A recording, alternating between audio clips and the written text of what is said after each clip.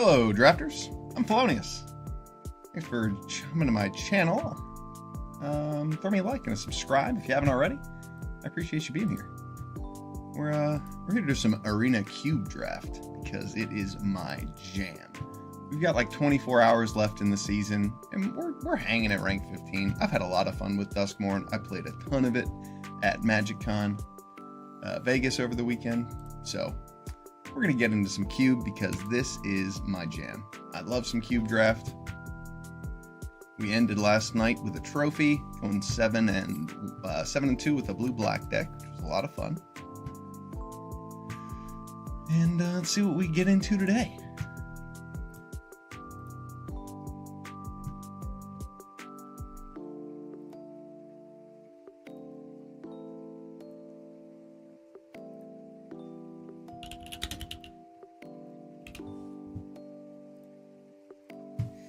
All right, first pick.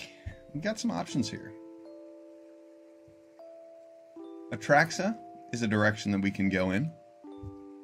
Try to make some sort of rampy reanimator deck. I really like a first pick Gix. I like an aggressive black X deck, whether it's blue-black or black-red. Even white-black sometimes. There are some good white cards in this pack. Legion's Landing, Archangel Avacyn, Settle the Wreckage. There are no other black cards in the pack, so I like taking Gix here. Gix is really strong. It's good in a format where you want to just curve out and be on the play. And it will help us shape our picks for this draft. Counterspell is very strong, double blue. Tenacious Underdog is also very good. Tenacious Underdog is kind of exactly what we want with Gix. Dollmaker's Shop is probably pretty cool in Constructed. I'd rather take this Tenacious Underdog and see what else comes around.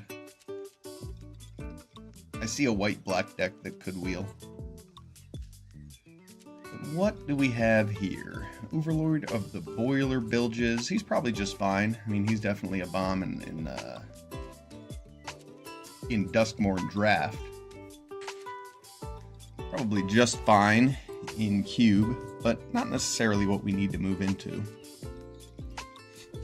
There's Thalia here, but black likes to be playing spells that kill things, and those are usually non-creature spells. Overlord might be a good pick here.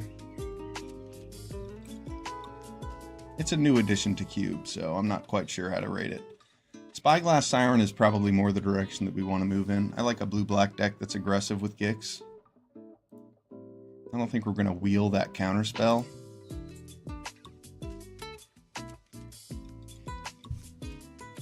And I don't really want to play white-black. I'd rather be in blue-black. I'm going to take the Spyglass Siren. Okay. Airtie Resurrected. That card's sweet. And that's a reason to be in blue-black. It's a creature that has flash, it's a counterspell, it's a murder. This card's awesome.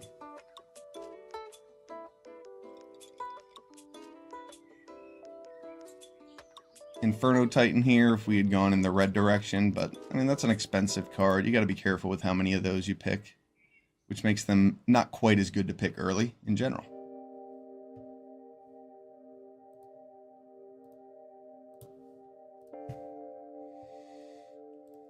Not a whole lot of blue-black action in this pack. There are some good white cards. I'm thinking I might just take this dual land in case some sort of Esper deck arises. I could also take Dread Knight as a spec to go black-green.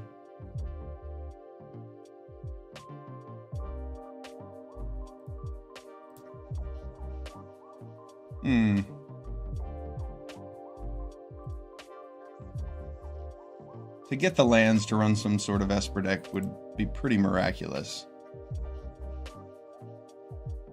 I'm just going to take the Dread Knight as a spec in case black-green starts becoming a better looking deck than blue-black. I mean, Damnation's pretty cute. Even in an aggressive deck, sometimes you get to come back from being behind after passing a couple turns, blowing up their board, getting another threat out. Damnation's pretty sweet. I'm going to snatch that up. There's some cool white-black cards coming around. Restless Reef looks pretty good here. Hard Evidence is also pretty strong, but I don't think it's what we want. Especially with Gix, we want creatures that have power. I'm going to take the Restless Reef here, make sure we can cast our spells. Let's see, Chrome Coast. I would have considered taking this hover ship, but Blink of an Eye is good. Blink of an Eye also helps get damage through with Gix. And that is a whole game plan by itself, even though I keep mentioning it. What is this?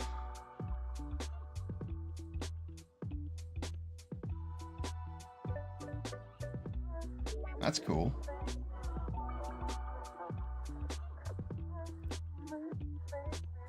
I am interested in playing that. Though having Lutri seems pretty sweet.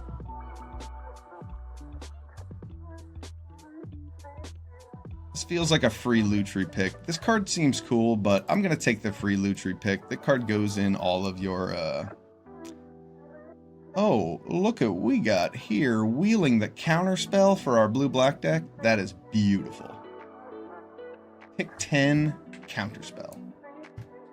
Excellent. That's a great sign. We can take another counterspell here, make disappear, make our 2-drop slot a little heavier. Nightclub Bouncer's good, but it's not necessarily... We don't need to stack up on 4 drops. Make disappear's good.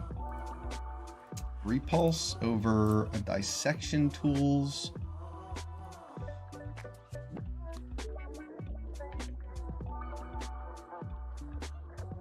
I think Dissection Tools is pretty good in limited. I don't know if it's necessarily what we want for this deck. I'm going to take Repulse. Oh wow, we wheel the Sea Chrome Coast? That's funny. I'm not going to play Deduce, so I'll take this. Wheeling Hard Evidence? That could make its way into our deck. Hello, blue-black cards. And it's hard to pass a Snapcaster Mage after getting past that late counterspell. I mean, what else might we see? Ophiomancer's really good. Mockingbird is, seems like it's pretty good, but Snapcaster Mage is what we want here for our blue-black deck. We already got this counterspell, pick 10. Yeah, I'll take a first pick Snapcaster for pack 2. Ooh. Decisions. Look at all these. Look at all these choices. This is tough. We are definitely playing blue-black, right? So we probably just want this Watery Grave. Silent Hall Creeper is definitely going to be good with Gix, but it also just eats removal pretty quickly. I think the card is going to be great, don't get me wrong. But I don't really want to pass both of these dual lands and then not get either of them for our blue-black deck, especially when we have a card like Counterspell and we want to be able to cast it again with Snapcaster and Gix. There's a lot of double pips. We might wheel one of these. We'll see what happens. I need to take the Grave. It's not a feel-great pick, but it is the smarter pick than taking one of the good cards. All right, here we go. A Deep Cavern Bat next pick. This card's really good. I like Phyrexian Metamorph a lot. I like Key to the Archive. Key to the Archive is better when you're going over the top of your opponent. We're trying to kind of go under. Gain tempo, get some creatures on the board, and prevent our opponent from creating any board presence. If that fails, we've got a backup Damnation. But Deep Cavern Bat's gonna help with that game plan, providing some disruption, getting a 2-drop out for Gix. We want as many 2-drop black creatures as possible so that we can curve out into Gix efficiently.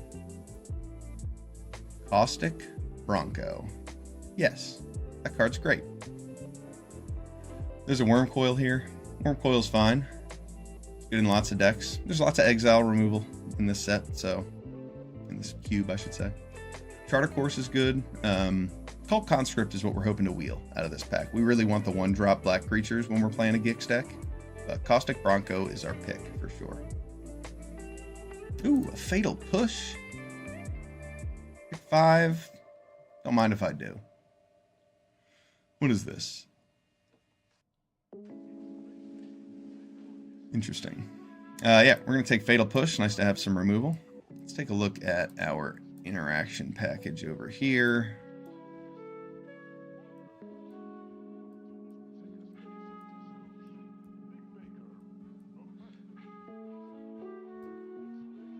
All right, blue-black deck. How else can we Gix? With Enduring Curiosity. That's another card that does the exact same thing as our Gix. And this card is awesome. And this card's been really good in Duskmourn Draft, but I'm pretty sure it's just absolutely awesome in any game. It has Flash. It's going to surprise your opponent when they think they're just going to take some damage. All of a sudden, you draw 2 or 3 cards. Yeah, that's what we need. There were a lot of good blue-black cards in that pack, so that was kind of tough, but that's a good card. Now this, wow, all the good blue-black cards are coming now. 3 Steps Ahead is strong. Time Warp is expensive. It's strong. It's also expensive. Lord Skitter is quite good as a 3-drop. I think 3 Steps Ahead or this Time Warp are my picks, though, because Lord Skitter could wheel. You know what? I'm going to take Time Warp. We don't have much of a top end yet, and that card can be pretty sweet.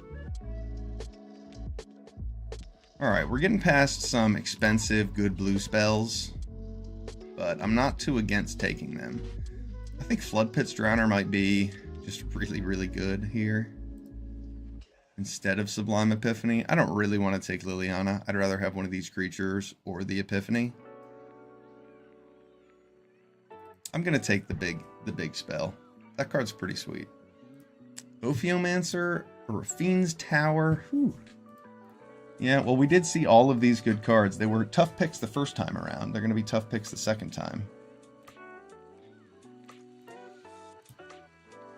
Ophiomancer over Unnerving Grasp. Yeah, this card's really good. That's what we want to pick. Oh, man. Darkslick Shores over these 2-drops. I think that's what I have to take. We're inundated with playables at this point. As much as I really want these 2-drops, and this might skew the things we get past, but we want all of these dual lands. They're going to really help us cast our spells. Phyrexian Metamorph is really strong, but I'm just going to take another dual land, make sure that we can curve out. I think Jadar is still in the pool because we haven't seen it yet, and if we can get a Jadar and maybe a Priest of the Forgotten Gods, that Homicide Investigator will be a lot better. Cybus Siphoner, Fairy Mastermind. There's also Gonti. I think I just want to take this Fairy Mastermind. I've passed a lot of the 2-drops, though Cybus Siphoner does do some nasty things with Time Warp and Counterspell and Damnation. It's just not as fast a card as I'm trying to build with this deck, and I have a lot of instants and sorceries, so it's usually going to cost 4 mana.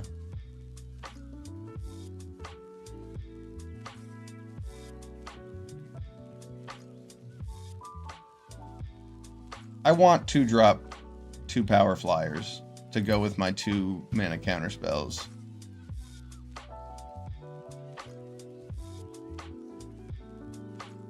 And I already missed out on Malcolm for this Darkslick Shores, but I'm glad that I did.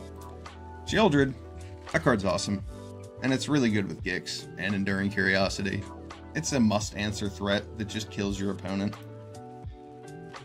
Pretty sure it got banned in some format, didn't it? Maybe not. Maybe not. It's just always really good. Tishana's Tidebinder is quite strong. I also like Subterranean Schooner a lot, especially with all of the creatures that we have. Tishana's Tidebinder does a lot of things. It shuts down Sheoldred. We could wheel this Censor too. Maybe I'll just heist target opponent's library. Grave Expectations can be really good. I'm just going to take that because I also have Snapcaster Mage. And Grave Expectations, heisting target opponent's library for 1 mana can be very strong. Phantasmal Image.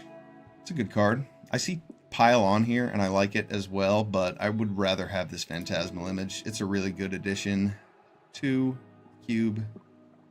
I think it was already in the Cube, but this art is a cool addition to the card. And I really like Phantasmal Image. It'll copy an Enduring Curiosity pretty well. It'll copy Noxious Gearhulk. It also copies all of those Overlords quite soundly. Tamiyo. Oh man, do I take Tamiyo over that Spell Snare? Can I wield the Spell Snare? Because I really want Spell Snare.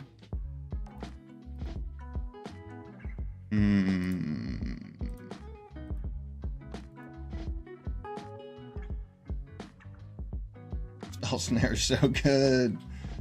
I think I should take Tamiyo though.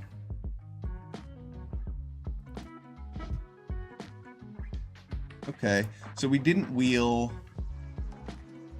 What was that one drop we didn't wheel? We did not wheel the Gutter Bones. Or sorry, the Cult Conscript last pack. But we at least get this Gutter Bones, and that's nice. There's the Priest of Forgotten Gods, but I still haven't seen Jadar. We might soon, but I would rather just have the one drop. Nexus of Becoming. This card is sick. Especially in a deck where you don't have many expensive cards. Maybe I just want more creatures. Marionette Apprentice is pretty awesome. I am interested in this Nexus of Becoming. Inquisition of Kozilek, this Manland or Lazav. Lazav's a pretty good 2-drop. I think I should take that. It'll fit into the deck well. Wheeling a Cyber Siphoner. We're gonna have to make some cuts. And that is for sure. Croft's Eidetic Memory. This card seems pretty cool. But it works at the beginning of combat, and I'm gonna be drawing cards during combat a lot more often. I think I should just take another 2-mana counterspell over the Spell Pierce. Censor over this Dasana's Tidebinder. I don't think so. I have a good amount of 2-mana counterspells now.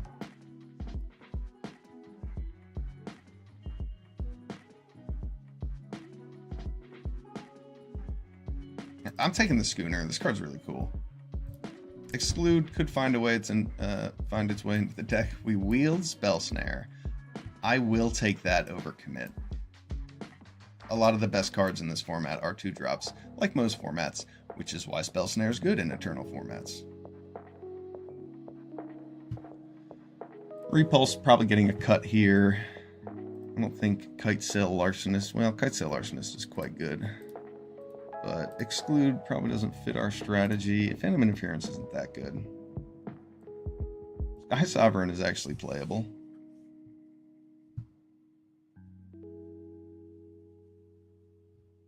Alright. Let's put something together here.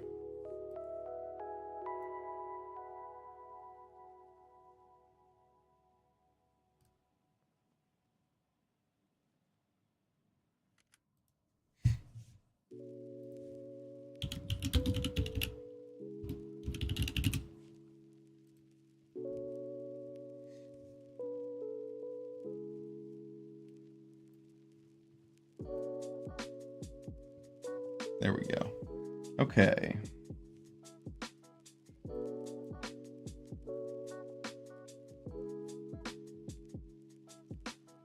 Nexus of Becoming happens to be pretty good with cards like Sky Sovereign and Schooner. Schooner's not really what we need to play in this deck, since we have plenty of playables.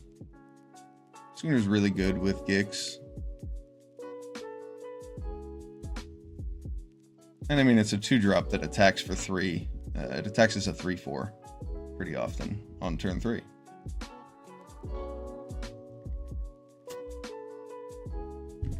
I like all of my 2-drop creatures. Probably going to look at the top end for cuts.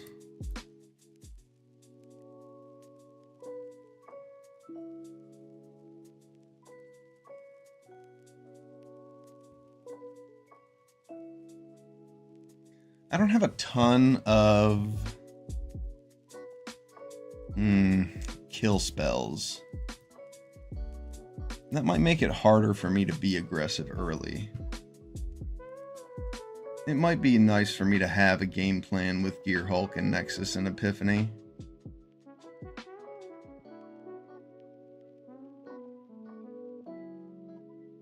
Maybe Damnation just isn't right in this deck. I could move to a little bit more control-y of a shell.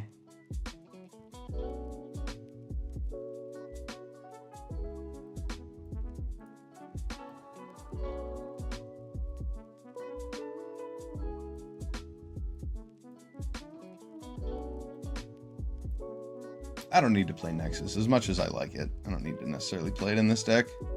I have a lot of ways to draw cards, and getting to 6 mana and then having another way to draw cards, it probably isn't what I want to be doing here. Getting to 6 mana and like destroying something and winning a race, or countering their spell and making copies of things, that probably seems like a better thing to do with my 6 mana. Cyber Siphoner gets back Sublime Epiphany. I mean, I'm going to play it, because I have some really good instants and sorceries in this deck.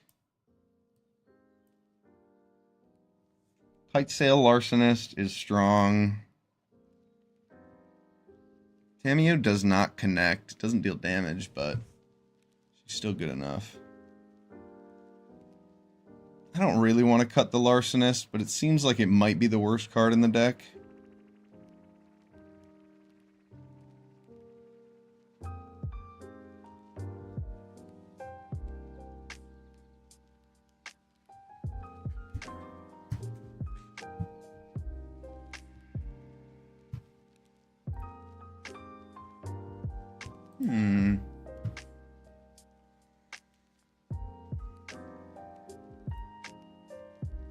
Yeah. I think Kitesail Larcenist probably comes out. It's fine as it is.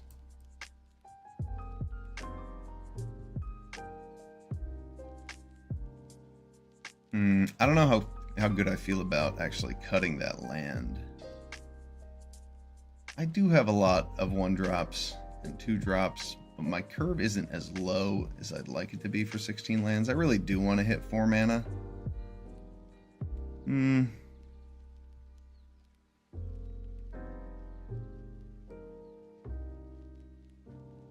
Yeah, with Bronco and Lazav and Tamiyo and Spyglass Siren, I do have early ways to draw into more lands. I like this deck. This looks good to me. We've got a few strong cards in the sideboard that we don't have room for, but this looks powerful. We've got ways to come back when we're behind with Damnation. We've got some early ways to blow out our opponent by just playing creatures and dropping Gix. Really good interaction after that. So Sublime Epiphany looks like it might be a little slow, but we will make it work. That card is very powerful. It's worth all 6 mana that you spend for it. Oh, that's a friendly name. Eat a deck. Quite a moniker our opponent has chosen there. I like this hand enough. It's the kind of hand you keep with confidence and then never draw a third land. Or you do. I think we'll be okay. We might have to pay the 2 life for this Watery Grave.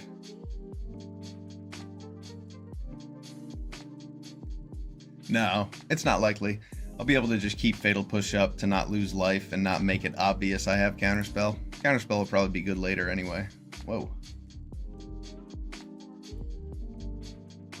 What a foreshadowing.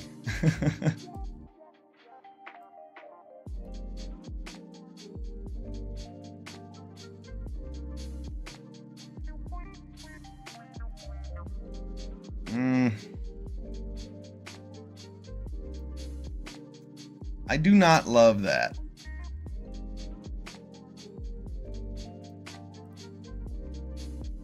He can't internalize it. But then we can just Snapcaster Mage it. I think I might just snatch up Lutri here. He's going to 3 mana. No, I'll keep my counterspell up. I don't need Lutri yet.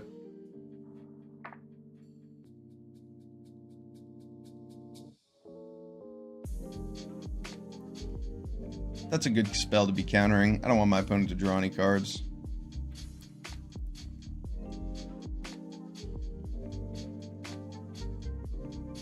We've got a Snapcaster counterspell here, but not for that.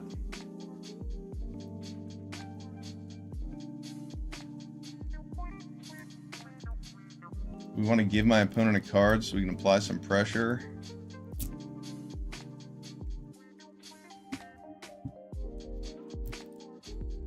Yeah, sure.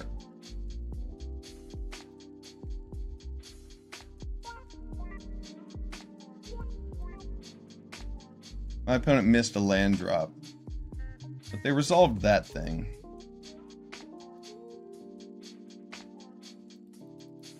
I'm just going to attack for 3, keep up a counterspell while my opponent is struggling on lands and doesn't have a board presence. I might as well just keep up counterspell.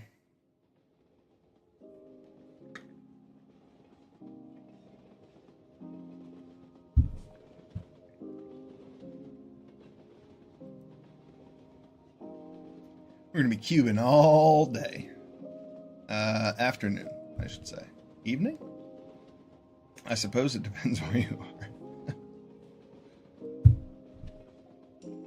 are. I love cube. You know, I'm just going to counter that. My opponent has a Swords to Plowshares. Nice. My opponent definitely has a Swords to Plowshares. Counter Nissa. Next turn I might just attack with the Restless Reef.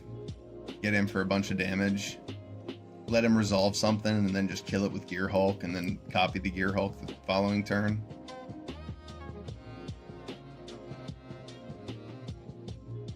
Oh. No land is a bummer here.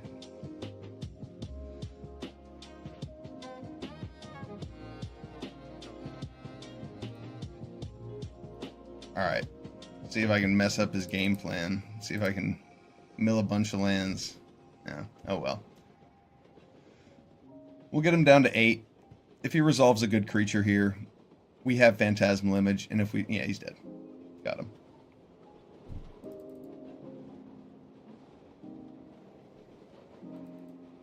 Man, I'm on a yawning spree. Alright, got him. 1-0. That's a good way to start the day. Blue-black. I really like the blue-black deck in Cube. It's just brutal. You get on board early and you just prevent your opponent from producing any sort of game plan. I'm missing some of the disruption I'd usually like. A Thoughtseize. Inquisition's even pretty decent in this set because so many of the cards cost 3 or less. Hey, what up, KevBot? Dude, Cube is the shit. You ever Cube? So much fun.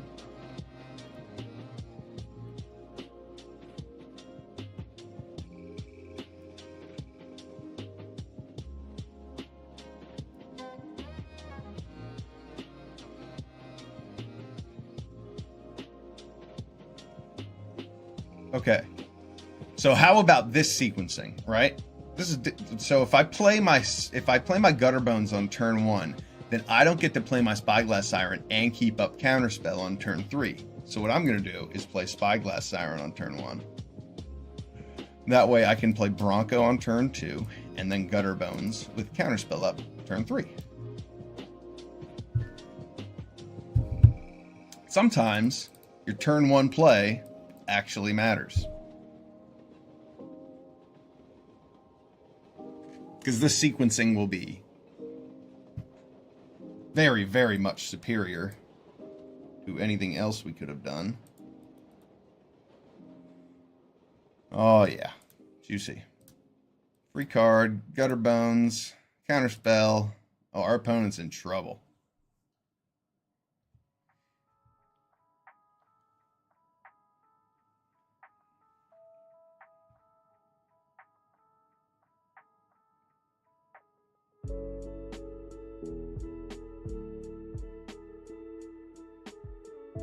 about MagicCon was a fucking blast. We got to go to MagicCon. We should all try to go to MagicCon Chicago together in February. Nay. I said nay to your kite sail larcenist.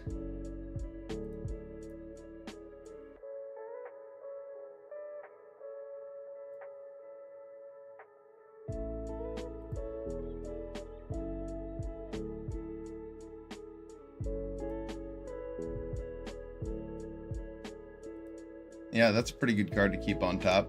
Should I make my opponent lose 2 life instead of me? You know, I don't think so. I think I'd rather just lose the 2 life and him lose an extra life. Yeah, I'm cool with that. I don't care about the life loss.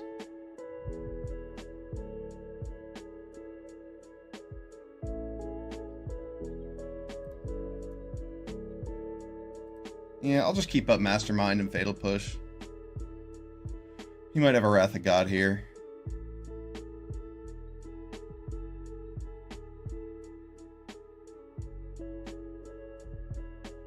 It's pretty good.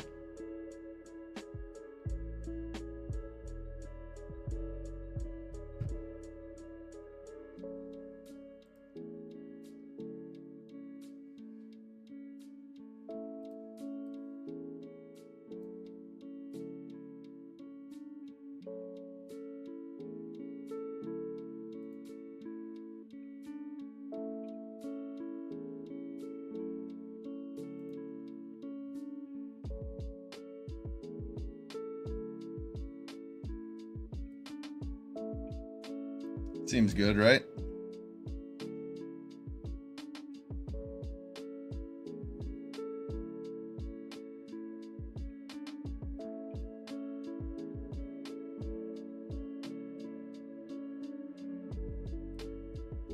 And this way, if he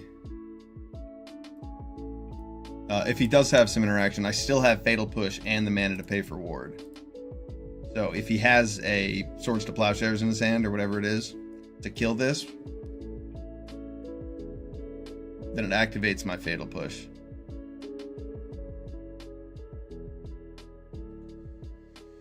Do I care about that?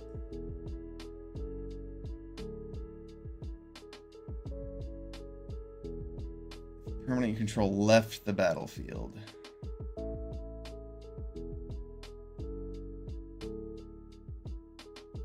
Alright, no, because he's going to hit the Kite Sail Larcenist when it comes back. Because that'll just kill it, right?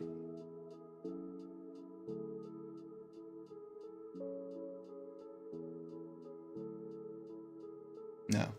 Okay, I didn't see that coming.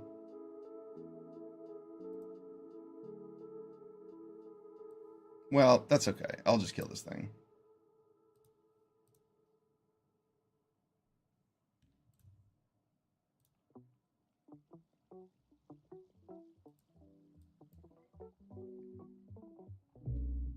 Then I'm going to saddle this up, see if I can have him lose some life. That's okay.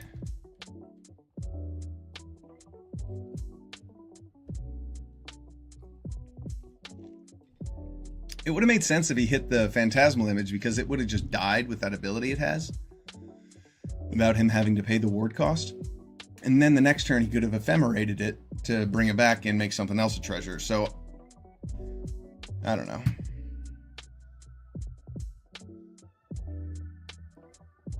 That play surprised me because it didn't seem optimal. I will just attack in with my Snapcaster Mage counterspell. Got Settle the Wreckage probably.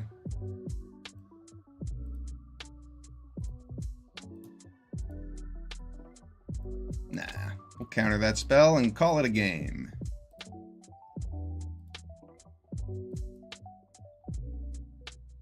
Game, Breakfast Warrior.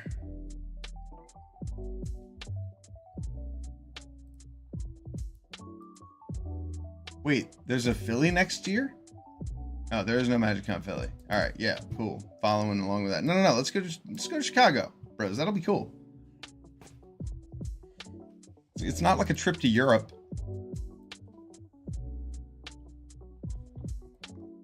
We can all get an Airbnb and we'll play in the PTQ together, or not. I mean, you guys can like mystery draft or play Commander or whatever you guys want to do all weekend. MagicCon's awesome, super fun. Vegas was great, and I want you guys to come with me because you're my friends. Y'all my Magic friends. So start saving up.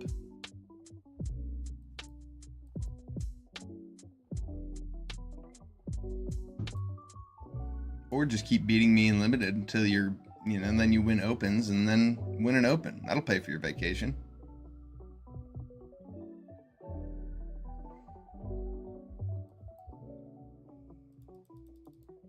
We like a Bronco on turn 2. We don't necessarily have a turn 3 play. I really need another blue source for these double blueby guys. This shiny cat. Cute cat. I have an immense amount of respect for the curiosity that cats innately have. I respect them for it. I appreciate it. It resonates with me deeply. What you got, Mana Montana? Mana Montana, that's an awesome name. Not until I said it out loud did I realize how great it really is.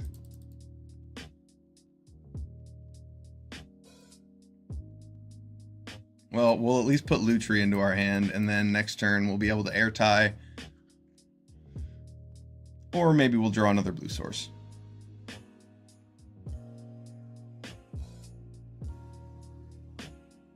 Mikaeus is a pretty fine play when you have 1-drops and you're being aggressive. It's kind of slow on turn 2 without anything to support it the prior turn. But my opponent might have something cool like Adeline here. And that'd be a pretty good strategy. Unfortunately, if he plays Adeline, he doesn't get to pump up Mikaeus, so I don't know if that is a very good strategy. You'd probably be better off playing something that makes 2 bodies and pumping up Mikaeus. But he's a white deck with Mikaeus, so I think there's a very high chance Adeline Resplendent Cathar is in his deck. So a very high chance my opponent is doing nothing at all right now. Snoresville, McMana Montana. She's getting her makeup done.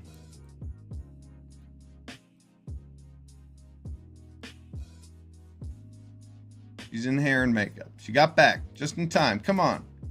You got this, Mana. Oh, sorry, bro.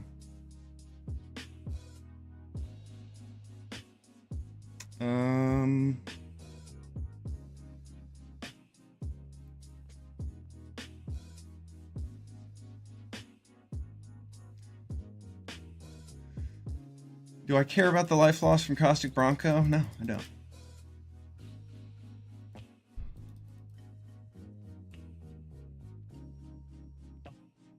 This way, if he blocks with Split Skin Doll, I can just kill it with Air Tie. I guess I could just kill Split Skin Doll now. Because he could block and... Yeah, you know what? If he wants to trade off, that's cool with me. I'm going to play Ophiomancer and Spyglass Siren. He doesn't even want to trade? Okay. Well, that's nice.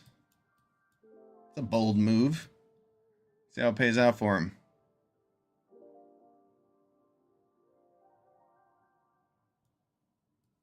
That Spyglass Siren off the top was excellent.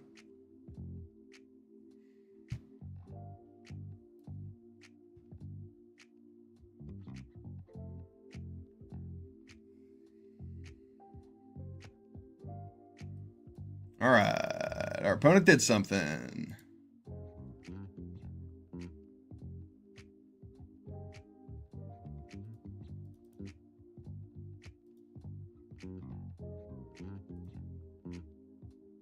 Caw.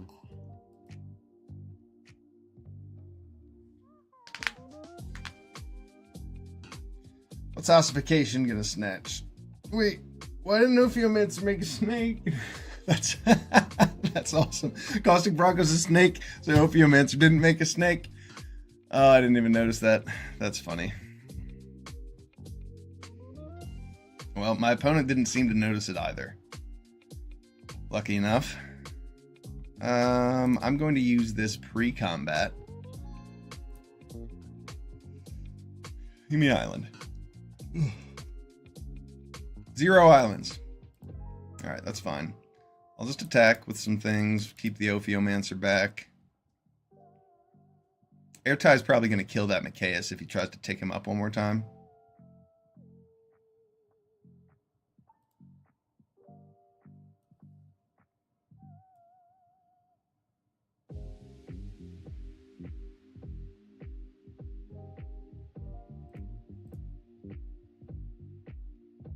I don't know, maybe I should be worried about a board wipe, but I'm not. This deck looks like it's supposed to be aggressive. So I'm fine just playing out against this, what appears to be a mono white deck at the moment. Yeah, he's not going to Wrath of God after doing that. I think we're safe in the Wrath of God department.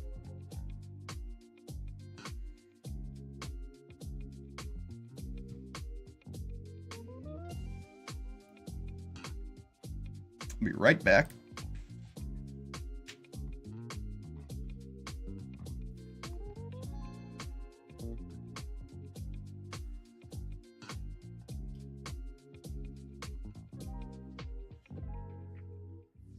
Houdini.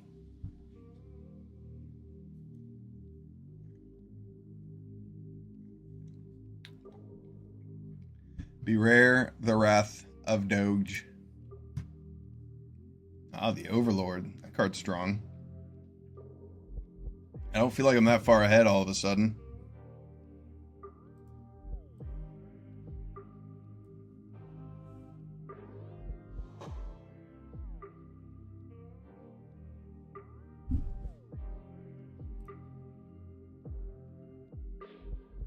Well,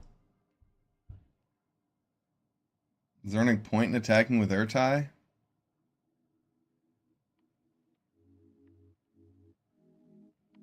I mean, I guess so.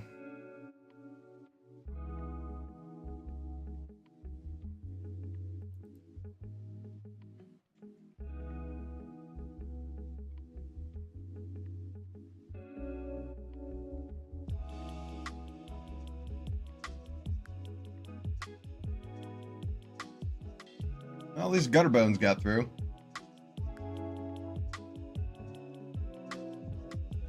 Overlord's so good. I look forward to playing this card in this cube. Oh, that's convenient. I guess I should just counter that spell. Unless he pays 2, right? He's only got 1 mana.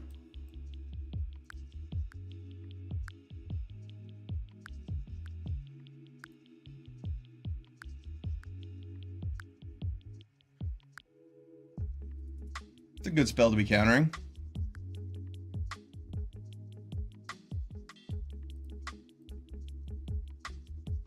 That's so awkward.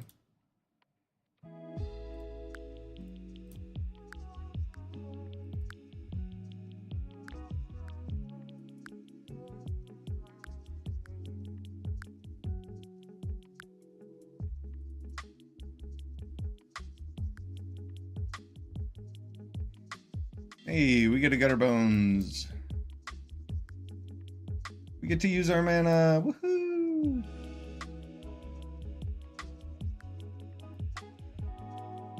Too bad Snapcaster Mage can't give Airtie flashback. Let's see, 2 islands off the top. Oh, wow. That's going to be pretty nasty. I'm going to do that on my opponent's upkeep next turn. Or maybe after I attack. We'll see. I probably am not going to attack with that. Unless... Oh no, he won't be able to block with Overlord next turn. Let's see what he plays. Ah, Dust Animus. Pretty good. Pretty good. Pretty good.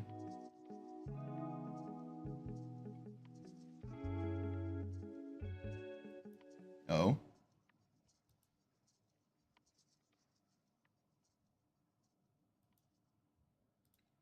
Okay, Dust Animus is certainly a problem.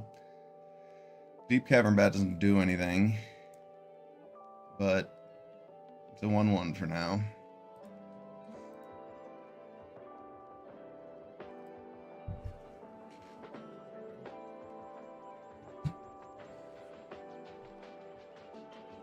My opponent is going to gain some life with the Dust Animus, but at least we have this Sheoldred. We have all sorts of cool things we can do with the second blue mana.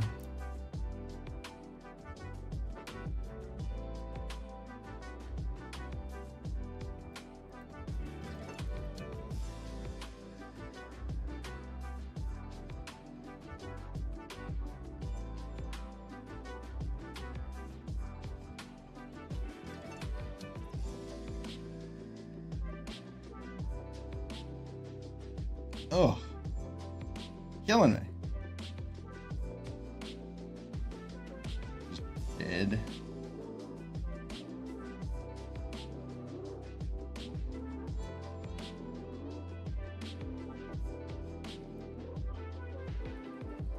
I'm not dead yet, but it's not looking good for our hero.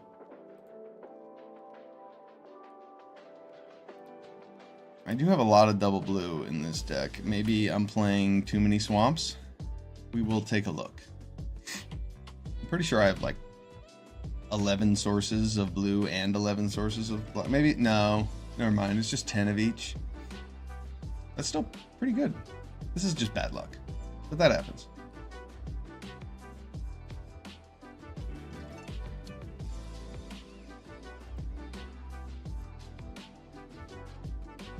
Nope, that's not what I meant to do. That, I wanted to have a Johnny. Remember creatures I control? Wait, he does not control a red permanent. He can make, yeah, that's fine. He can have a Johnny.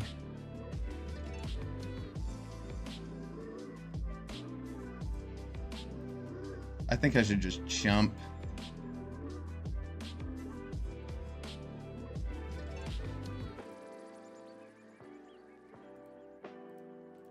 I do have a Damnation in this deck after all.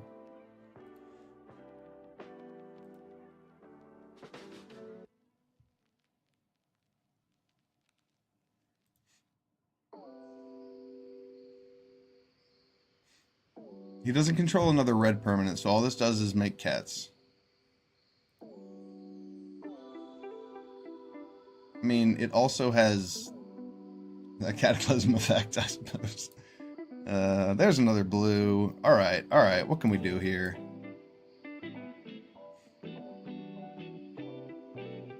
How can we take advantage of Sublime Epiphany?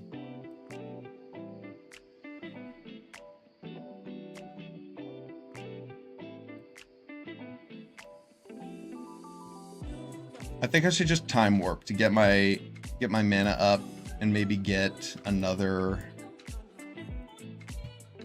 island.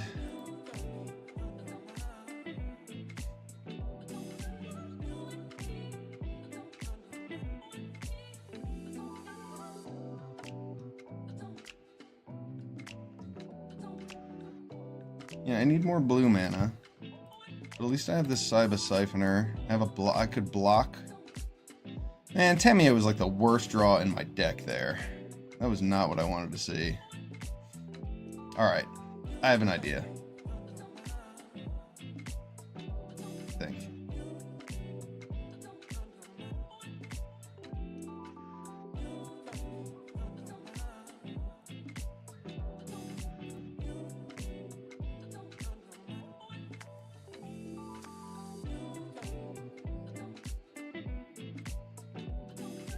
Man, that was such a bad draw. I'm just gonna have to do like Sublime Epiphany and then I don't know, next turn draw an island so I can Cyber Siphoner and Tamiyo, or I can just Snapcaster Sublime Epiphany. I'd rather get it back with Cyber Siphoner first though.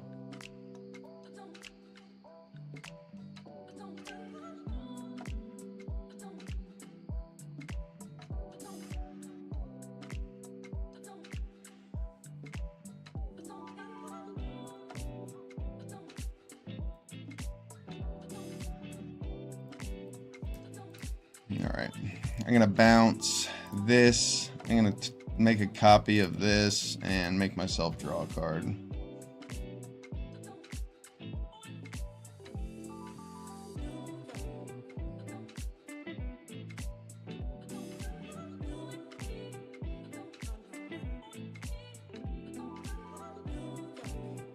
He drew some sort of spell, otherwise he wouldn't have priority here.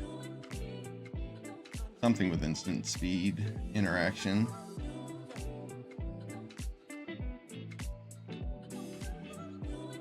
There's another island. Okay.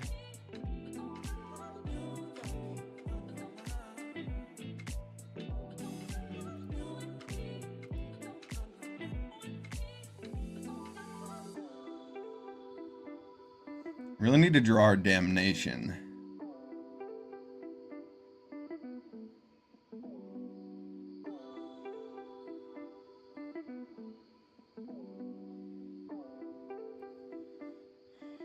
How can we survive here?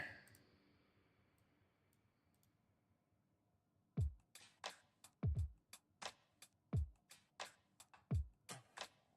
think I have to Snapcaster Mage the Sublime Epiphany again. Or, Sublime Epiphany, that attack trigger again, I mean. Having Tamiyo out to block is fine, but then I can't counter that attack trigger or get rid of the Warren Warleader.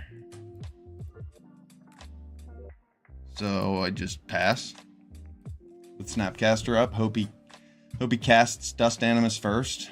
I don't think he will.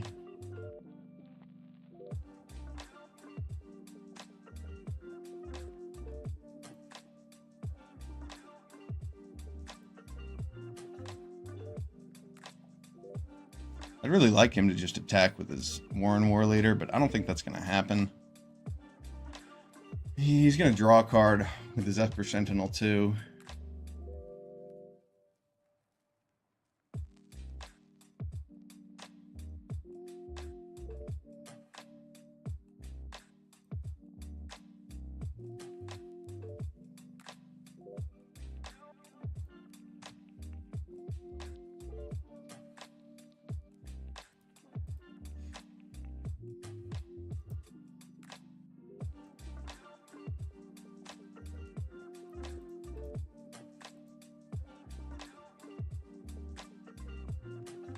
Yeah, getting back to Sheoldred seems fine and all, but he can just play Touch the Spirit Realm again.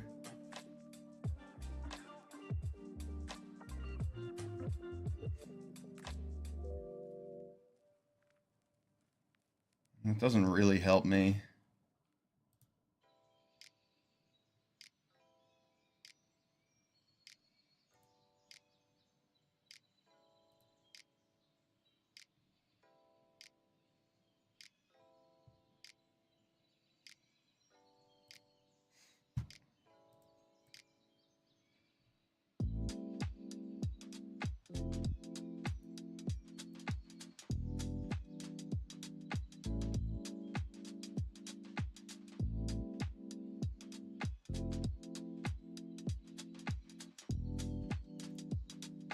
Alright, Noxious Gearhulk's pretty huge here. That can blow up his Dust Animus. Or his Warleader. Probably his Dust Animus.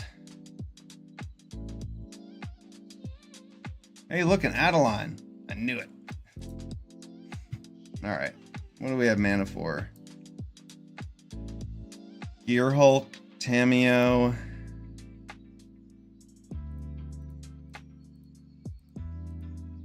And Counterspell.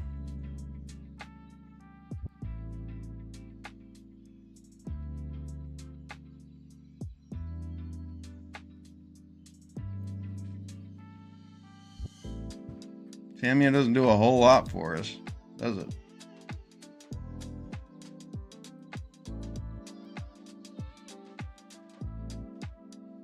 But it keeps us from being dead.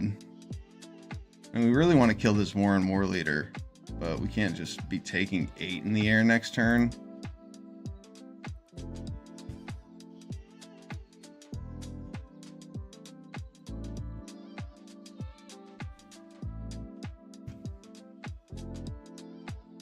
There's a chance we just run out of cards before we see the Damnation. And Enduring Curiosity is not a card you really want to be attacking with when you have a bunch of creatures out. Like, this can only hit him five times before we're... It needs to hit him 5 times to kill him, and that would be 5 turns, so... I don't know. I need to wipe my opponent's board, so hopefully Damnation comes up soon. And then Cyber Siphoner can get back Time Warp. Not having that Sublime Epiphany again is a bummer, but we really did not have another choice. We were going to die. We needed more blue mana earlier in order to stay in this for longer.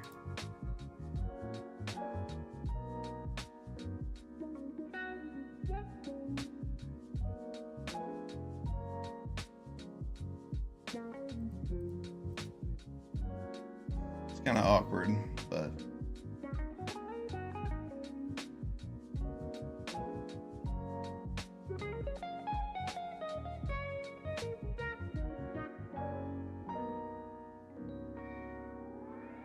Those flyers with the Warren Warleader have been quite a pain.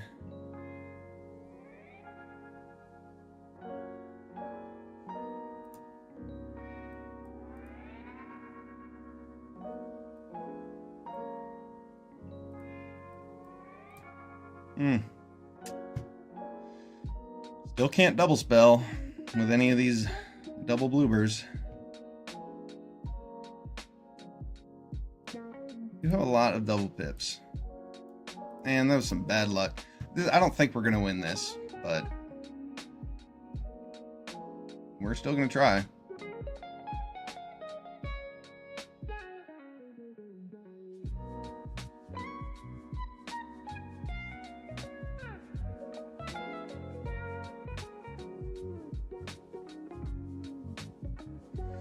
Yeah, I guess that will kill me, won't it?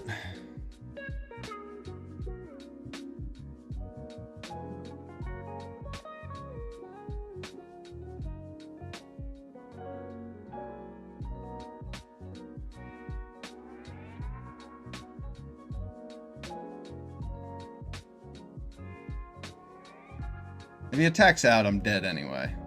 We'll see if he does that.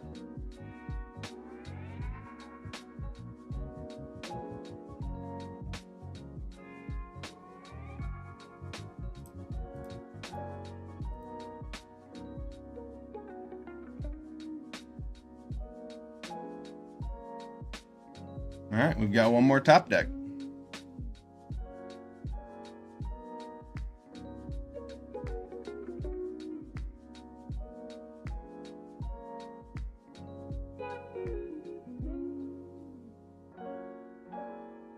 Well, turns out that was a pretty good top deck.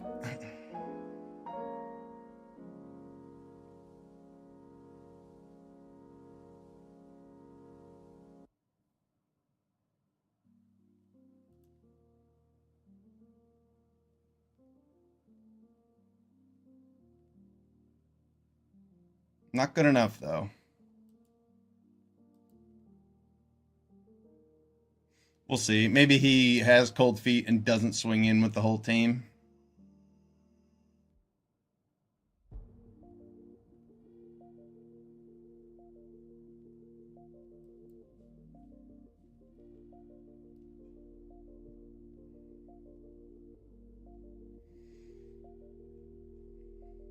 That is pretty excellent. He did not attack with the whole team.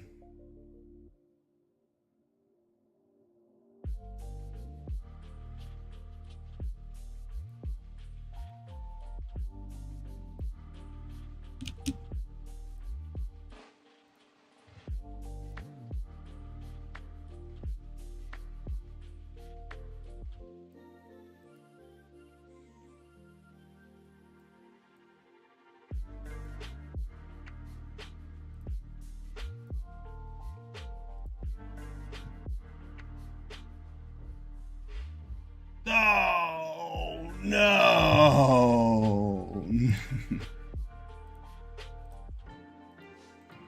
Oh, no, I didn't mean to hit that. Oh, no. Whoops. He got me good. Even Interrupter. Oh man, his last card. What a top deck from our opponent.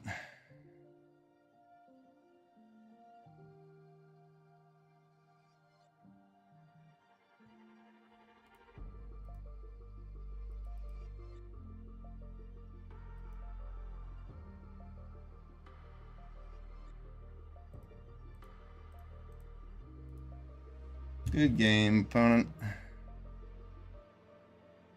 Yeah, we did our best to survive that, but our opponent top decked a little too well for us. 2-1. That's all right. It was a good game.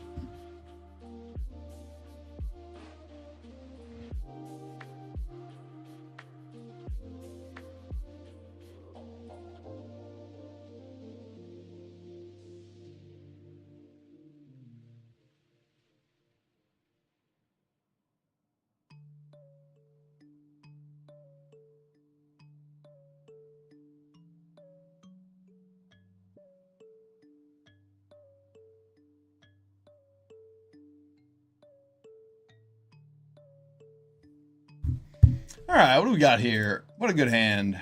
Starting off with a turn 1 Tamiyo. Keeping up our Watery Grave. I should have just played Watery Grave to make it less suspicious, but I don't really care that much. Oh, look, Thoughtseize. We don't have to worry about it.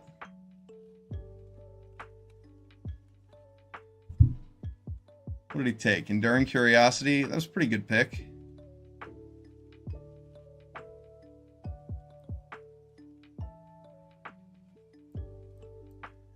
Play this Deep Cavern Bat, see what my opponent's all about.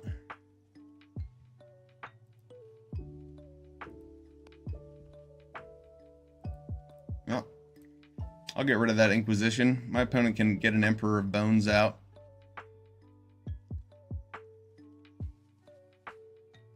That Enduring Curiosity will come back into play under my control. Oh no, it gets a finality counter. So he just gets to draw cards. The Emperor of Bones, pretty strong. But I didn't want him to Inquisition of Kozilek away either of my things.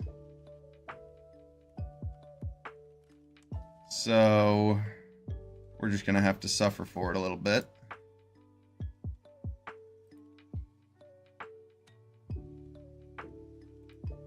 I'll pay the 2 life for the convenience.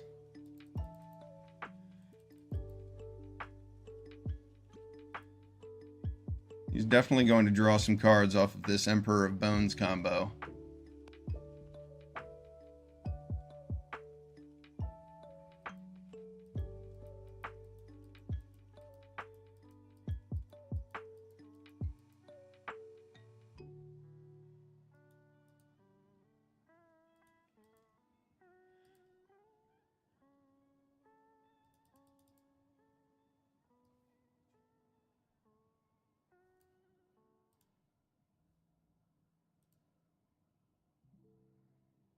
Oh, I meant to play this Fairy Mastermind so I could draw a card.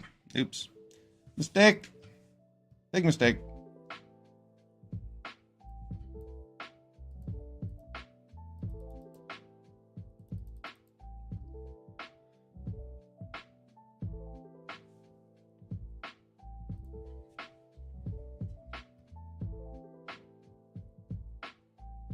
It would have been nice to have that extra land, or an extra card.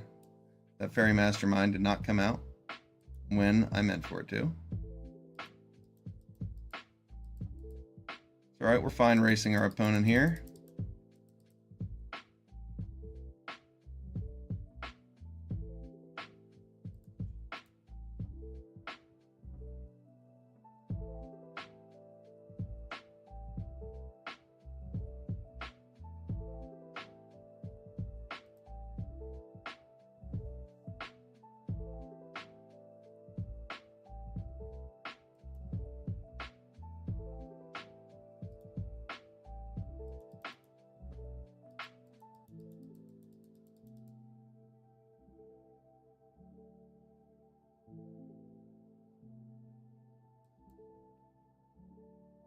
Now we have Airtie, so we can kill that Emperor of Bones on the backswing.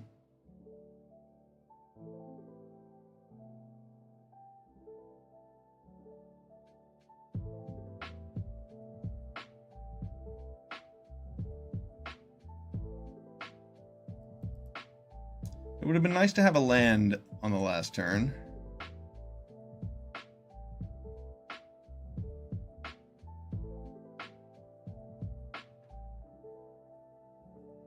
Inti is cool.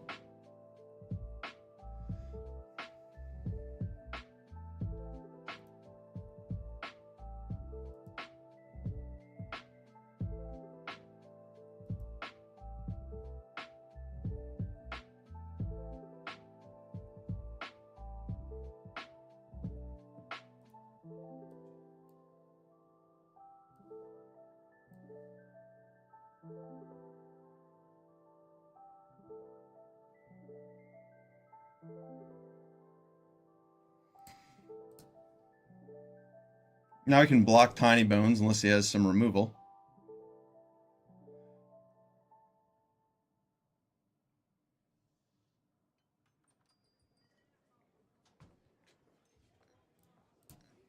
It's a good block. Tiny Bones is going to deal damage, so he'll be able to cast my Air Tie. He has another land. Oh, yes, you have to do it right away. Not gonna work. Okay. Phantasmal Imaging Ajani doesn't seem great. I could Phantasmal Image my Deep Cavern Bats. See what else my opponent has.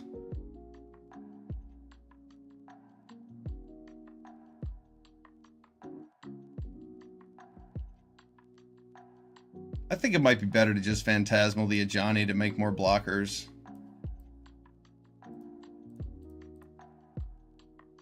Do I need to attack with Tamiyo? I don't think so. No, I don't need extra clues at this point. I'll leave her back as a blocker. I mean, Phantasmal Image might just be a lot better as whatever else he plays next, but I don't want to leave myself open to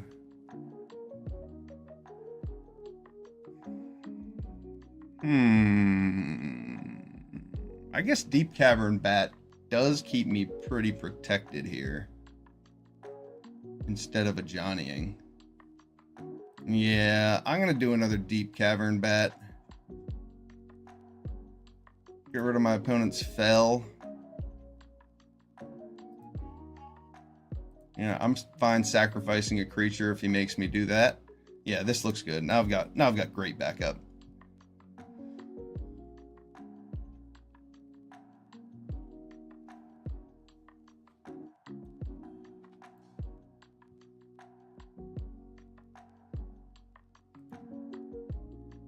I'll take 3 here, gladly.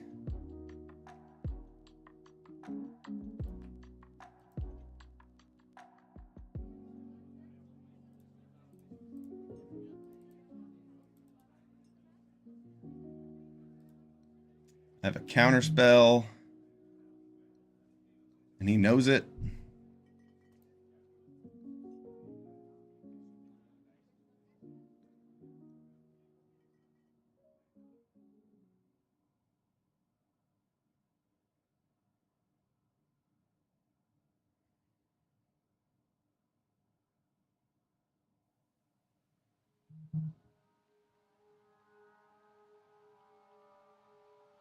At this point, I think I'm okay with him resolving Sheoldred's Edict. And I think I want this card.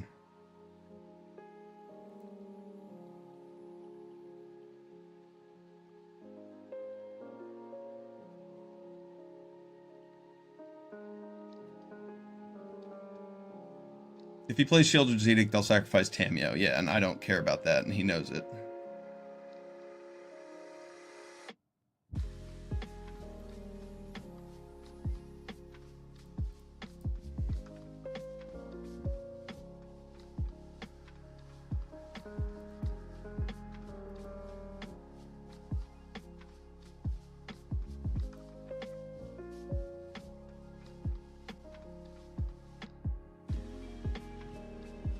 I have Counterspell, and I have Snapcaster Mage.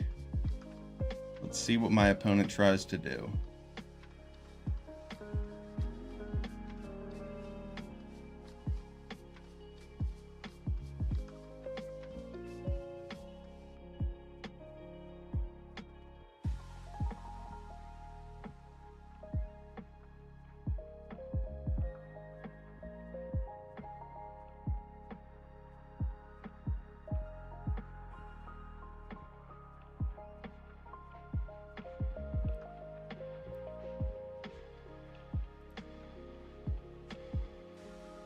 I think I should counter that spell. Make him play something else.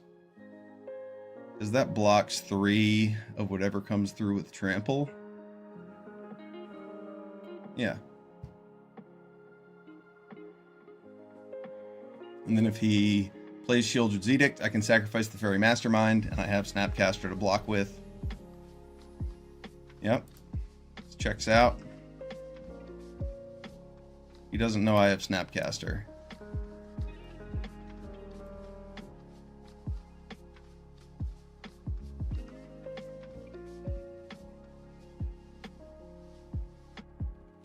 I have just enough blockers to not die.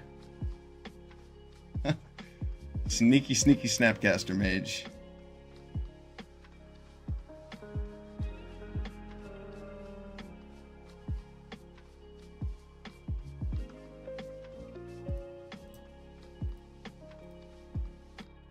Nope. Don't want to make that mistake. And I just take 6. I don't want a Johnny to flip.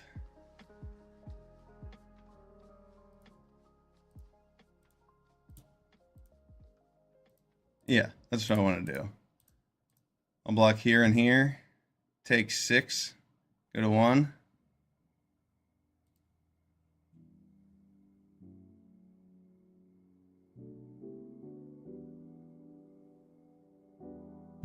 Good game.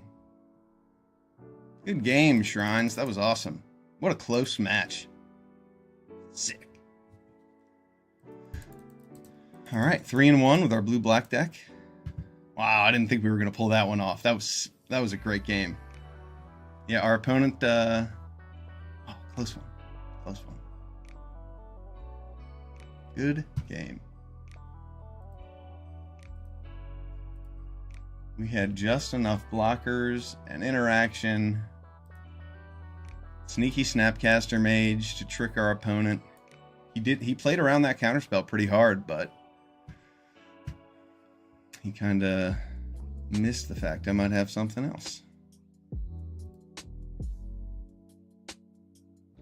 It was a close game. Those Deep Cavern Bats were great.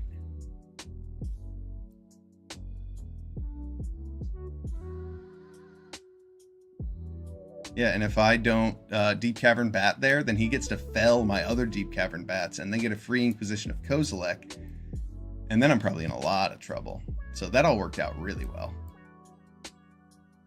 Me Phantasmal Imaging the Bat instead of his Ajani to make 2 bodies, just to make another life-linking flyer, was actually relevant because I needed the extra life to stabilize at 1 there.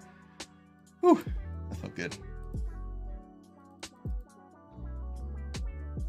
What a top deck on Gix.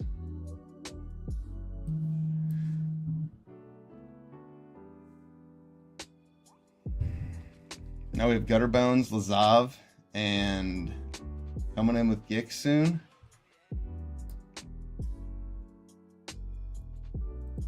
Oh yeah.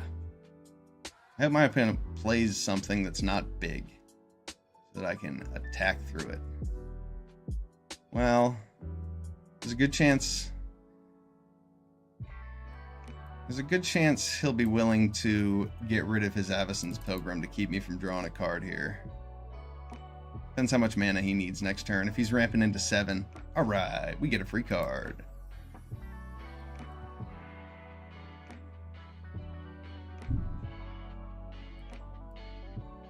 We have Airtie for whatever he decides to play.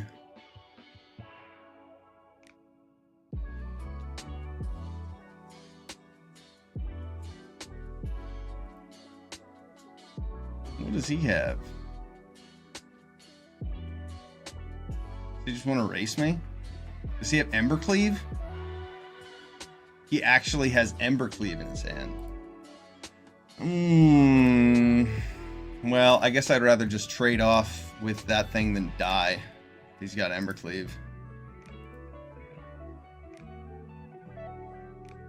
Yep, there it is.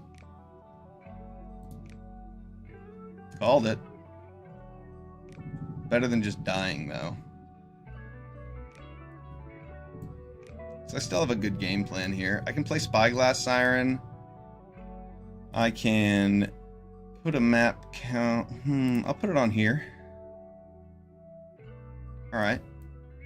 And then I'll kill this thing.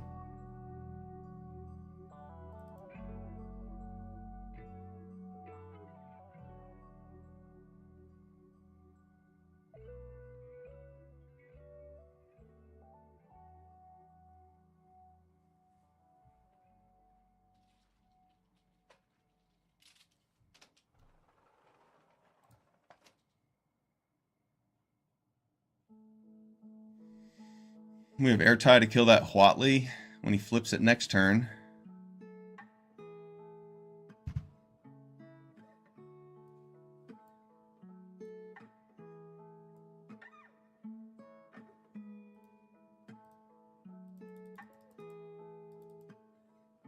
I wonder if he tries to attack with it first.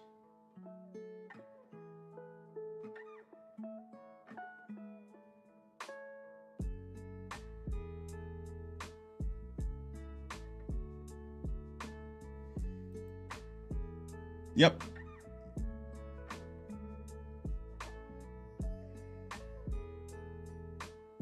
I mean, that's pretty good. He didn't spend 5 mana to exile it, but at least he'll go to combat first. Oh, is he going to play something else? Oh, juicy.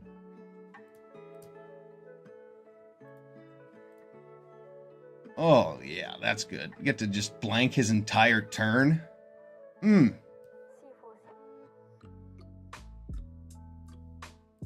Yeah, I might as well just play this, kill his creature, and be the aggressor. He's dead next turn. Wow, that was nasty. What did I tell you about Airtie? That card is nasty. Our opponent did just Primal Might into like full open mana, and I had like 4 cards in my hand. Blue-black deck. That wasn't very wise. And that's a good example why.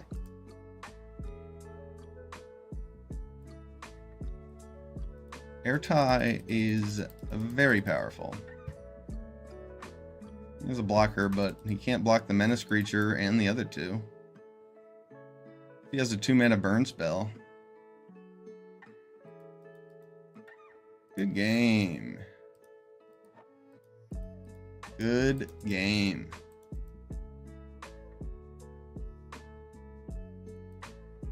Embercleave's pretty good. But we saw it coming, so we didn't get blown out by it. Others may have blocked that Llanowar Visionary and gotten their Gix just smashed. Got him good. We're 4-1.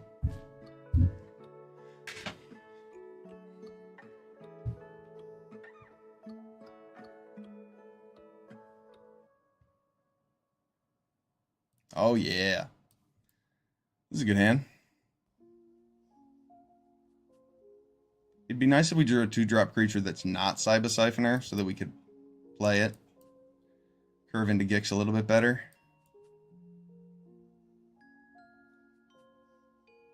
Like that one.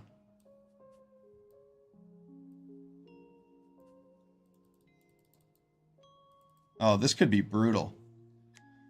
Our opponent's black-green deck is going to play a Mana Dork here.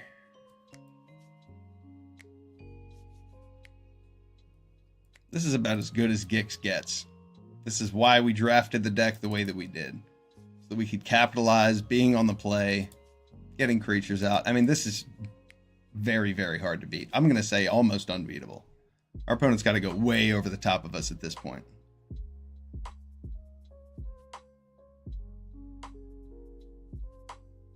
Crowclaw's Heist. That'll steal a Sheoldred, but I have Fatal Push to take care of it.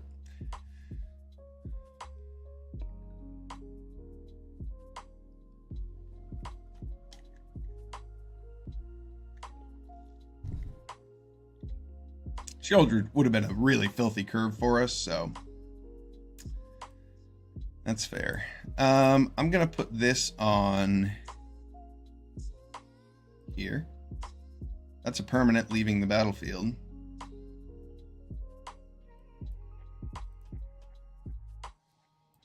I'm going to I didn't need to do that. This is only a 2-drop. That was silly of me. But now, Spyglass Siren is bigger. We get to do more damage. And we have a million cards in our hand. Game over. I have to make this appear if he does anything. More counter spells to back it up. Really hard to beat that Gix curve.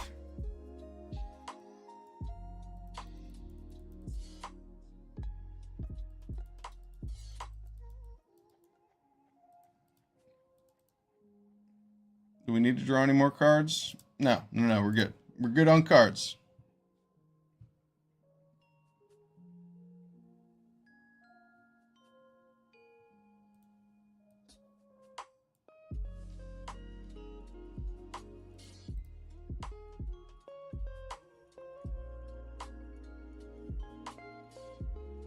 Got him. That was pretty brutal. Blue-black. Aggro. Does its job. Alright, 5-1. This deck's awesome.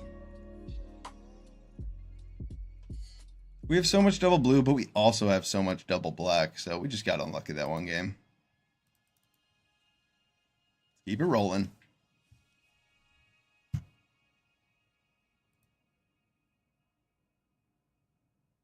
Get your Gix smashed. Alright. I mean, when you look at his face.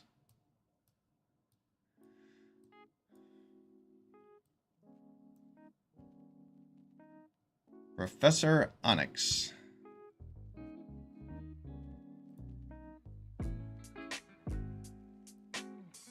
What do we want to do here? Damage or cards? Damage or cards, damage or cards, damage or cards, damage or cards.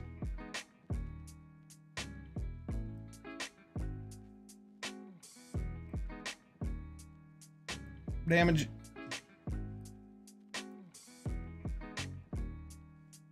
Snagging tricks and smashing Gix. Yeah, well said. Well said.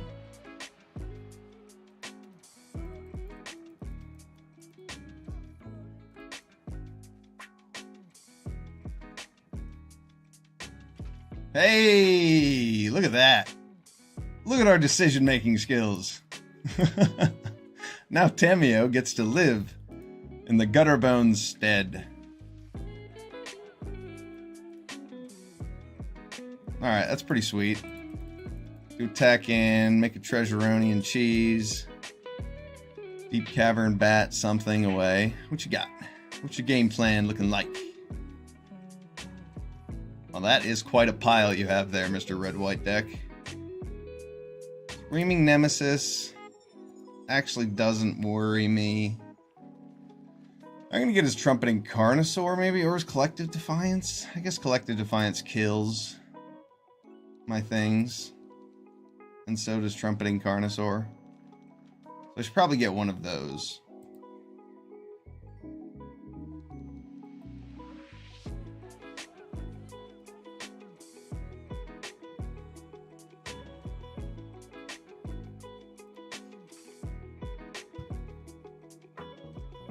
And, I mean, if he decides to Screaming Nemesis here, the next turn I can Phantasmal Image the Trumpeting Carnosaur away. Yeah, alright. Alright, let's see if I can pull this off. I mean, it's a little bit fragile, but I think it's going to be strong. Just take away another removal spell from my opponent.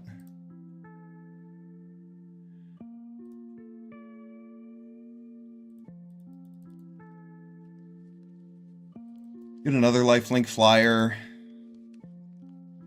We'll see. I mean, it's a little fragile, but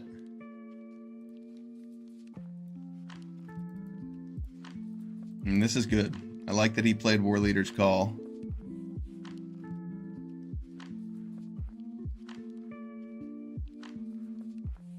It's a pretty good curve for our opponent. All right, what does he have? Shove Aside with that Bloodthirsty Adversary. Can we get a counter spell? I guess not. It doesn't look like we can draw another card either.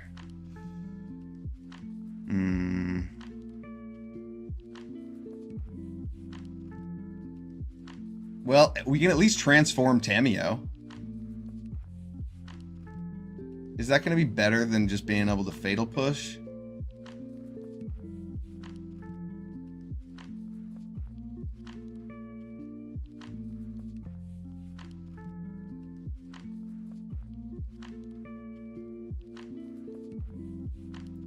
Well, at least I'll have Tamiyo flipped, right? No, because then I just die to the Screaming Nemesis Bloodthirsty Adversary combo.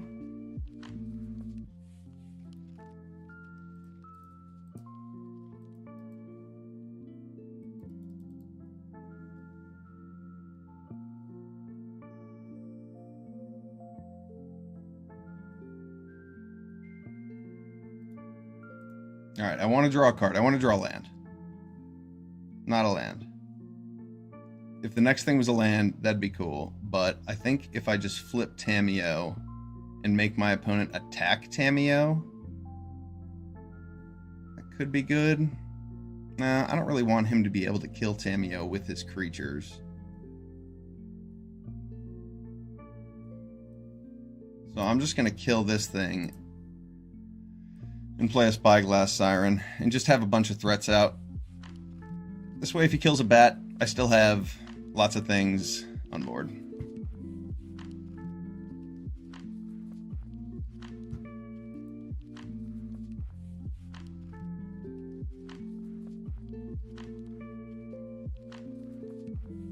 Will he blow up the Deep Cavern Bat? He has to, right? He's probably going to get the Trumpeting Carnosaur back.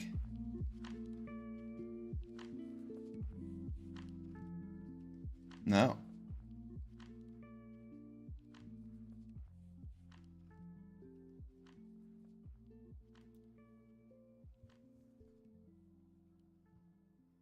All right, Dark Slick Shores is not helpful here. We really needed a land that doesn't come into play untapped. Because this can hit Planeswalkers. Oh, I see. That's pretty strong. That's pretty strong. All right, well, Snapcaster Fatal Push kills that. So what if we just put a map counter on...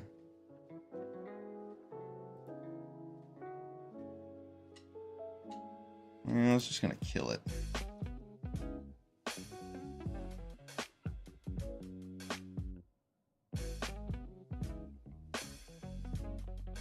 I could just flip Tamiyo,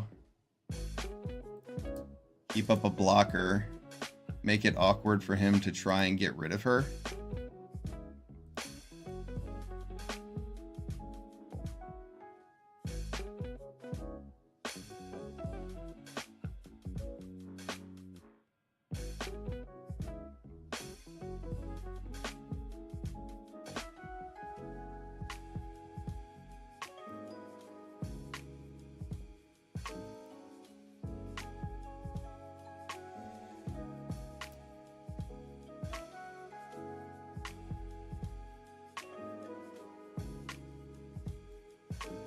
It would have been nice to draw another land there.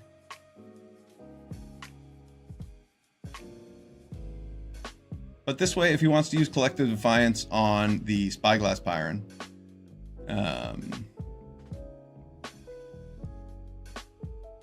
then he doesn't use it on Deep Cavern Bat. So if he wants to kill Deep Cavern Bat and blow up Tamiyo with Collective Defiance, then he won't have enough mana to kill Spyglass Siren with something else. Hopefully. Definitely not the Trumpeting Carnosaur effect. Spyglass Siren is here to just block, because if I can just get Fatal Push back from my graveyard, that's going to be awesome.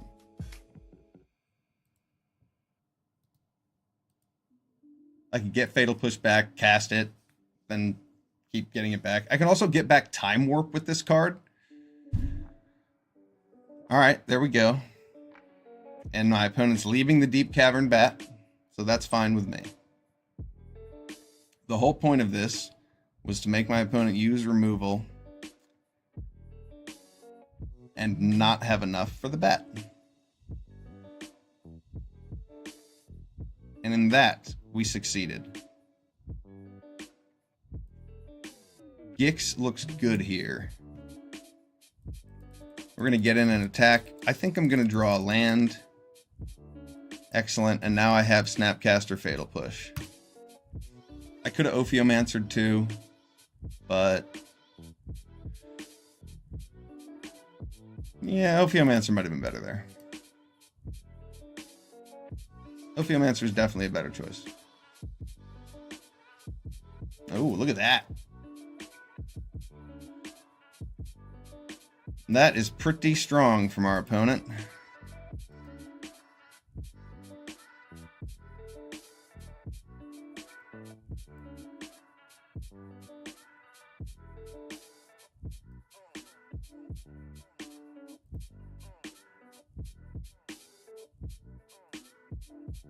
Do I go to 2? I don't think I go to 2. Seems dangerous. I'd rather go to 5.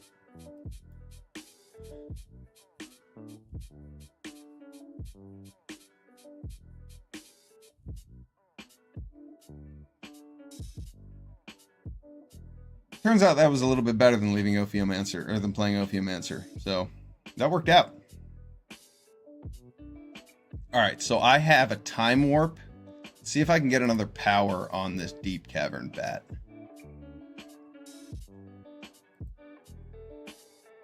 Oh, wait. Oh, that's a Phantasmal Image. I don't want to target that with anything. Don't do that. Don't do that.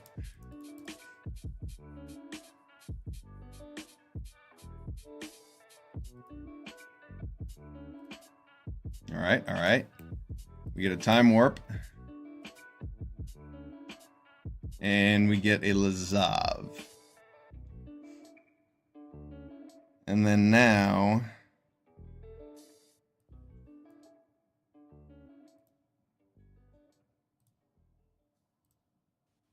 we don't want to be losing any life.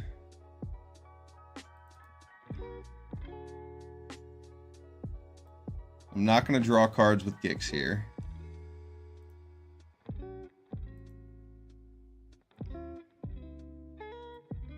And then I have many blockers. Air tie. This looks good. Let's see if our opponent can do anything. We're 5, but we have a counter spell. Go down to the Scalds. It's going to give my opponent 4 cards. I think I should just counter that spell.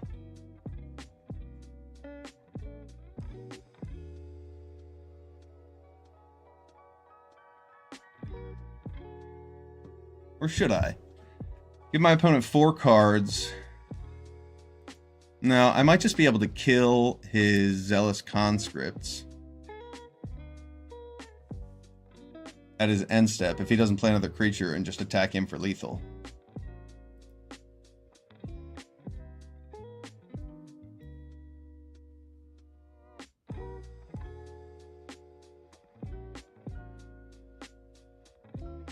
That's not a crime.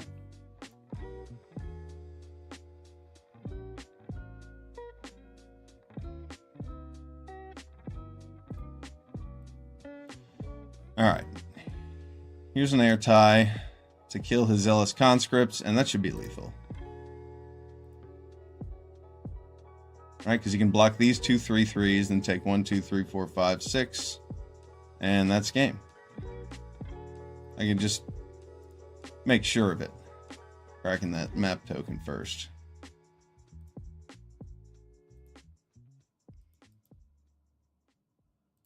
Good game, Biggie. That was a close one.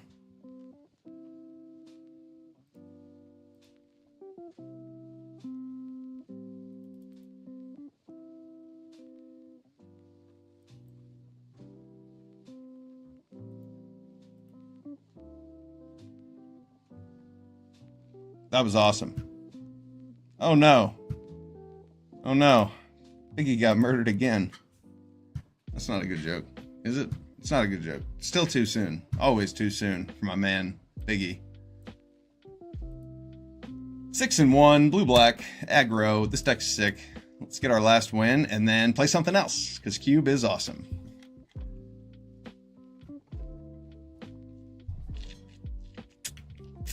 We may, in fact, just play blue-black aggro again. That's the beautiful thing about Cube. You never know what's going to happen. You might get a repeat. I really like to play a white-blue control deck in Cube. I like to play the red-black aggro deck.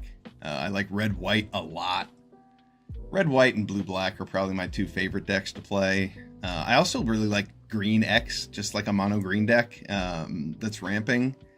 Green, black, or green, white, green, blue, whatever. Green X, because the ramping in this game is, or in this cube, is amazing. All right, my opponent has a bunch of 3-drops and a Mikaeus. I'm going to get rid of this unidentified hover ship. I might be able to make it work that his Skyclave Apparition can't get... Oh, this costs 2? Oh, whoops.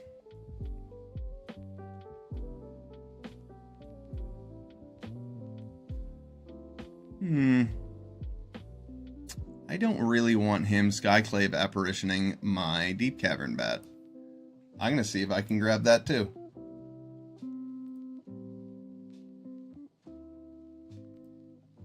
Mine. We're noticing a pattern here. Phantasmal Image, what I should say is Deep Cavern Bat is good, and if I can play 2, I should.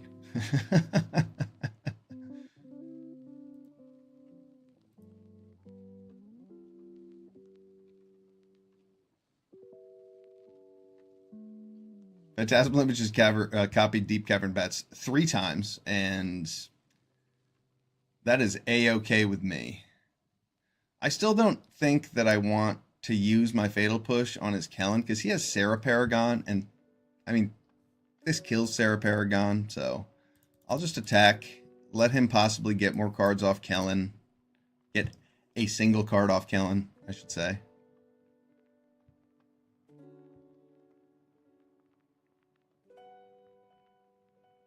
But we'd really like our Fatal Push to kill that Sarah Paragon.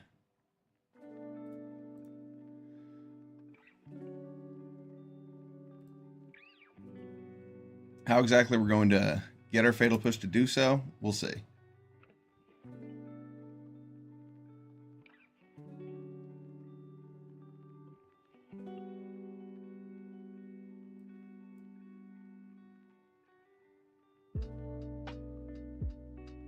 Yeah. I guess now I need to kill that Kellen or that Mikaeus. No. I can Lutri and then Fatal Push when I draw another blue source. How about that?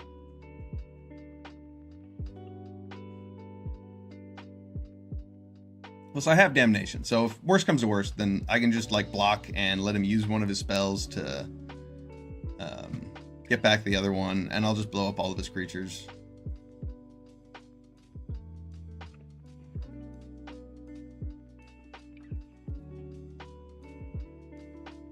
We're going to take some damage here.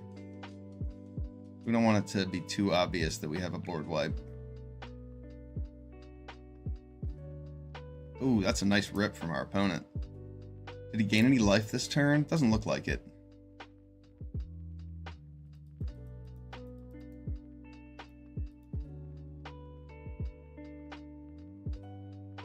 Alright, so he'll probably drop that Ocelot. Can I get a land, please? No. No, in fact, you cannot. Alright.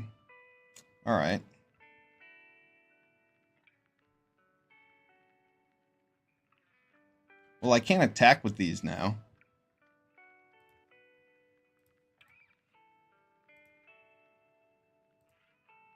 I'll attack with one of them. Maybe. Yeah, I'll attack with this one. I want to gain some life. And I don't want it to be too obvious that I have a board wipe up. Tamiyo, we'll keep a Fatal Push in case we need to keep ourselves alive.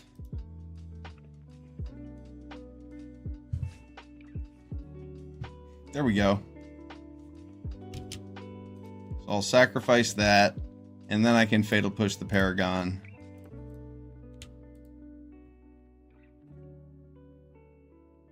I don't get the map tokens because that was a Phantasmal image. That was a good interaction for our opponent. Yep. Oh, dang. I wanted to get the Deep Cavern Bat, but... oh well. Can't always get what you want. Luminarch Aspirant with Mikaeus is a strong combo.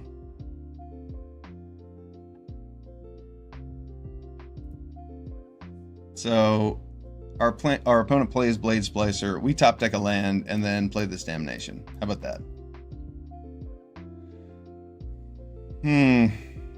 No luck.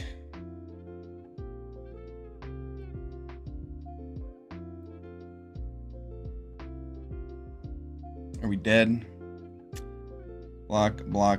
Oh, he has Mana Tithe? Nice. Alright, good game, opponent. Good game. Yeah, we got pretty unlucky there. Couldn't get our 4th land for Damnation. That's alright. We're 6-2. Let's get our last game and claim that trophy and get another draft in. I hope Untapped is working. It seemed to be earlier. You can take a look at this awesome deck. It's so low to the ground. Fast. Lots of cheap interaction. I'm disappointed we weren't able to use our Damnation there, but that's Magic, you know? Can't win them all.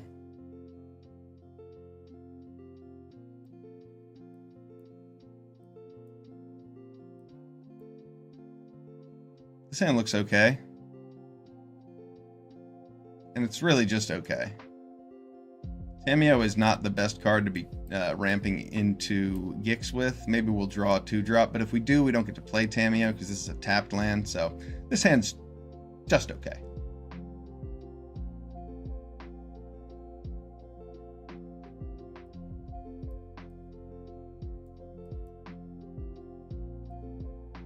We're not going to get immediate value off of Gix, which means he might just die before doing anything.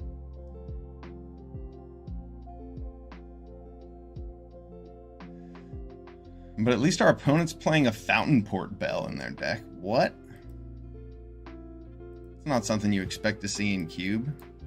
It's cool, I guess. It's funny that Tamiyo just doesn't hurt my opponent. All peaceful Tamiyo. Murderous Gix. Murderous Gix does not reward peaceful Tamiyo for her attack. Needs more death.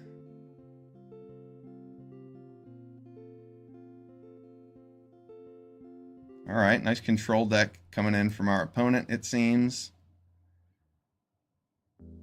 Do we want to just start flipping this thing? I don't... yeah, we do. We want Tamiyo to be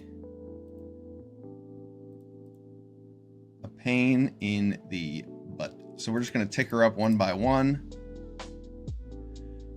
and make our opponent deal with her, because that emblem is pretty sweet. And you get up to it in a few turns.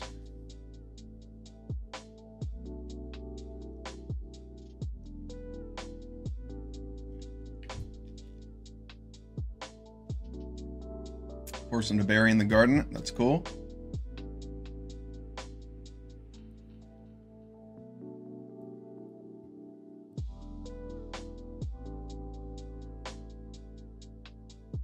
This may be like the only chance I have to get Lutri in my hand, but I'm interested in putting an underdog on the board so I can apply some pressure. I think having Lutri in my hand here is going to be pretty sweet. And I have a lot of 2-drops, so with 6 mana, I'm going to be able to get my mana's worth with all of these.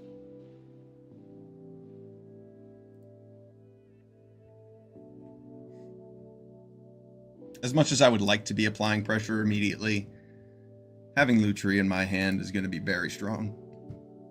Alright, since my opponent didn't do anything main phase, and he's not really It doesn't appear to be much of a blue deck. Playing this fairy. He might have plenty of instants. But I want to spend my mana, play my cards.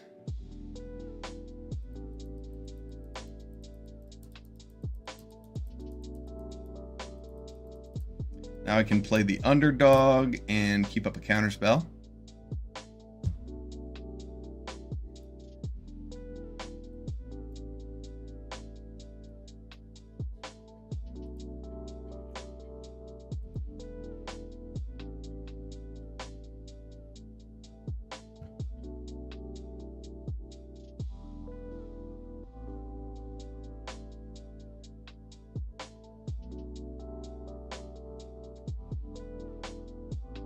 That's pretty strong.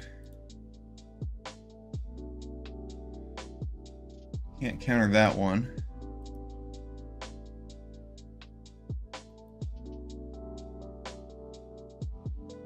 Wow. Opponent just completely shut down our game plan with that Aether Channeler. That is pretty absurd.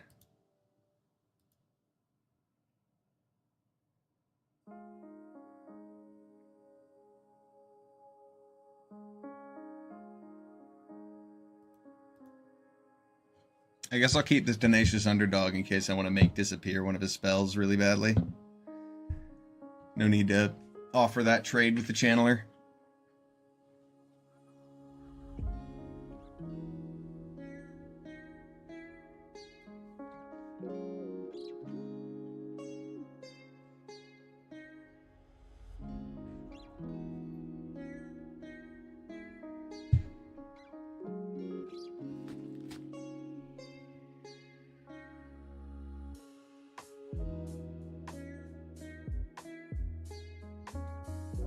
Malevolent Rumble. Okay.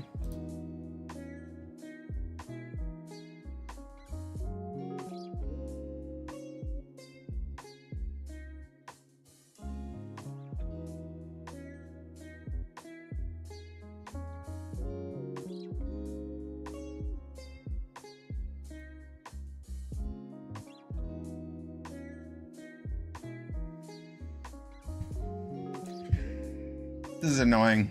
I would like to draw land. This is a pain in the ass. Opponent keeps getting to create stupid little incremental value while we don't draw lands. Playing around our make disappears.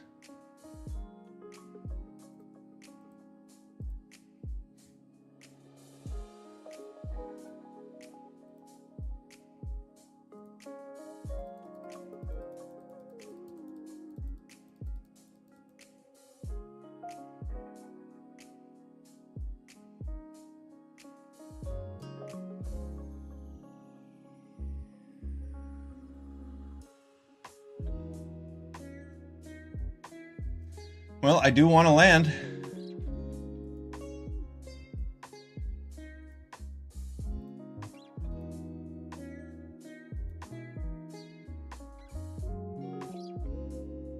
I definitely wanted to land.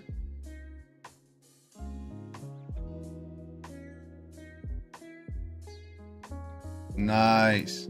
He might have a counterspell in his hand, but we'll at least make disappear that twice. Nice.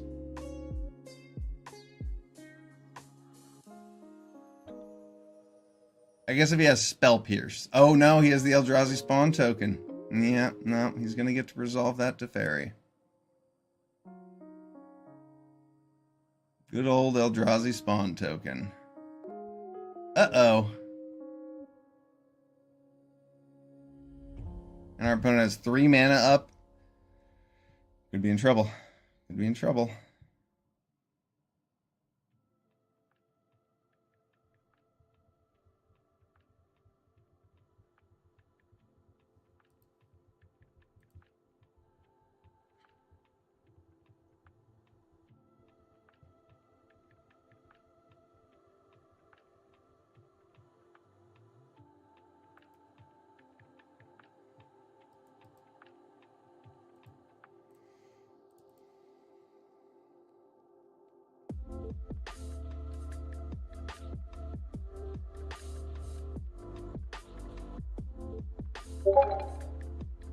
I really don't want to let him untap with that, but I think I have to. I mean, I could Time Warp and then, like, attack it next turn, but it won't be dead.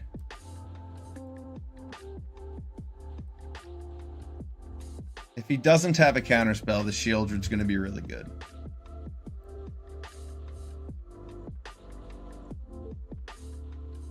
Of course he has a counterspell. Nice, opponent. Drawn perfectly. He had one card left in hand and drew into that Exclude with Teferi. And had the Buried in the Garden to play it. Drawing perfectly. You can't always beat an opponent that draws perfectly. But we're doing alright. We have plans. Our opponent has too many cards in their hand with that Teferi out. Not looking good for us.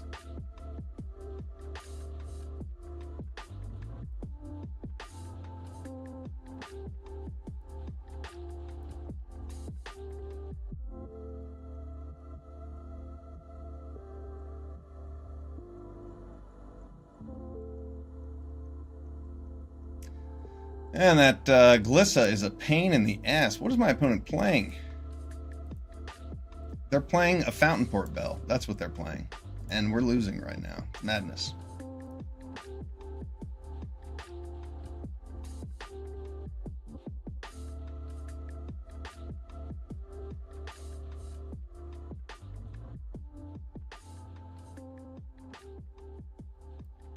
Time Warp seems pretty fucking bad here. Sublime Epiphany doesn't do anything at all by itself.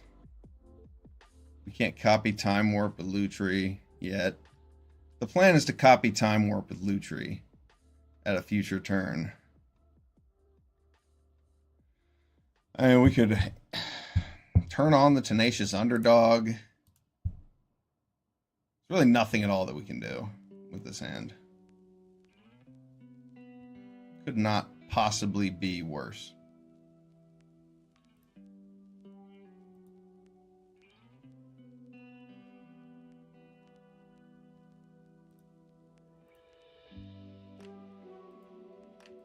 I guess I'm just going to pass, let my opponent draw a million cards. And I mean, I literally can't do anything to affect the board in a positive way right now.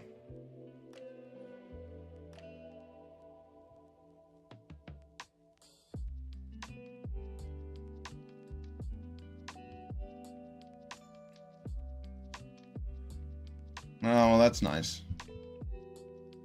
We'll see if I can make this work.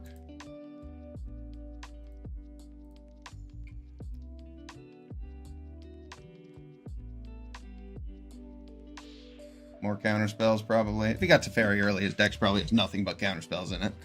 And cards like Oro and Glissa.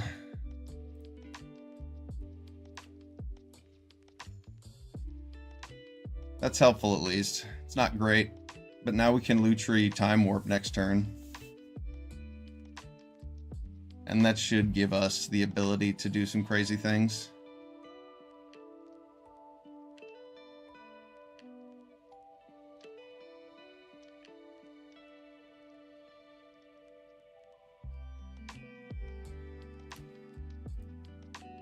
Lutri Time Warp gives me 2 turns. Then I can Snapcaster, or I can Cyber Siphoner the Sublime Epiphany. Then I can Snapcaster Sublime Epiphany.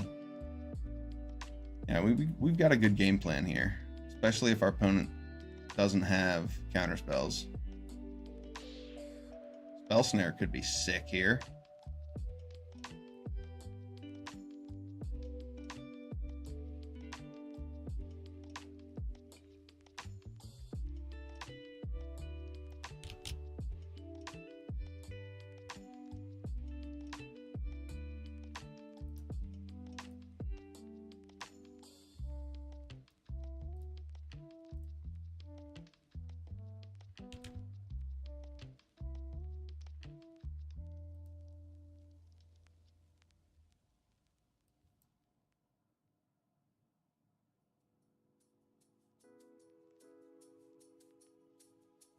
Yeah, he didn't have a counterspell for that Sublime Epiphany, so him only drawing 1 extra card I didn't think he had one for that too. So now we have 2 extra turns on the stack. And we're not going to attack with our Broncos.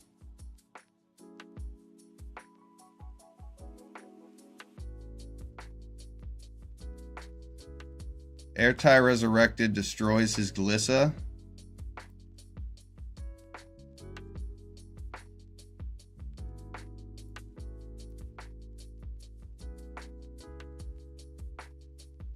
And then this is going to draw cards.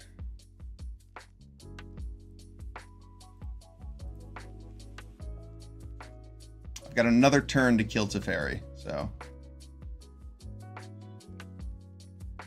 we'll be able to do it next turn if he gets rid of one of our Broncos here. X equals 2. I can't stop that. But I can Tenacious Underdog to get rid of that. Yeah, this makes my mana usage next turn more efficient. We'll just get rid of Teferi.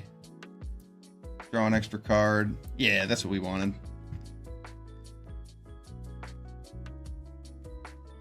Now I can Cyber Siphoner back the Time Warp and just win.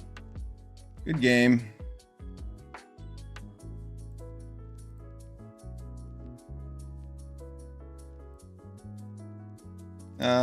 Nah, I'll take damage. I don't need him to take the damage.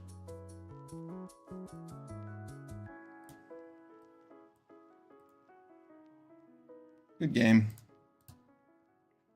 Ooh! Ooh! What a comeback. Our opponent had Teferi on the board, and we just had a handful of spells that we couldn't make work together yet. We just needed to have some patience. I felt a bit impatient while he had Teferi on the board, but got him good there.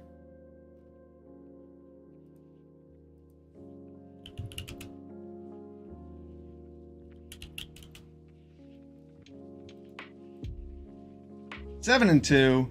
That's a trophy. Let's take a look at this felonious masterpiece. It is beautiful, isn't it? Lutri was pretty good. We picked up that Lutri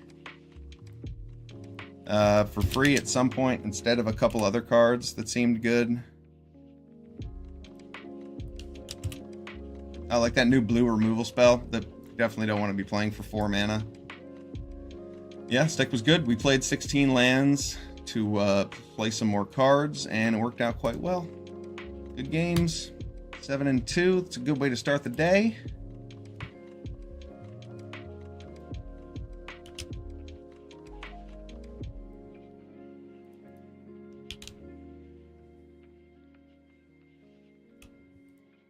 And let's hop back into another one.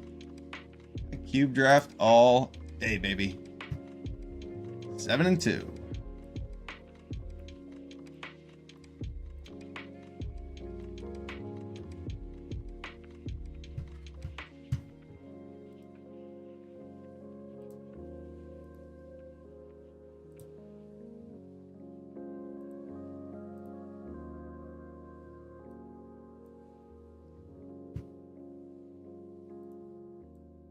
Oh, we're in a draft with Turd Ferguson?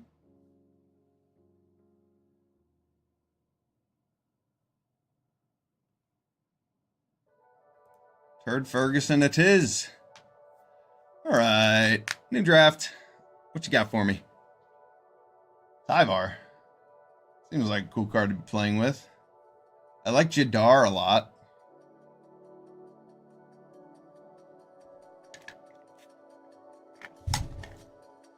I also happen to like Emerald Collector, but it's not amazing.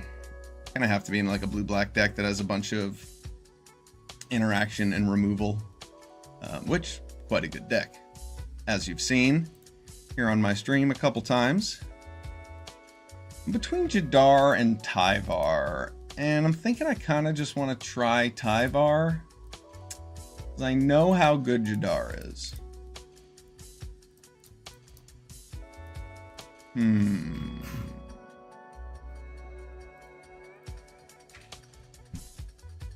Maybe just take Jadar instead of having to worry about playing Tyvar.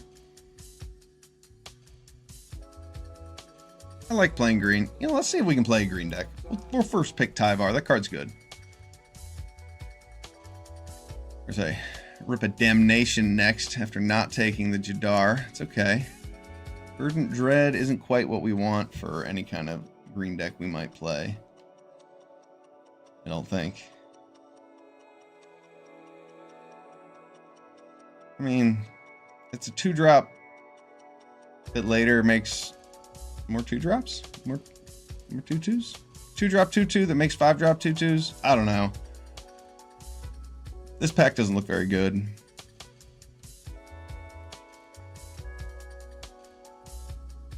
Toby's pretty good. Maybe I could play some kind of green-white deck.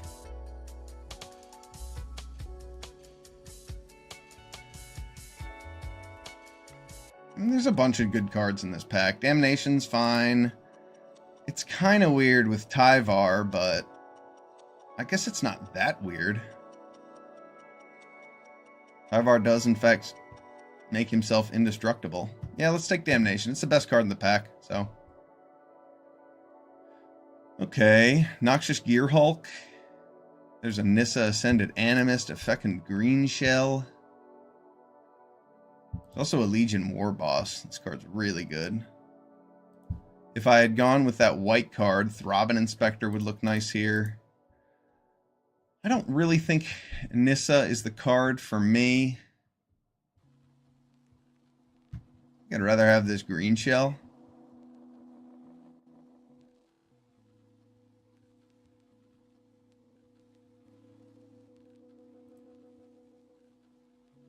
Green Shell is kind of expensive. I feel like this card is kind of underwhelming for Cube.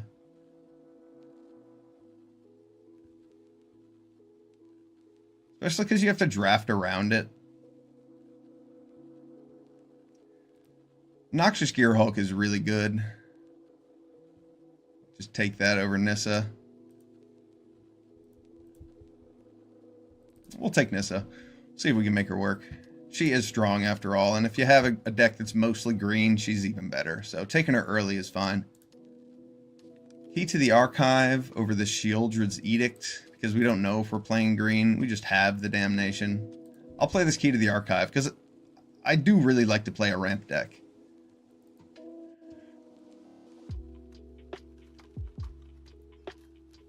Okay, I see a Dread Knight here to go with our black-green possibilities. Also a couple dual lands, or fetch lands. Fetch lands are fine to take early. Loomer's okay. Dryad's okay. I'm going to take Mosswood Dread Knight. We like 2-drops that draw us cards and come back. Ooh, look, one of our favorites. Tenacious Underdog. I see these red cards, and I do like the idea of Enduring Courage, but since we just got this Dread Knight and we have Damnation, I think black-green's the direction that we're moving in. Enduring Vitality? Alright, sweet. Yeah, that card seems cool. Dread Knight was a good speculation pick, and Tenacious Underdog is great in Cube. 2-drop 3-2. Very powerful. Keeps coming back. Kills Planeswalkers, because there are a lot of board wipes in this set. So that card will be good for us. And Enduring Curiosity may even help us splash some interesting things. This card's a fine rate. Okay. I'm interested in this breeding pool because I often like to be splashing blue in a black-green deck in Cube. But I think I'm just going to take this Underground Mortuary. These Surveil lands are pretty strong. And we've already got a bunch of double pips. This Agent of Rafine is coming around kind of late. But I don't think it's necessarily going to fit our ramp strategy, so I'm going to take this Mortuary. Well said, Miles Isles. Better to be splashing blue than splashing yellow.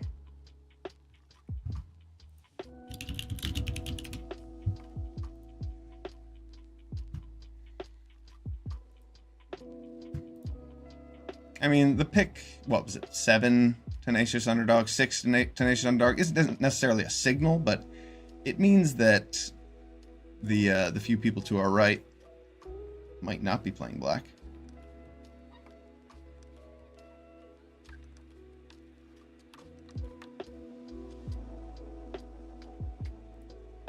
Woodland Cemetery. Inti's a really good card.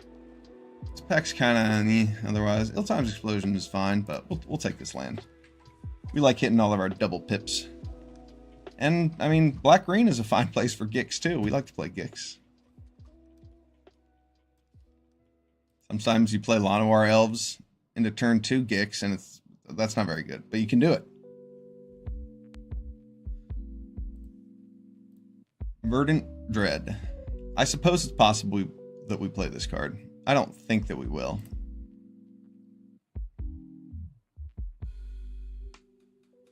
Yeah.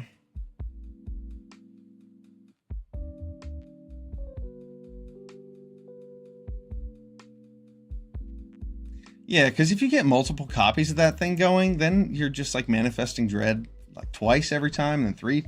That's going to mill you really fast. I think I just want the splash ability. Possible. Splash. We'll take another dual land, probably. For the chance of splashing.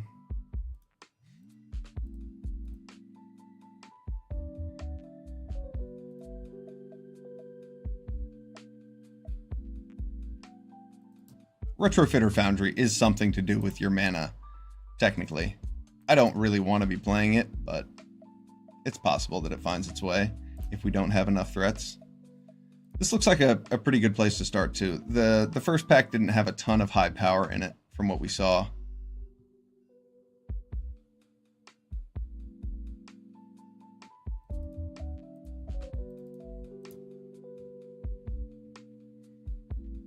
Okay, pack 2. What have you? Elspeth Sun's Champion. That's cute.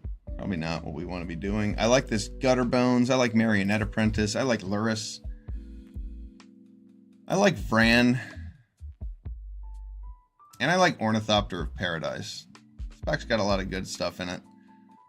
I'm interested in Vran and Ornithopter and this Hangerback Walker. I might just take this Ornithopter of Paradise. I didn't get the Jadar in that first pack, so somebody else is going to be playing this deck.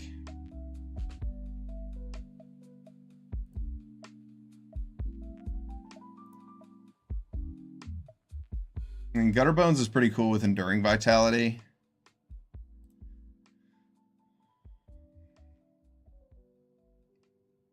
And it's fine with Tyvar too if we're getting on board early. Yeah, I think I'm going to take a 1-drop here.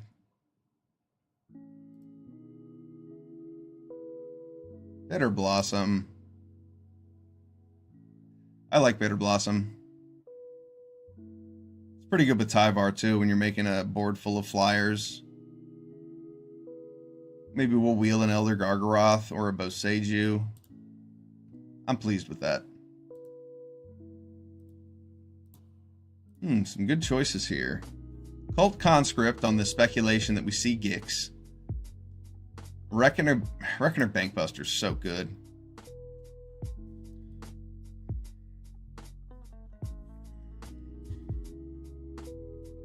Yeah, I'm gonna take the Bankbuster. It works so well with the cards that we have already. We have so many 3-power creatures. For 2 mana, it gets the board clogged up. I wish that I could count on this Cult Conscript coming all the way around, though, and I don't think that I can.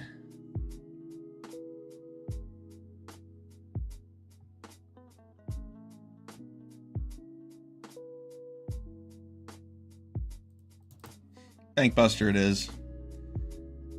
We'll probably live without the Cult Conscript, as much as we want more 1-drop creatures. Oh man, the Gix. There it is. It's okay. Gix is really good with Reckoner Bankbuster too, so it's alright that we passed the Cult Conscript.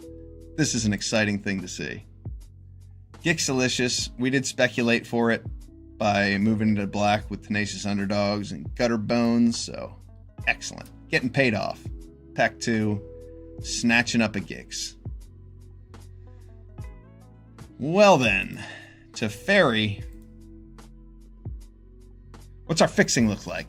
We've got Key to the Archive. We've got Enduring Vitality. I don't have that white-blue land. Should probably just take Pylon and let somebody else play it. Lord Skitter is also quite good. But I'd rather have this Pylon and play...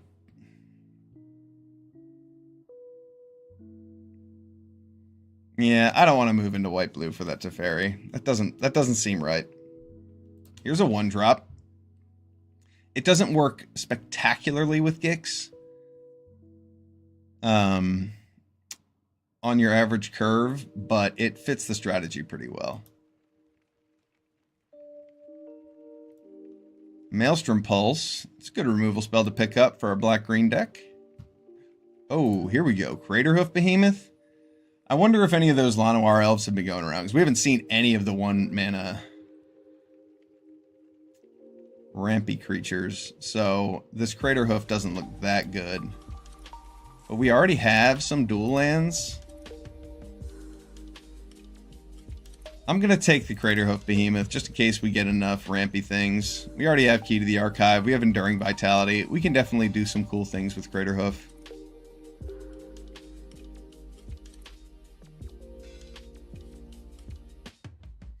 I have a feeling that those Llanowar Elves and Llanowar adjacent creatures have already been snatched up. Vran is exactly what we want in our Bitter Blossom deck. Excellent snatch up. Malevolent Rumble or Scrap Shooter. Malevolent Rumble finds Key to the Archive. It finds Craterhoof.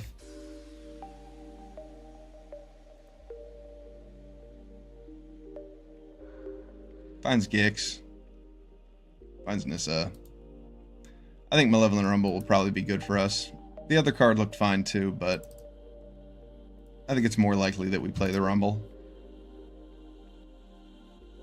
I don't like card selection as much as most other people do, but it is powerful. It means you have to spend your mana inefficiently, but when they cost 2 mana, they're even better. And when I'm looking for things like this.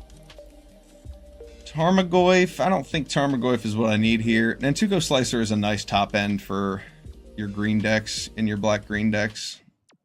Get back a couple removal spells or something. Yeah, I'll take that over Tarmogoyf. Wow, Teferi, Hero of Dominaria. Pick 13. What is going on here?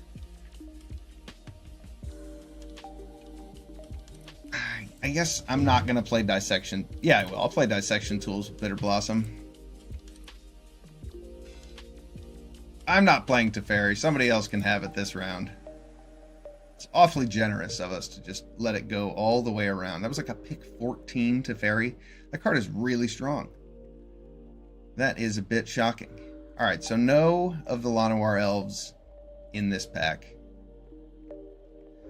Means almost for certainly they've all been gone. All been taken. Craterhoof is probably not going to find its way in. We have this Ketria Triome to possibly splash the Valki to Bolt with. That might be a better pick than taking Kogla or Fel the Profane. Fel the Profane's kind of expensive.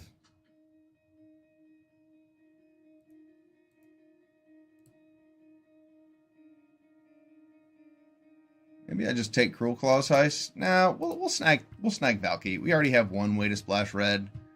This card's good. Nissa over a Liliana. That's kind of tough. Nissa Who Shakes the World is quite good, especially when we're trying to cast things like a Craterhoof Behemoth. Liliana works really well with our Bitter Blossom strategy, though.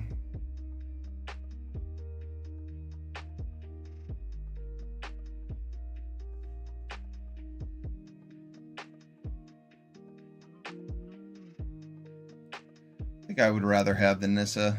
It's a little bit cheaper. They're comparable in power level. Grave Titan looks like a good card for us. I mean, we're a little bit lower to the ground. but Grave Titan does look really good. As far as the top end goes, it's the exact kind of thing that you want to see if you don't have many cards there. Forceful Cultivator, or Pest Infestation, or Utopia Sprawl.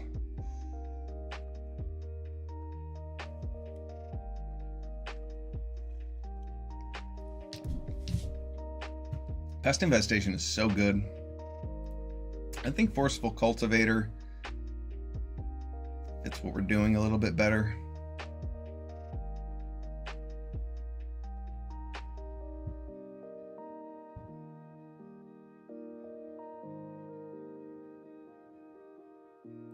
I'm taking Pest Infestation. I think the chances I actually play that other card are kind of low, so we're going to take the higher power card. Virtue of Persistence over a Sheoldred or a Sorin.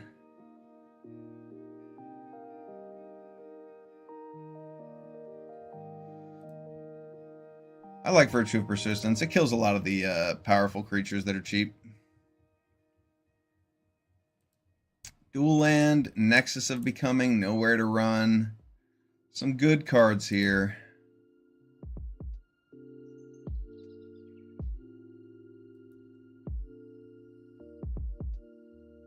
There's a good chance the Restless Cottage wheels, but I don't really want Nowhere to Run. Nexus of Becoming is good, though. I have a lot of ways to draw cards. I'm just going to take the Cottage, make sure I hit all the pips that I need. Llanowar Visionary, that's a nice late pickup. That's a ramp card. And if I had taken that white-blue dual land, Satraxis Splash might look a little bit better. Here's a red-green dual land for Valki, though. Over this Bristlebud Farmer. Yeah. Kogla over a Cruel Claws Heist. Yeah, I suppose Kogla is pretty decent.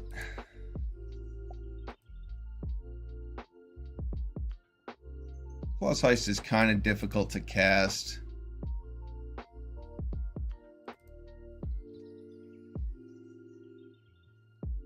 But we might play it. Bonnie Paul doesn't have a place in here, does it?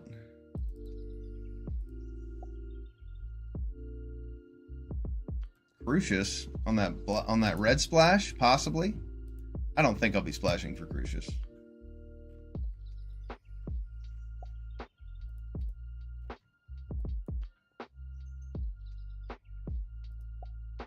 Wheeling Utopia Sprawl. I don't think that fits into the deck.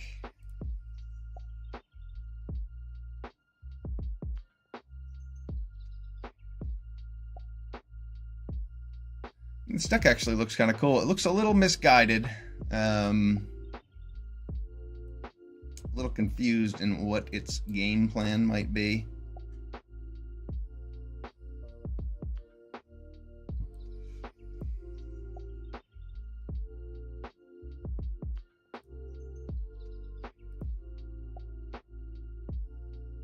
Another dual land over the Nexus of Becoming. Yeah, I already have Bitter Blossom. I guess I don't need Nexus.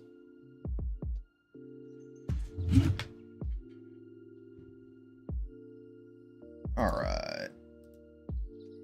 What do we have here? Cut the Unnerving Grasp. And we have a deck.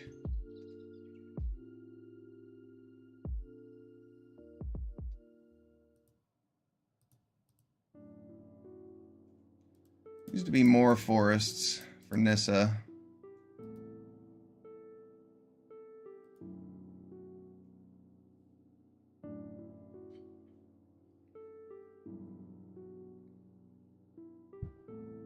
I've got 9 forests in the deck. That's pretty good for these Nissas.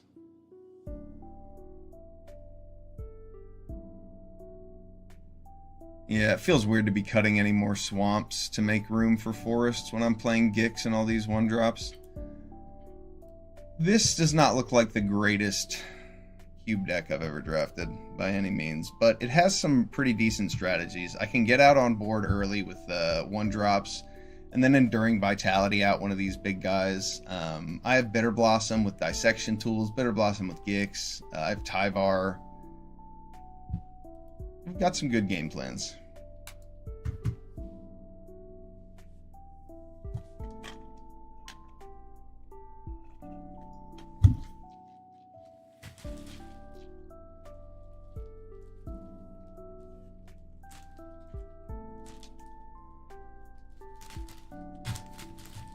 Alright, this hand's good enough to keep.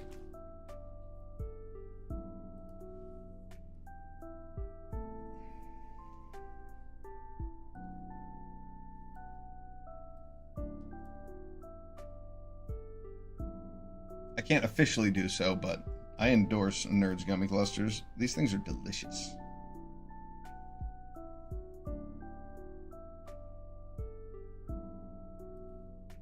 What an excellent throwback candy.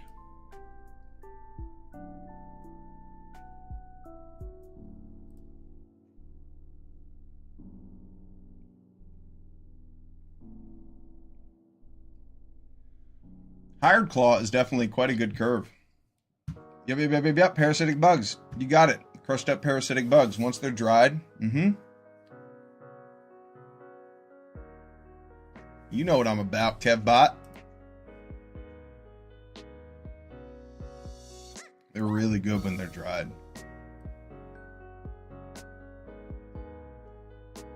Does Gix just like kill me if I play Gix here?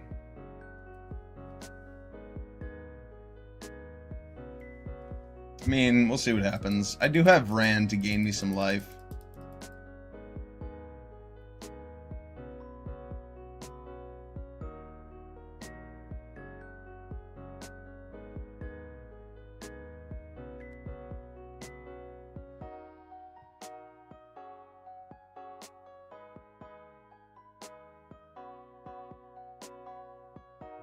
Yep, I'm losing a lot of life. That is currently happening.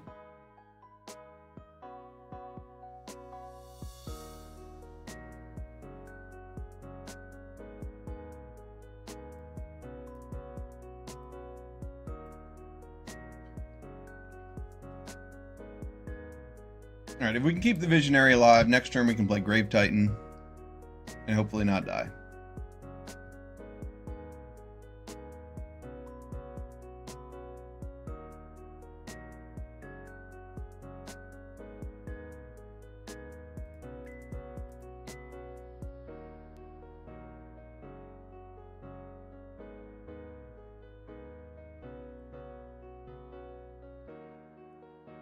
Yeah. I don't have...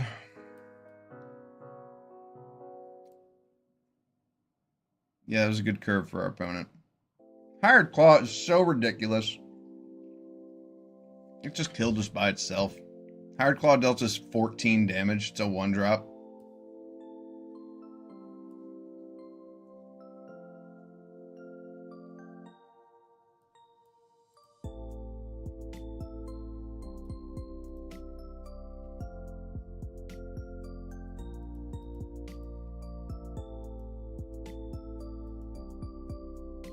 So yes, Gix killed us. But if we played the Llanowar Visionary there, then he just kills it with his Abrade. And we're another turn behind. And if at any point we try to double block that hired thing, then he abrades the thing we double block with. That was difficult.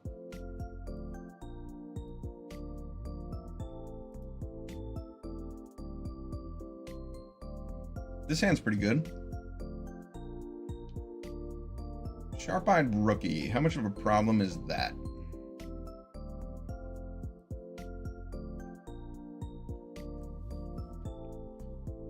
You know, I have a little more fear about what other green cards our opponent might be playing.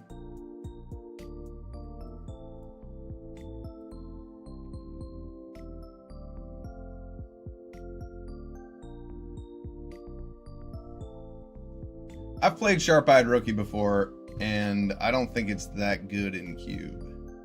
Doesn't trigger nearly as often as you would like it to.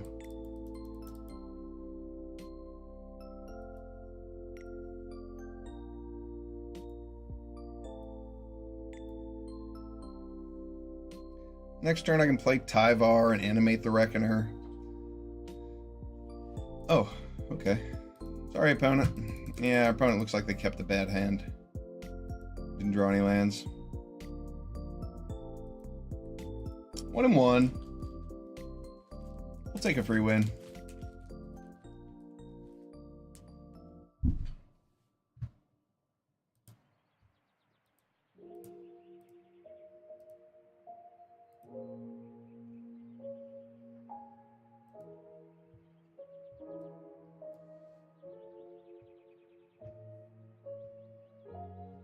Turn 2 Bitter Blossom.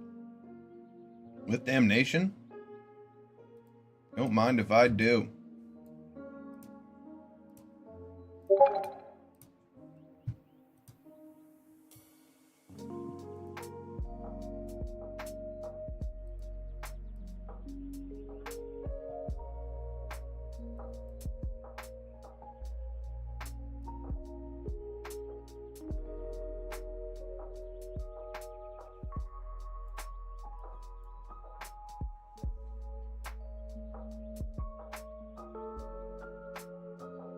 Bitter Blossom is going to be so good here.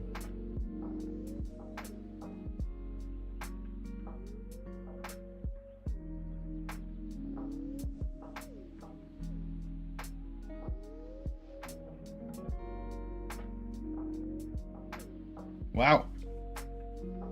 What a great card for our opponent to play in response to our Bitter Blossom. It's kind of awesome.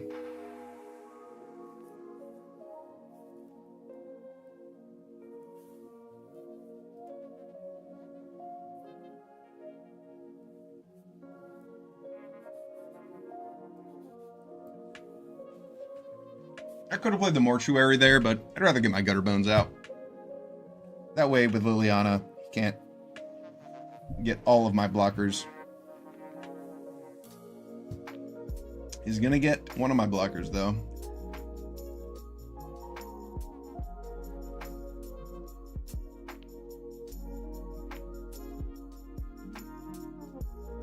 Well, the good news is I can Virtue of Persistence his Gix and play my Dread Knight.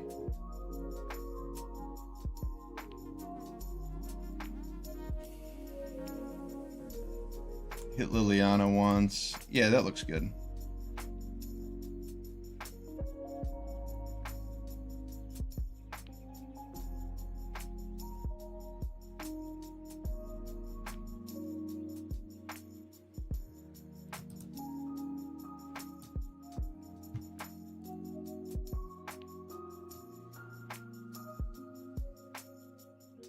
And a reanimated Gix. It's pretty sweet.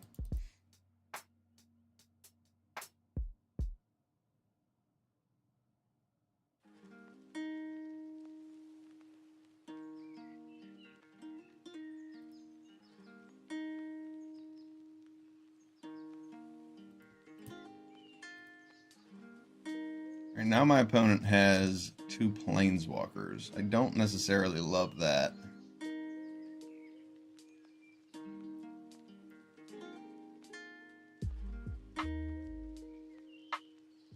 But Nissa can just make big things. Might be the best thing to do for me.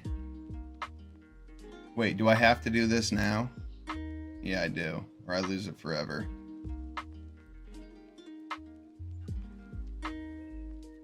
I don't want to lose my Mosswood Dread Knight. I'm doing that now. Valky. How does Valky work with our curve? I guess we don't really need him.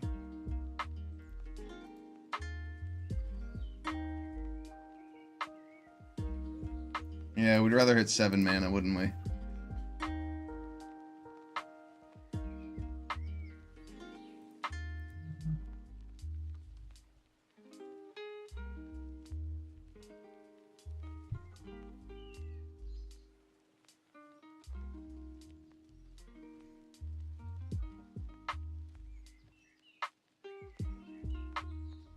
Discarding Nantuko Slicer doesn't make any sense. Discarding Damnation feels weird. Discarding Nissa also feels weird.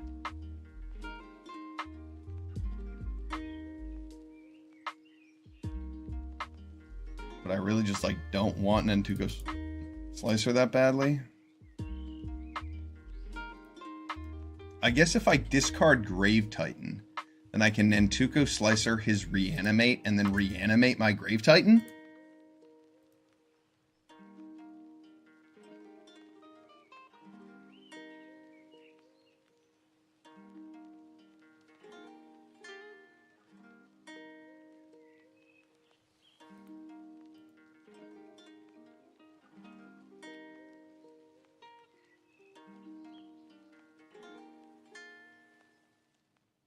No, it won't kill me. And then I'll be able to just play Nissa and give everything trample in a near future turn.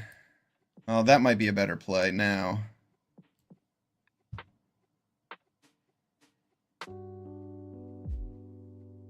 Let's see if I can kill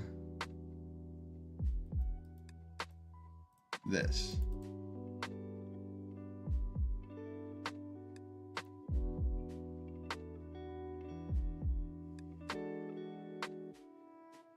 Okay.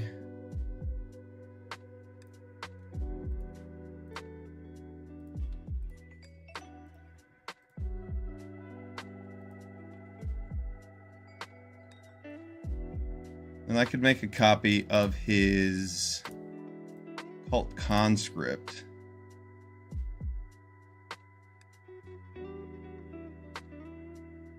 I just don't want to pay life to play Nissa. I can make a copy of his Cult Conscript and get back my Grave Titan.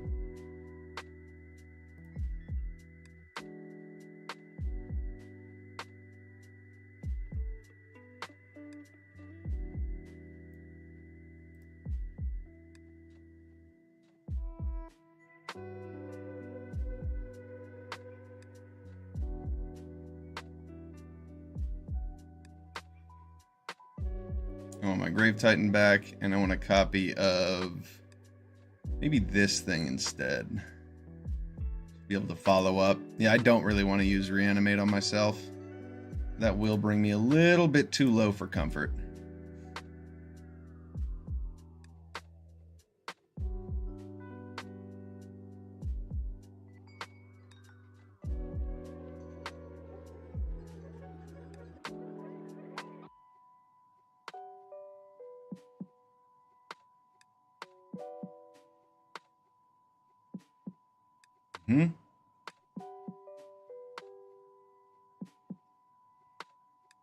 Yep. And we're at 7 mana. And we can just drop Nissa, right? Do we have all the green we need?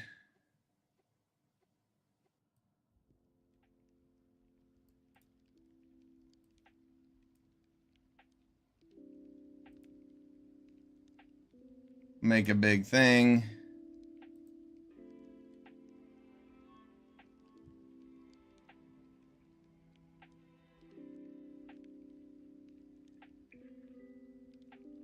Uh-oh. Now our opponent's got white mana. Wow. Another good answer. Oh, they're getting rid of our Bitter Blossom. All right, that's kind. That's kind. Why didn't they get rid of this 8/8 here?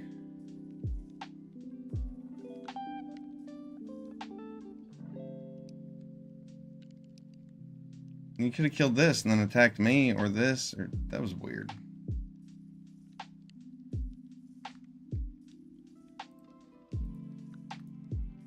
Well, now that I'm not dying...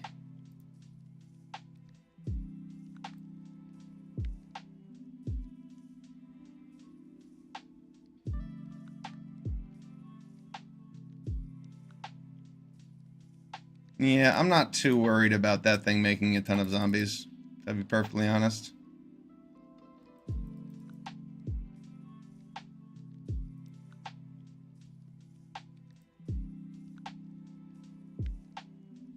Nissa gives me a bit of an inevitability, so...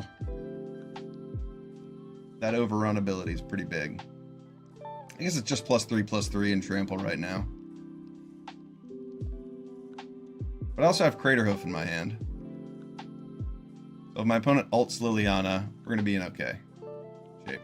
Yeah, I mean, if they have Damnation, that's going to be fine too.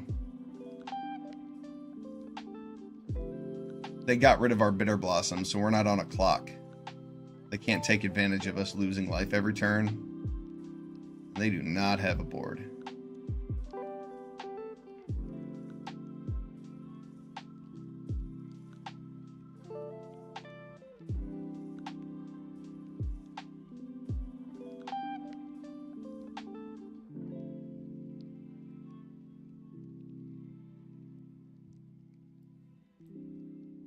There we go. Let's see how enormous these creatures can get. Oh, no. Good game, good game. Black-green ramp. He didn't want to see how big the creatures got. Alright, we're 2-1. Let's keep it rolling. We're 9-3 for the day. That blue-black deck was sick. And we're going to get a trophy with this, too. Maybe. This deck is not as good, but it's fun. It's got some good cards.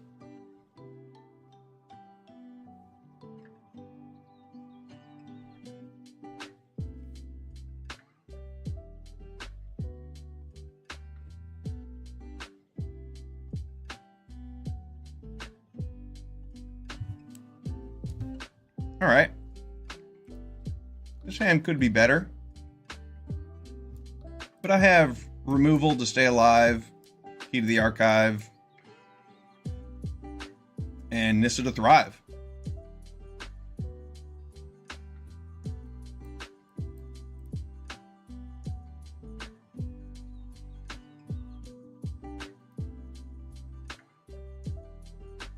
Do I care about that? I don't care about that.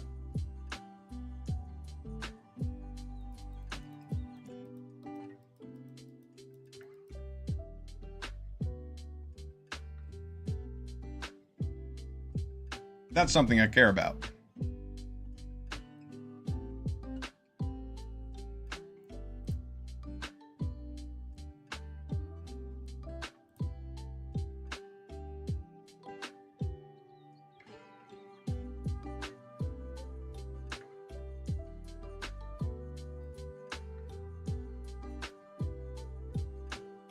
Oh no. Well, I don't feel great hitting Key to the Archive this turn, because that would mean giving my opponent 2 more cards. And we can't let that happen. Can't play Vran and Pylon. I'm going to keep Pylon as a... I mean, how many ways do I have to interact with permanents in this deck? It's a black deck. Yeah, I'm just going to Maelstrom Pulse this now. Pylon's going to be good when I actually have creatures out to surprise my opponent with some free mana. If I can top deck a land, Nissa will be excellent.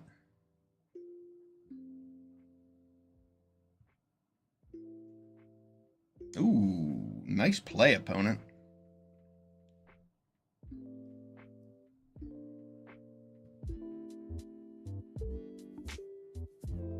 Oh. Of all the cards to choose.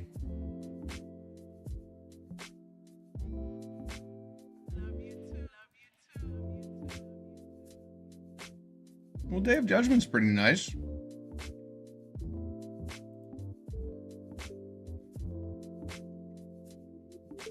Do I want Bitter Blossom? I don't think I want to play Bitter Blossom when I'm at 10 life, which is what it's going to look like next turn. Maybe my opponent plays Aclazotz here. Ooh. That's a bit annoying, isn't it?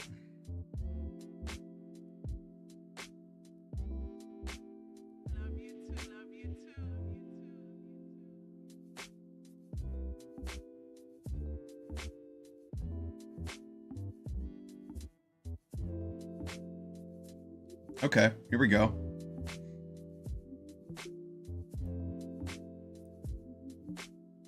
I can attack for 3, and I can keep up Pylon because both of these forests tap for 2 mana, and this one taps for black mana. Okay, now my opponent is weak to Day of Judgment. So am I, as a matter of fact, but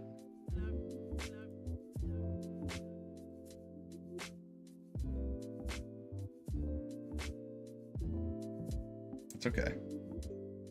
We have a blocker. We have interaction.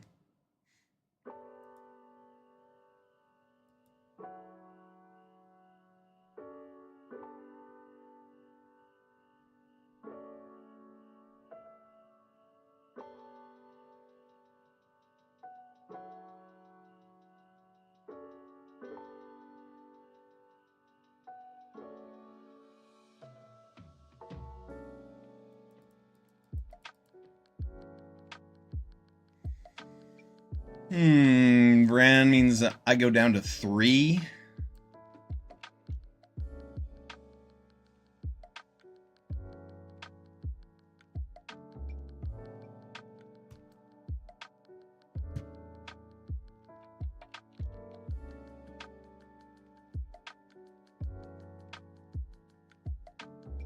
You can tap for 8 mana here.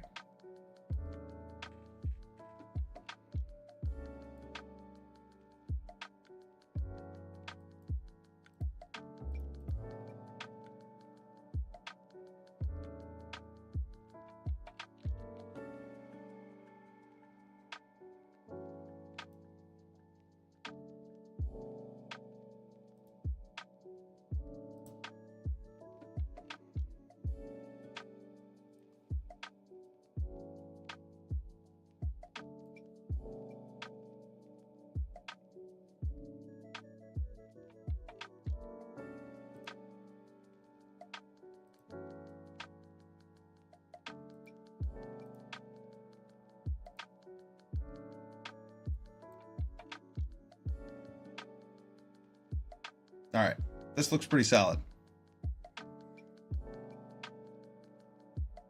I'm at 3 life, so all sorts of things could just kill me, but my board state's pretty good, and I still have Pylon.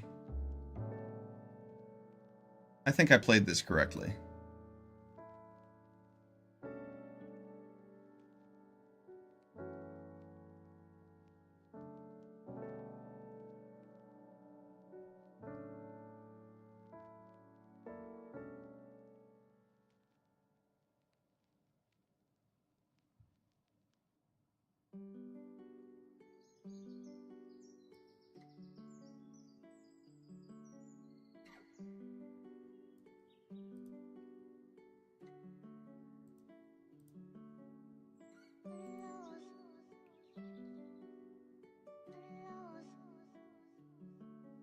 Six, 7, 8, 9, 10, 11, 12, 13, 14, 15, 16.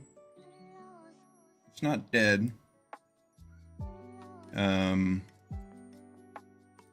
It's just like attack these here. Honestly, I'm not worried about him having Liliana. I'm just going to send it all at his face.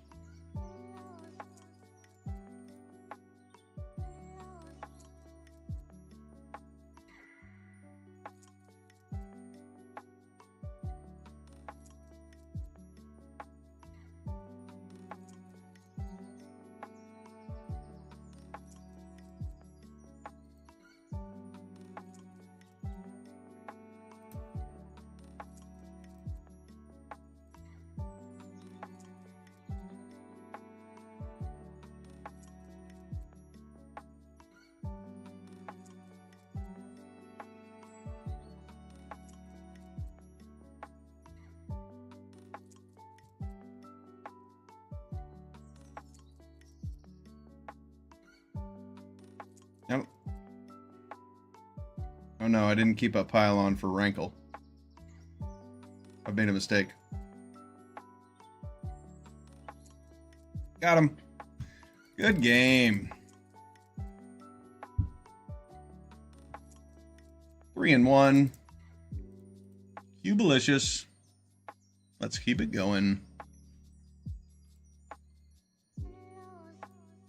Black green, feeling mean.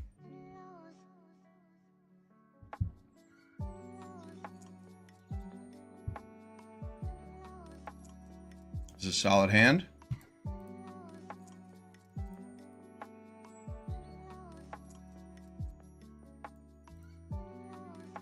We even drew a tap land to take advantage of our 2-drop for next turn.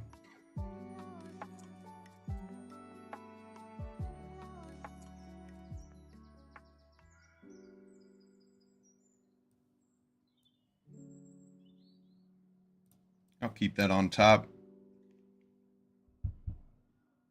Next turn I can play Enduring Vitality and Tyvar.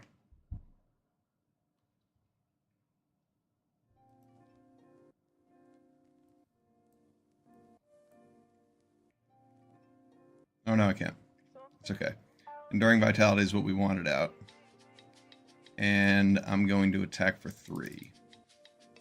No, we could have played our tap land there. That didn't count right.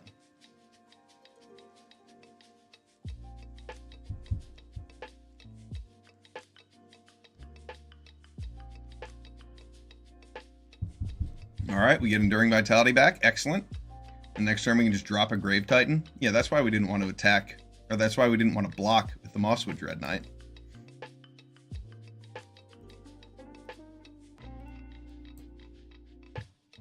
I mean, next turn we just play Craterhoof Behemoth and win.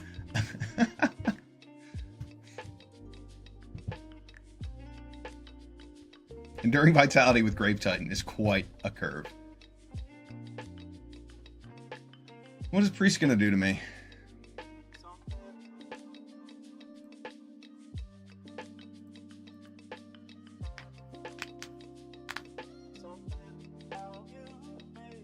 I mean, maybe just kill me.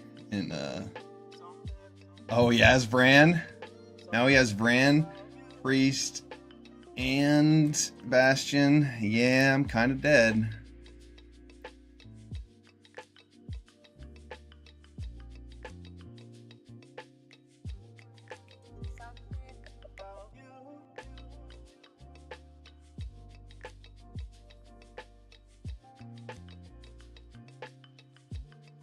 Wow. Yeah, Craterhoof doesn't do it. I have to Maelstrom Pulse away.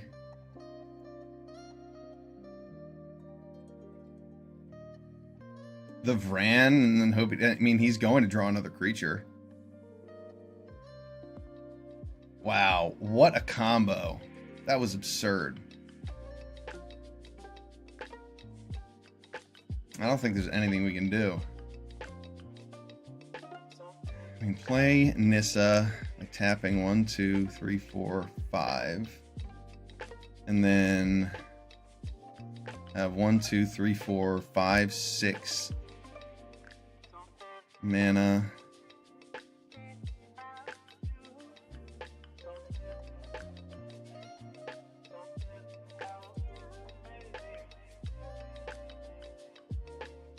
Trying to think of a way that I can play Maelstrom Pulse and Nissa, and I really don't see it.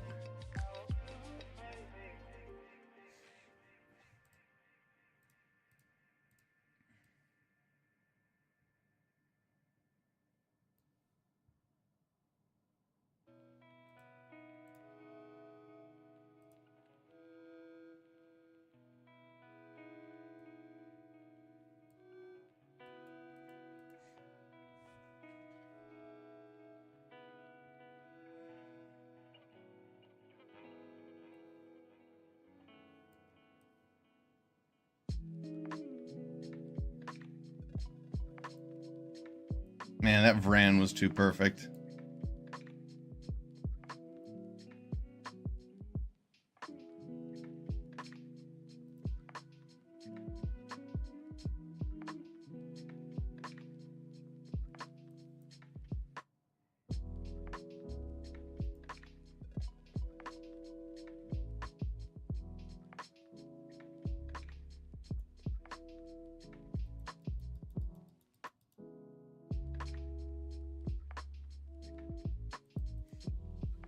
We are dead. Yeah, our opponent curved out pretty impressively there.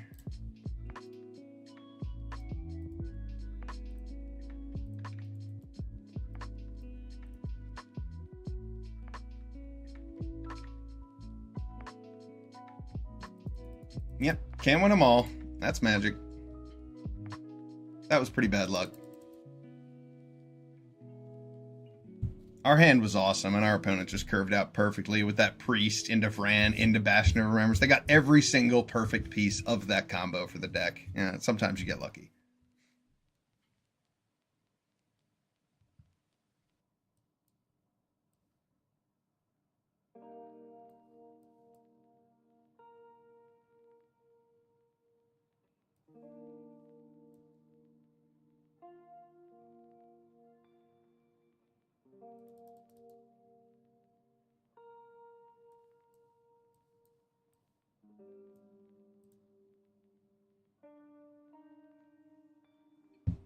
Veteran Survivor seems pretty good against all of these black Graveyards Matters cards.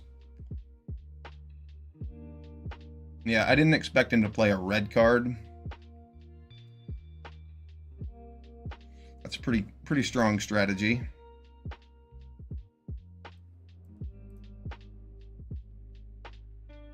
Let's say goodbye to that forever.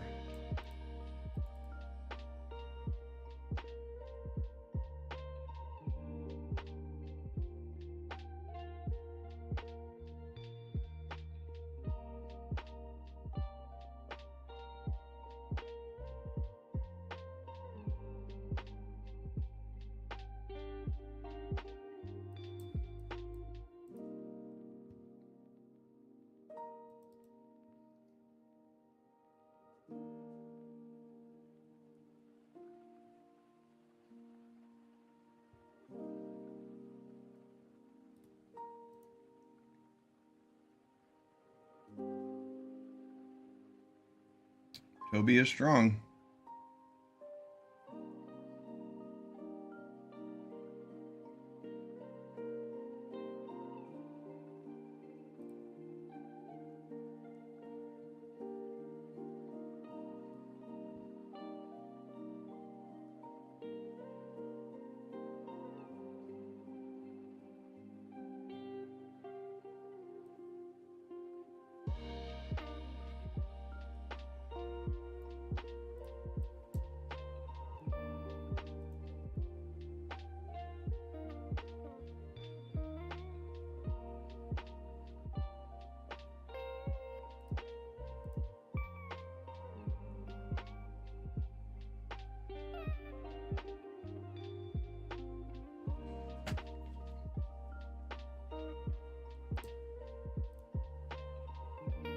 That's a pretty strong card.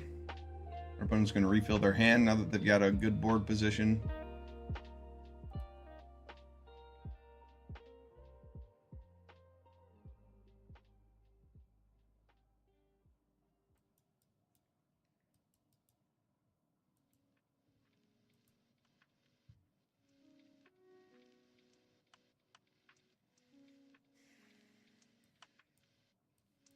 Well, it's a shame to see it end this way.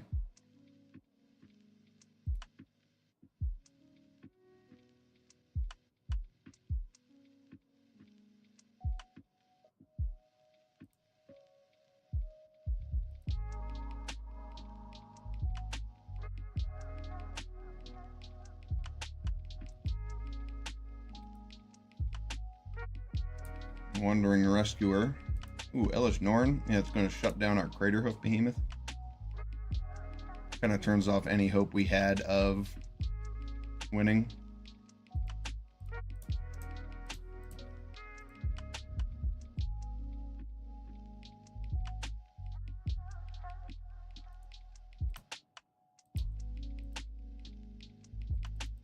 I should have double blocked that thing with my Mosswood Dread Knight and Tyvar and then jumped this. It wouldn't have mattered. It would have had the same result, but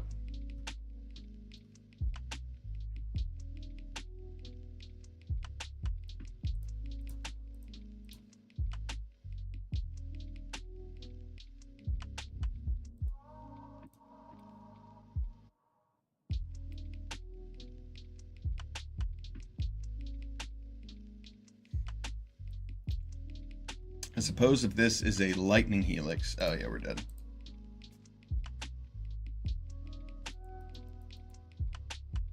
Wow. It's a shocker. Well, we didn't think that deck was that good, but that's as poorly as I ever do in Cube. 3-3. Saw one of those yesterday. Oof. Some bad luck. Our opponent high rolled while we low rolled, and we lost a couple times.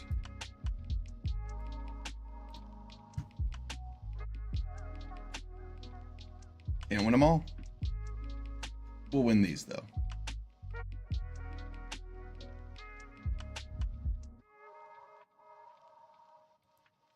All right, what's on the menu? So we know first pick Tyvar is not a very good idea. It was a spec pick anyway, hoping we would see some of the mana dorks, but we didn't. And because of that, green was not a good color for us to be playing. Our black was good, but our green wasn't.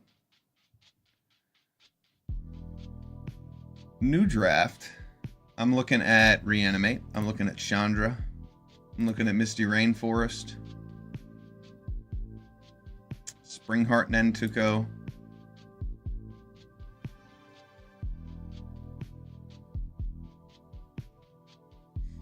Leyline Binding. I mean, there's some pretty strong cards in this pack.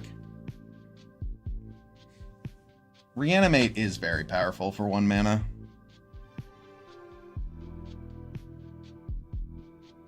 I think Misty Rainforest is a pretty close pick. Springheart Nantuko is also quite good. Springheart Nantuko might be a better first pick than Reanimate. This is kind of an engine by itself.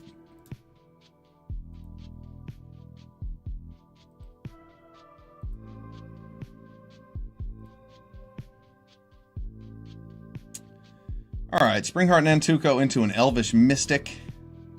I'm cool with that. I like ramping. There are a lot of good cards in this pack.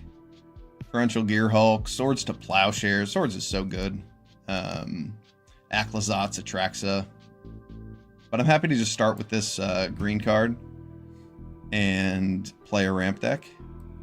Show you an example of a good green deck. If I'm getting an Elvish Mystic this early, that means I can make it work.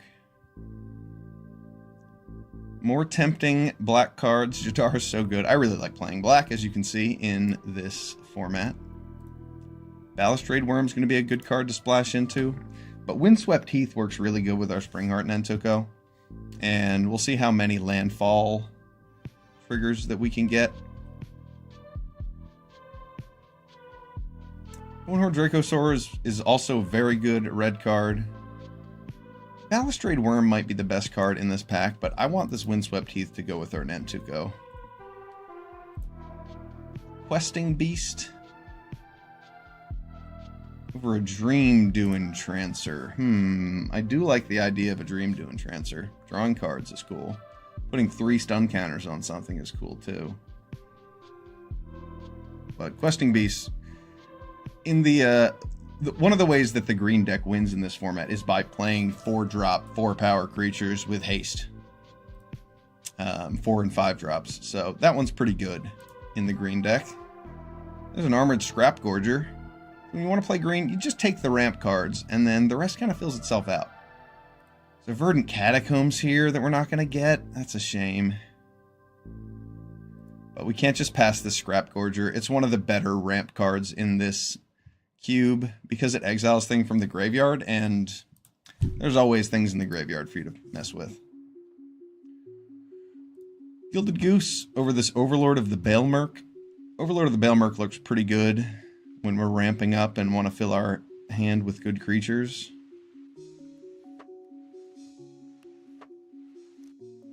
But I'm just going to take the Goose because it's another 1-drop ramper, and those are really good in your ramp decks. Key to the Archive, good card to be ramping into. Maybe we'll wield that Atraxa.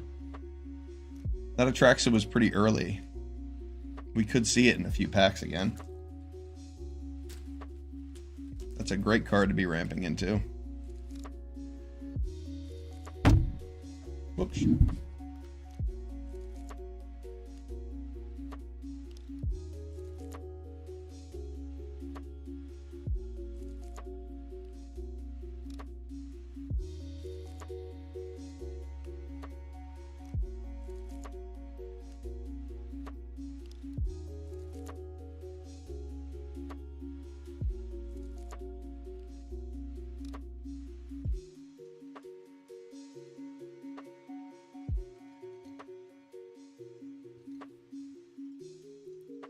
Okay, no green cards in this pack.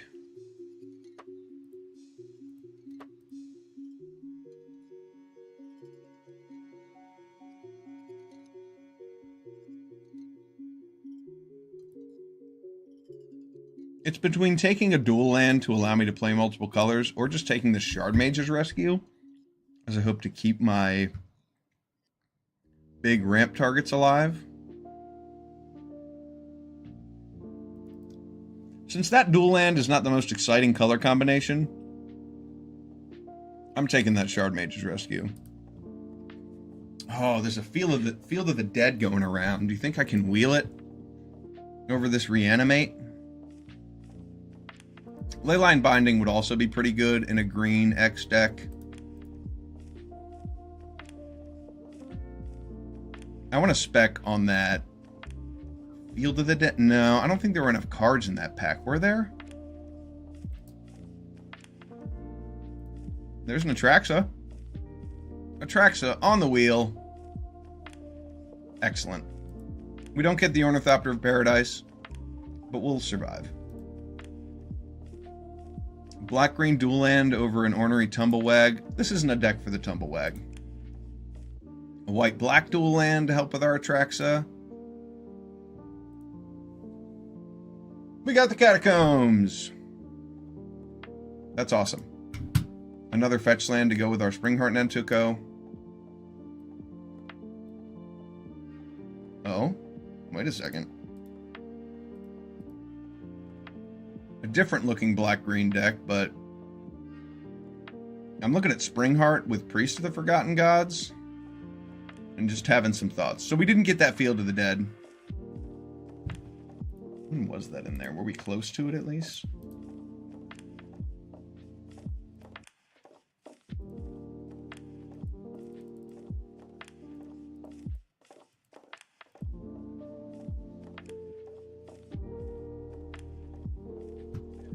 Yeah, we got the Darkstar Augur out of that pack instead of the Field of the Dead. Shame. What do we want here? Sheoldred or this Fanatic of Aronas? Probably just this Fanatic of Aronas. Sheoldred's cool and all, but I just want to take as many 2-mana ramp targets as I can. Liliana's a good card to ramp into. I like Explore, I like Guardian Idol. Liliana seems like it might be a good choice because of the black cards we got past late.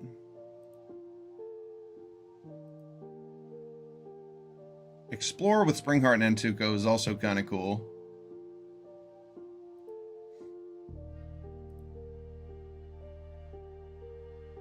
Yeah, Liliana's going to be a good target for us to ramp into.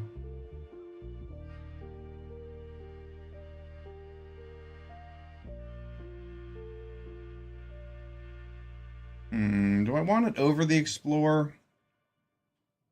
Yeah, that card will be good for us. Vault-Born Tyrant. That seems like exactly what we want. It replaces itself, gains life, draws cards. Yeah, let's take that. If you just take the ramp cards, eventually you'll see big things that you can cast with them. I'm not as excited with my Liliana Dreadhorde General pick when there was an Explorer and a Guardian Idol in that pack, but I was getting a little worried about my top end. Lumra looks pretty fine here, especially since we have some fetch lands.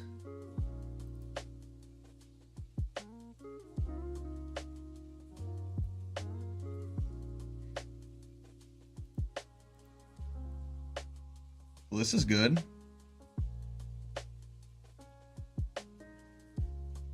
Yeah, I mean, we don't necessarily... I mean, the green-blue dual land would be good for our Atraxa. But I think I can wheel that. I'm going to take Glissa here. There's a green-blue land. Here's a Crabomination. That's probably going to be better than this Liliana. Crabomination or this Goldvein Hydra. Goldvein's pretty sweet because it helps you ramp into your other cards. I'm going to take Crabomination. and still be sad about this Liliana. I don't think Liliana's going to make it into our deck. It would have been nice to just pick up that Explore for the Guardian Idol. Llanowar Visionary. I really like Selvala. This card can be wildly powerful. We're already splashing white.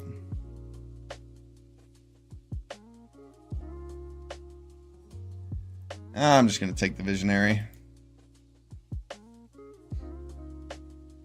Solemn Simulacrum.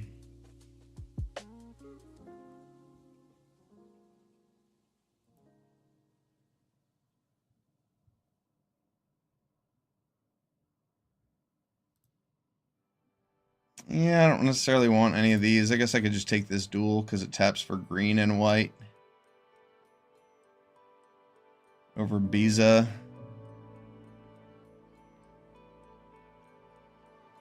Yeah, I'll take that.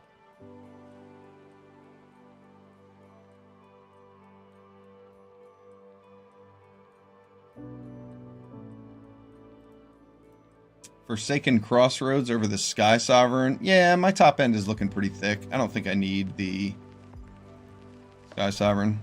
I could have taken Sublime Epiphany and started moving like more into blue, because that's a good card to be ramping into as well.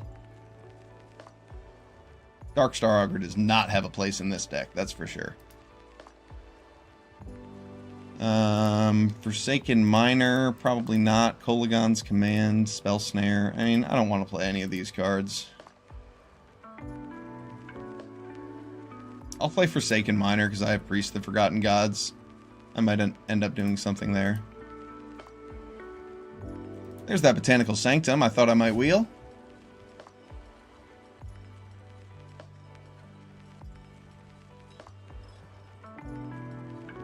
Shardmage's Rescue seems fine when I'm trying to keep my Atraxa alive.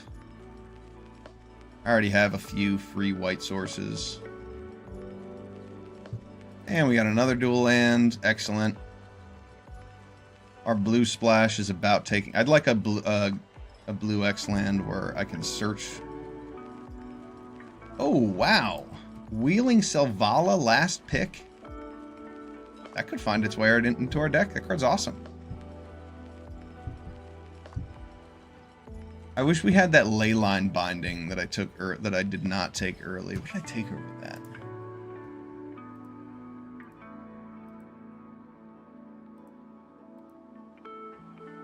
Oh, Springheart Nantuko. Well, yeah, that makes sense. Oh, then I took Golos over it. Yeah, that was a mistake. Leyline Binding would be really, really good in this deck. That was a huge mistake. Specking Golos instead of getting Leyline Binding. That's all right. We'll suffer for it. We have made this bed. Deep Cavern Bat seems like a good way to interrupt our opponent. Liliana's strong. I'm going to play Deep Cavern Bat, because if I can copy it with Springheart Nantuko, I can pick apart my opponent's hand in spectacular fashion. Enduring Vitality here over either of these 7-drops. Yeah, I think that card's really good.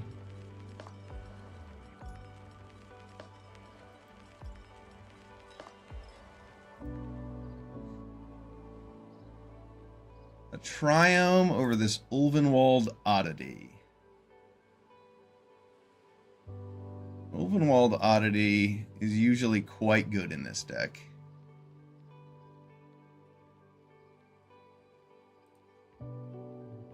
Yeah, I want the Triome. I only need 3 more playables. I'm going to take the Triome. There's a good chance that Oddity comes all the way back. Ooh, Innkeeper's Talent. Isn't that card super strong? We're going to make it work.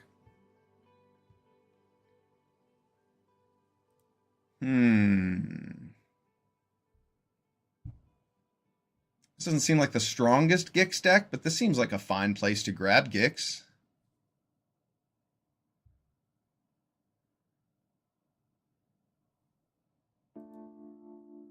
Gix over a Maelstrom Pulse or a Terra Sunder or a Godless Shrine. Ooh, Buried in the Garden. Yeah, that's a good card. It ramps, it kills.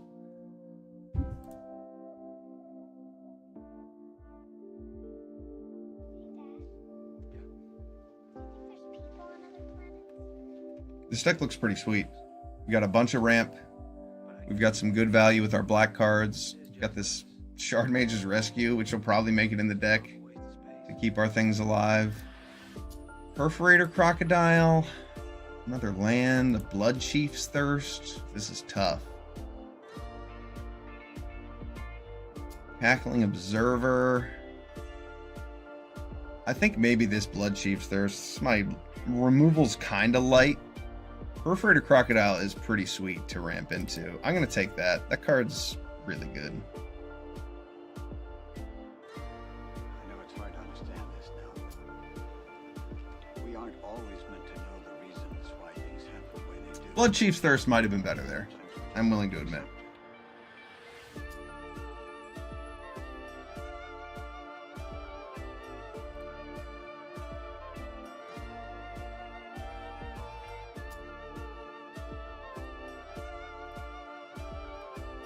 Yeah, we don't necessarily need more big things. Perforator Crocodile does make a lot of noise. Card's pretty powerful. Liliana might find its way back into our deck just because it works really well with Priest of the Forgotten Gods, and that card is strong. Another fetch land for our Springheart Nentuko. Yes, please. Bloodsoaked Champion? Go with our Gix strategy? Things are starting to look weird here.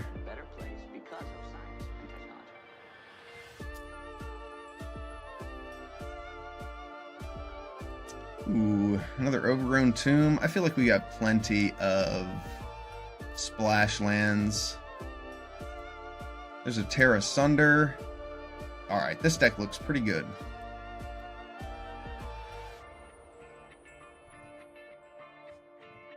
I don't even think I have to make that many cuts. One? An interesting mix. Yeah, that seems right. Alright, so we've got Atraxa and Vaultborn Tyrant and Lumra. Perforator Crocodile might be a little bit more devastating of a play than something like Liliana or Lumra.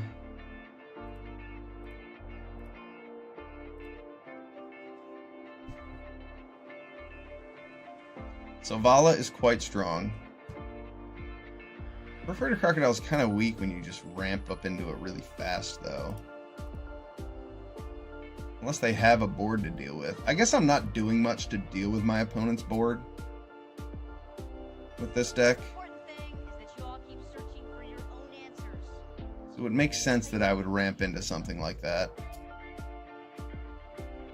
Though Liliana does help deal with your opponent's board.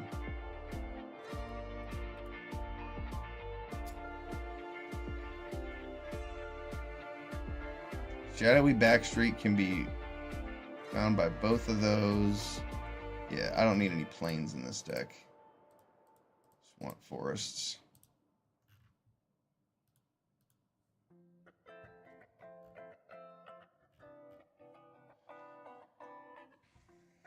So what is our cut? We've got Terra Sunder, Shard Mage's Rescue. Is Innkeeper's Talent going to be good for us? Yeah, that card's just good.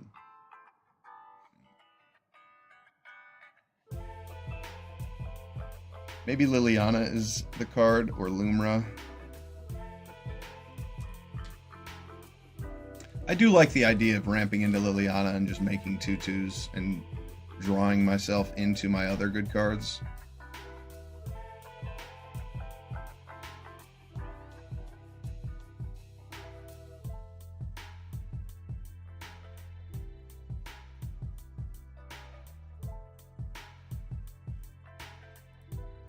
I guess I only have 2 white sources, so Shard Mage's Rescue isn't that good.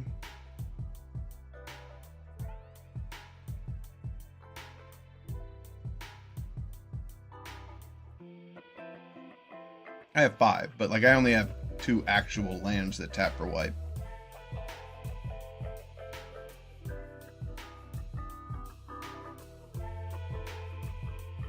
I like the idea of Lumra getting me a bunch of cards, basically serving like a Primeval Titan. that's bigger and has reach.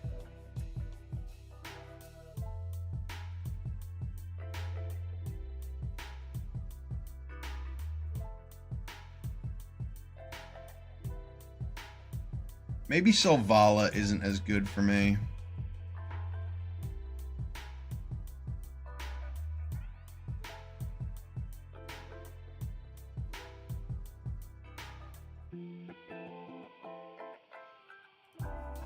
Selvala does help you ramp into some nasty curves.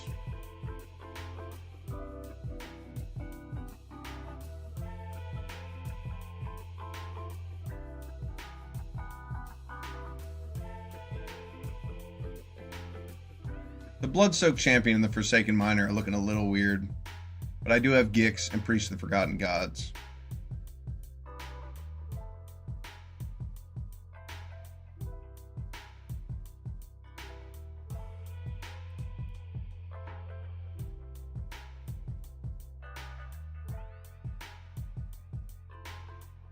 And Priest is pretty good with Springheart and Nantuko.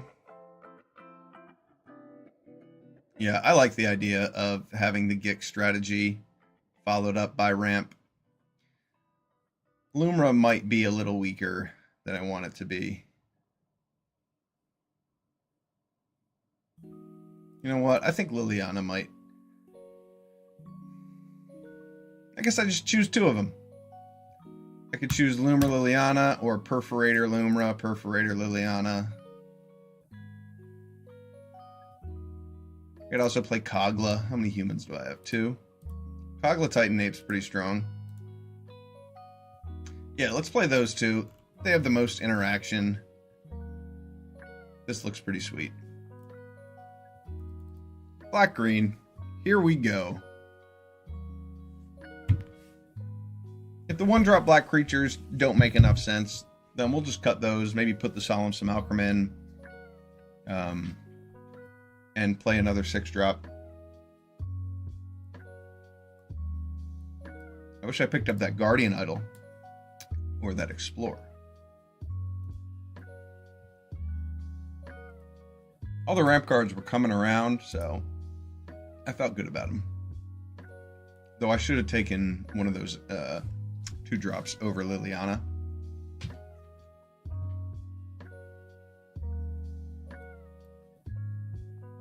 What's going on here?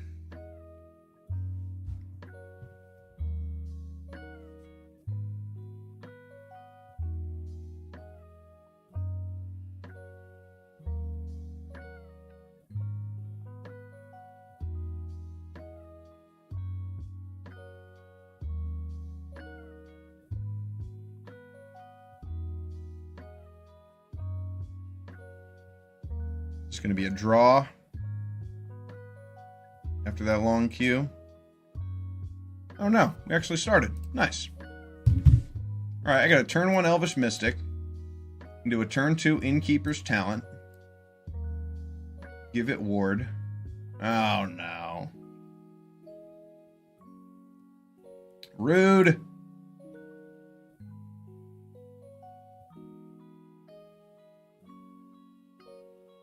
Lucky duck.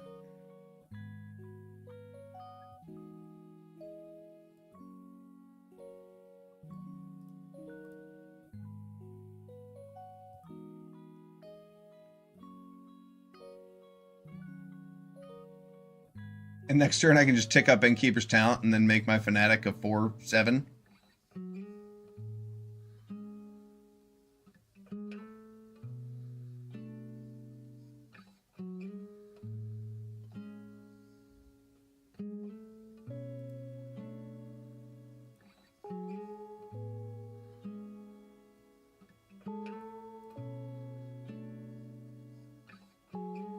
Yeah, that's a big Fanatic. Next turn I can play Kogla.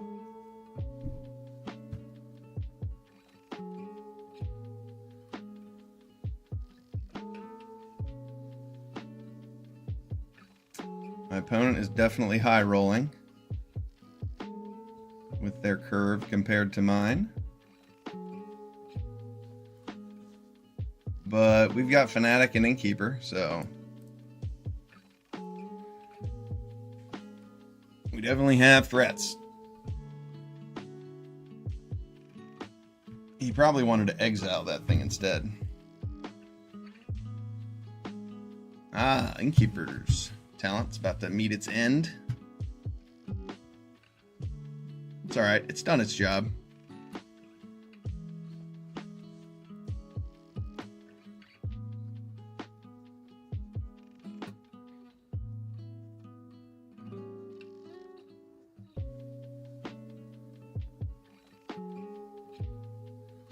That is pretty strong because now I don't get to benefit off of this Perforator Crocodile.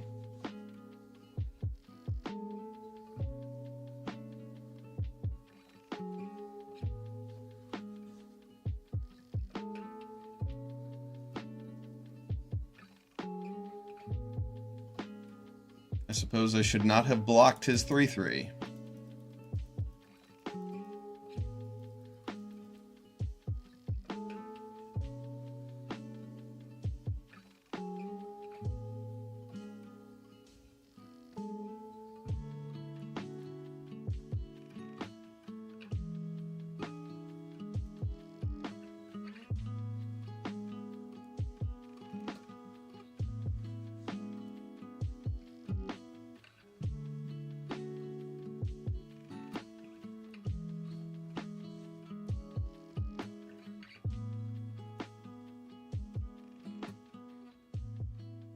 I do not like the way this game is going. I do not think we're going to win. Our opponent having the Fatal Push for our turn 1, having the Nowhere to Run for that 3/3, having the Noxious Gearhulk. They've got it all.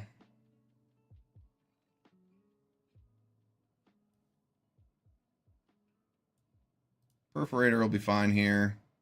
We'll at least make that Noxious Gearhulk a clock on my opponent.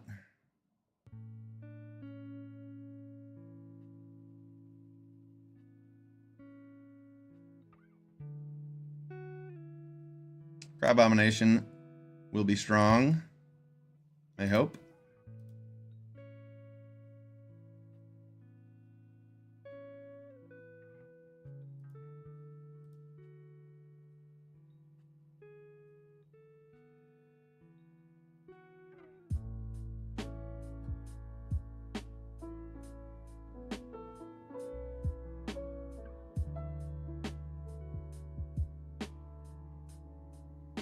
That's a combo. Alright. Hold on to this Springheart Nantuko until I draw another fetch land or just any other land, and then if I get either of these bestowed, I'll be able to do some nasty things. Ooh, Lumra. Don't mind if I do.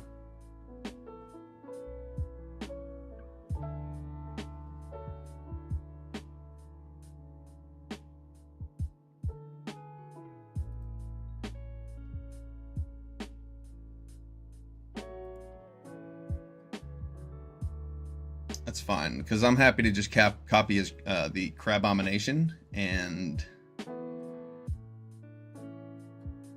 copy lots of spells. Right now he has to kill the Lumra, right? He wouldn't use a removal spell on the Crabomination. That would be strange.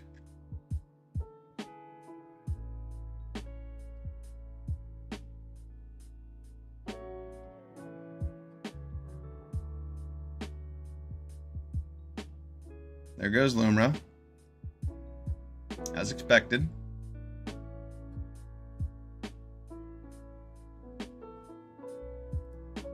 Oh wow. Bestow on the crab. And let's go get a forest.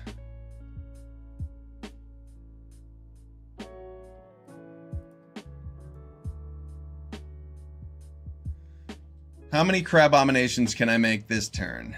Ooh, I'll take a Wormcoil Engine.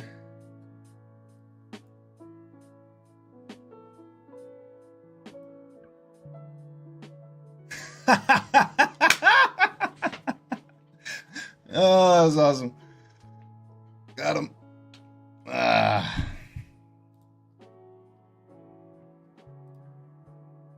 Yep. I was going to make 2 more Crabominations, take an Infernal Grasp and an Investigator, or 2 removal spells.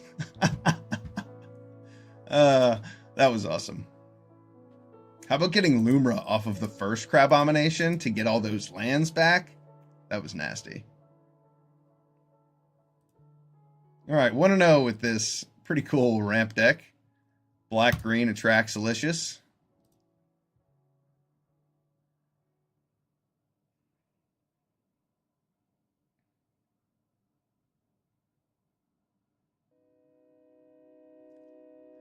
I'm thinking about Lumra for me now.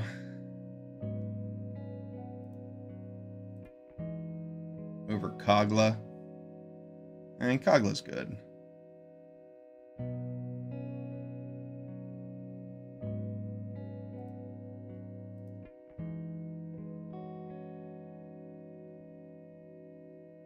I like the idea of getting my lands back.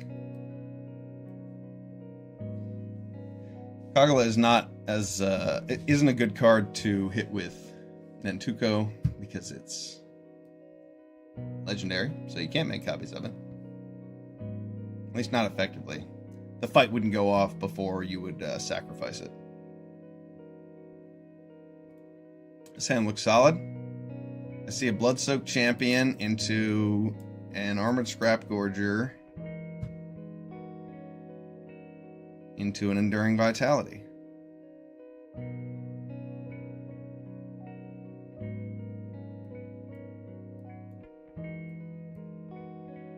I feel like I have more come into play tapped lands than not. So 1-drops are a little weird for this deck.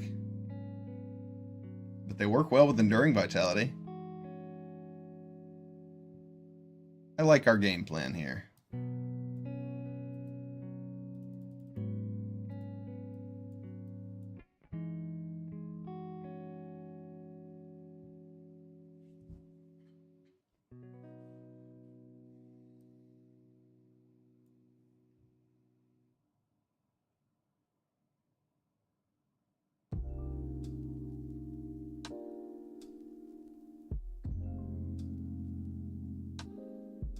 Will he counter the Enduring Vitality?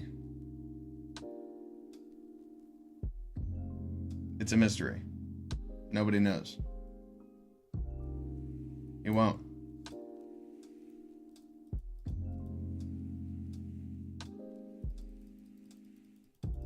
Okay. Interesting.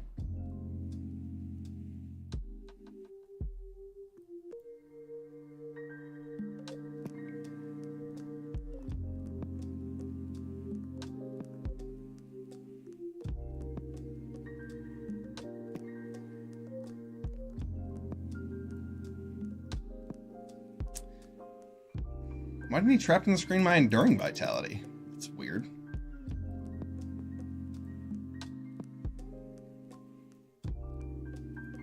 I'll put a land in the graveyard to take advantage of Lumra a little more.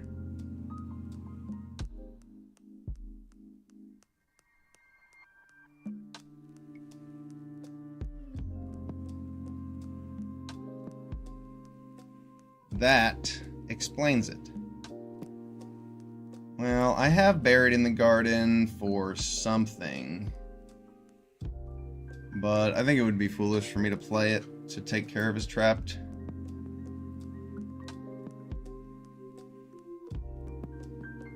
Get another green mana.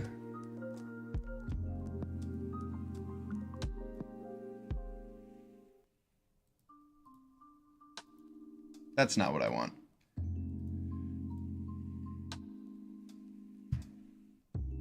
I mean, yeah, Llanowar will be fine if he plays a threat I need to Bury It in the Garden, but I'd rather just draw land.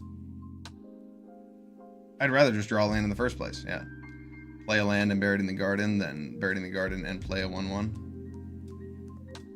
Oh, is he going to gift me a card so that I can... No? Yeah, alright, that's a good trade.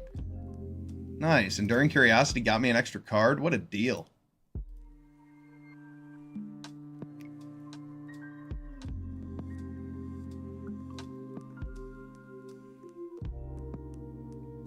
My opponent's going to counter Lumra. Nice, nice, nice.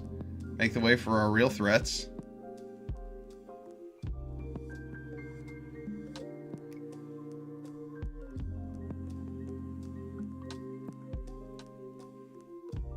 How many counter spells you got? Not enough.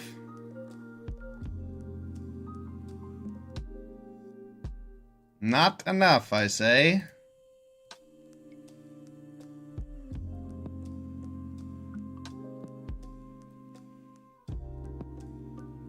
Ooh.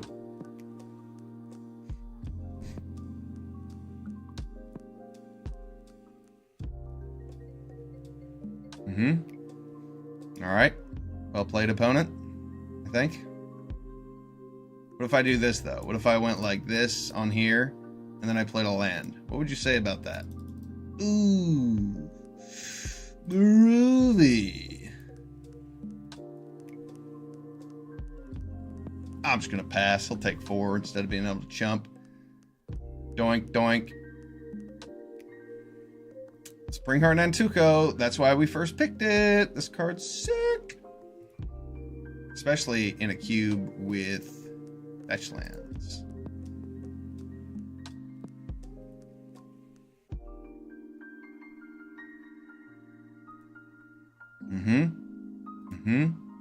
It's too late.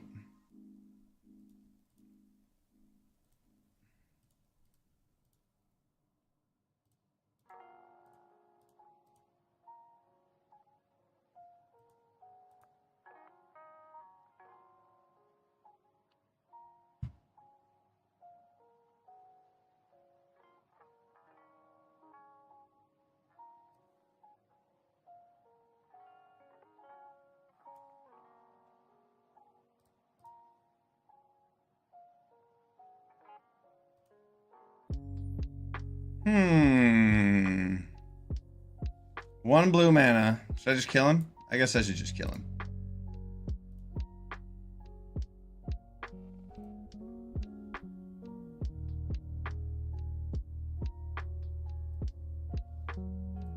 Good game.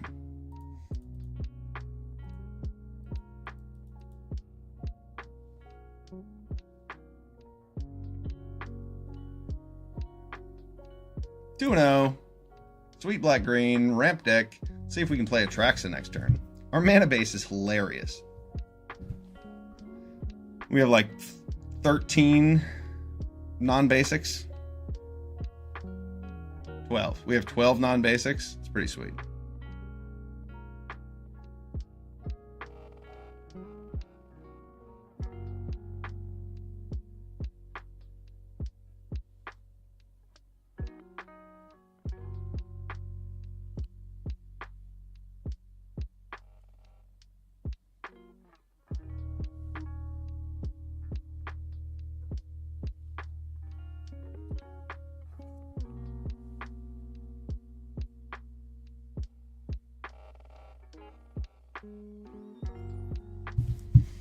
All right, what do we have here? A turn 1 overgrown tomb with Forsaken Miner into Innkeeper's Talent. I like that. Though this might need to get a white. Do I have Indatha Triome? I don't have Indatha Triome, so I'm just gonna get the black-green land because I need black. I guess I could take black-white to make sure I can play Selvala. And I just don't get the immediate boon from Innkeeper's Talent. But I think it's going to be worth it. I think getting a 3/3 on the board, on the play, on turn 2 is going to be pretty sweet. And then it's going to have Ward, and it's going to be huge. Not having the white mana might hamper us, but we'll see what happens. I wanted to be aggressive, and this is certainly accomplishing that goal.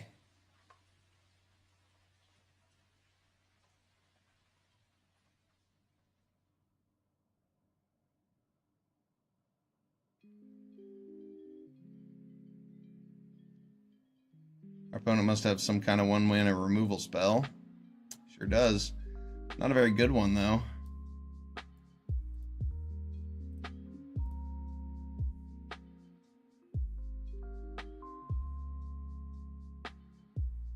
Should I get in for more damage or have my priest be thicker?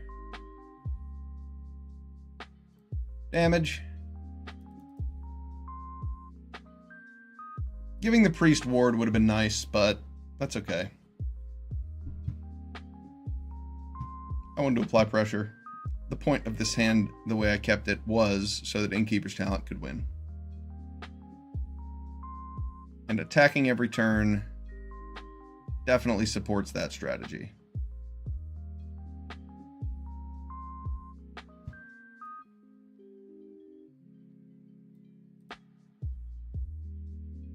I think hitting this is better than Key to the Archive. I mean, this is just really strong. I just get to attack in for 5. He can't do anything about it.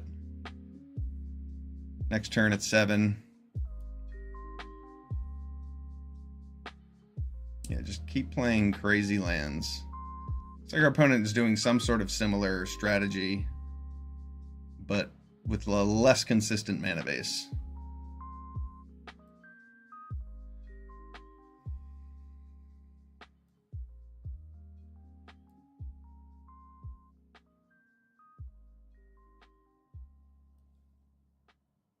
This only gets tapped white sources, so I don't need Selvala.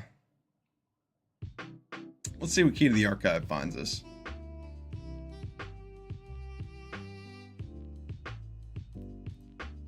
I'll take a Time Warp. We'll discard Selvala, drop a land, and get some attacks in. He's got 4 mana. Which isn't enough for Wandering Emperor to do anything mean. Ooh, Arresto. He can double block the priest. That's pretty strong.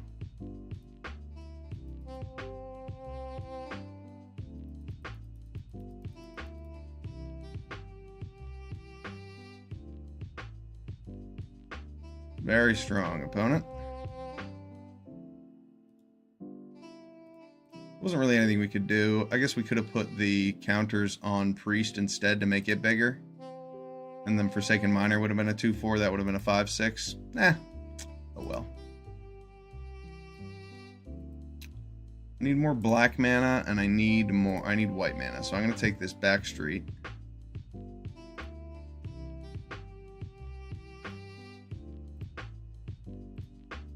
I guess I could put that in the yard. I don't need it. I can just cast Vaultborn Tyrant next turn. And then I've got a Time Warp up.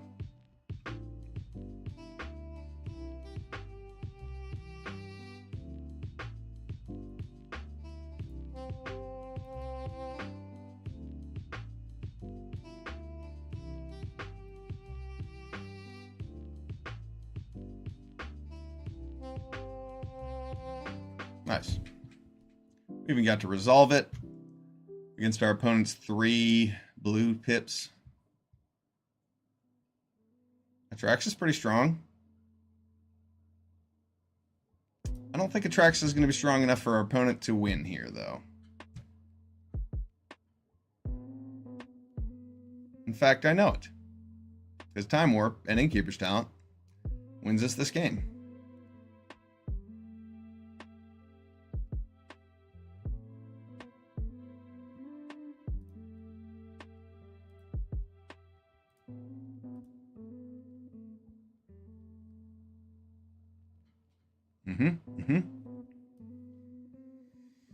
And it's a good game.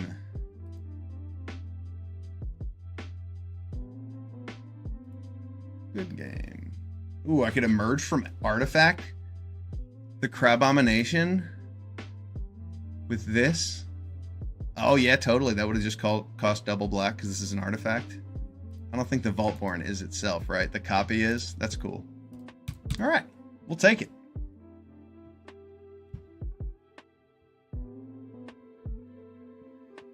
Three and 0. Let's get 4 more wins. Claim our second trophy for the day.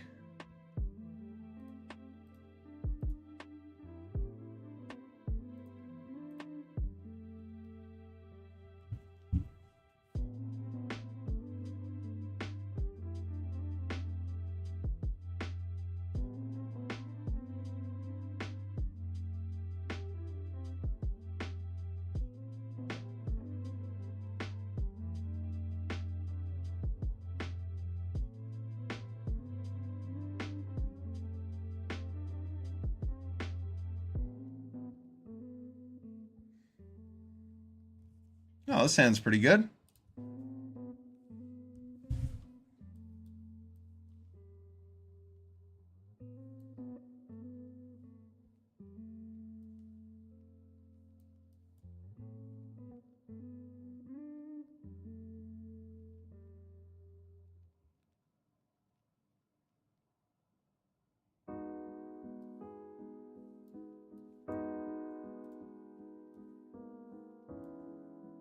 Yeah, that's good enough. It's a tapped land, but we have a lot of those, so we're used to seeing them. Next turn, we can play Glissa and a tapped land, and without using our food token.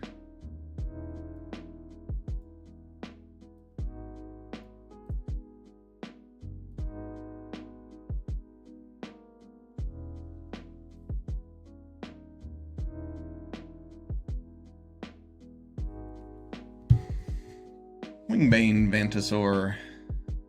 Savage Stomp is definitely a way to kill Glissa, isn't it?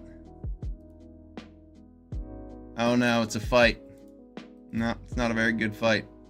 Glissa is not something you want to fight with, unless you are indestructible.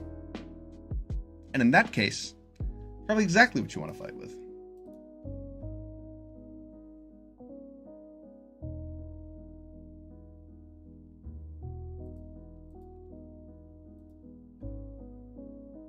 Now, I do not want him to resolve an Elesh Norn.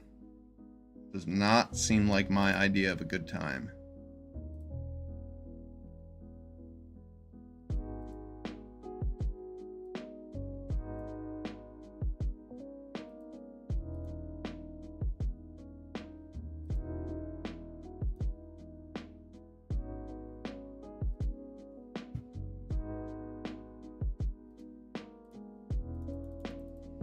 I guess I should have attacked and drawn a card first, in case I wanted to play a 6-drop, but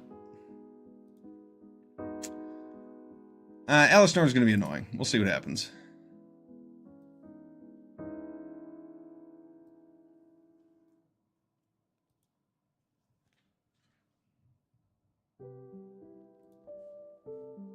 He probably just drops Elesh Norn here, hoping that he can double key to the archive next turn, maybe. Yep. I mean, all of the cards in our hand are ETB effects.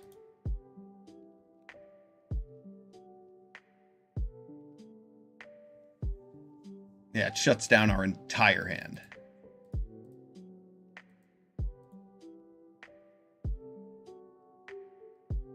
Oh, whoops, that has reach. That was quite a throw.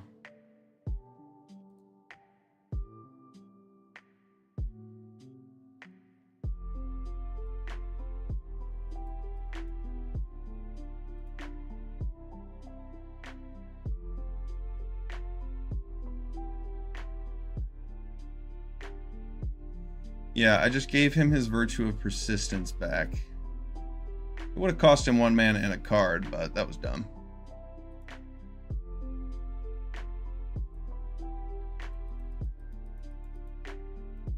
Elesh Norn's so hard to play around. We have some removal spells in this deck to get rid of it, I think. Maelstrom Pulse in this deck? I don't know. Most of our cards are ETB effects, so this is very bad. Yeah, I let him ramp up too with that progression. Attacking into the Vantasaur was dumb.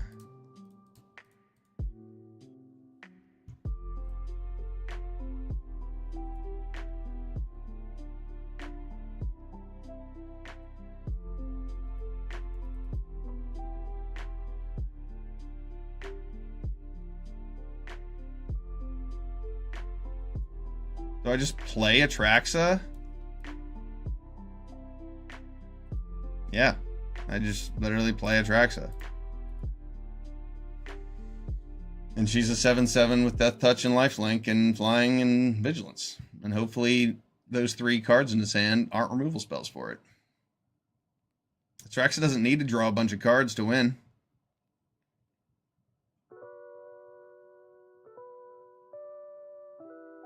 Yeah, lucky opponent.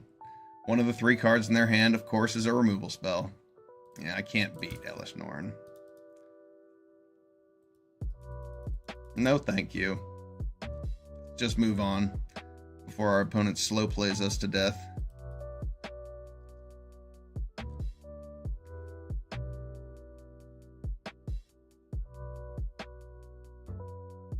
There was nothing I could do about that Elesh Norn. I could take it from his hand with Deep Cavern Bats, and he just gets to kill my Deep Cavern Bats. I guess in that event, I get to untap and play the Perforator Crocodile if I just take the Elesh Norn.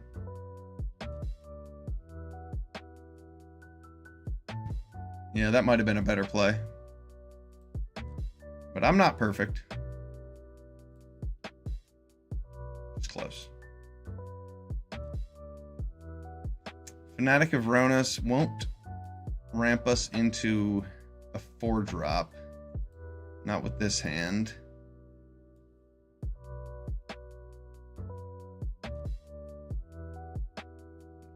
Yeah, I should have played the Priest into that.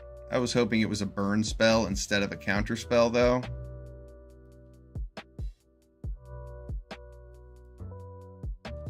He has nothing else? Yeah, that sucks.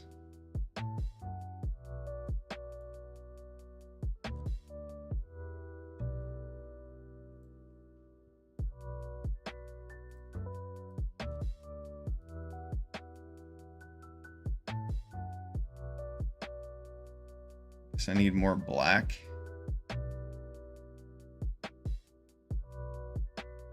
I mean, I guess I have Attraction in my hand. I should probably pick blue.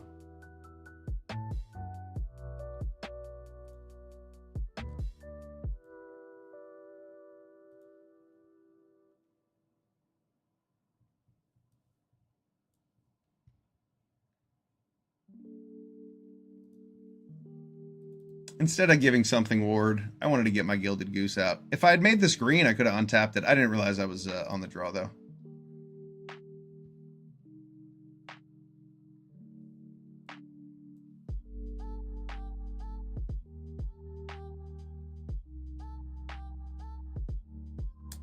It's an interesting play.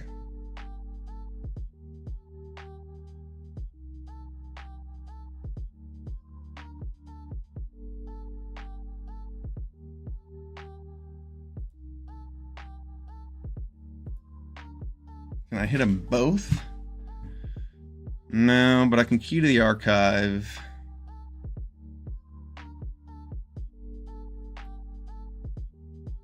Or I could Fanatic of Ronas.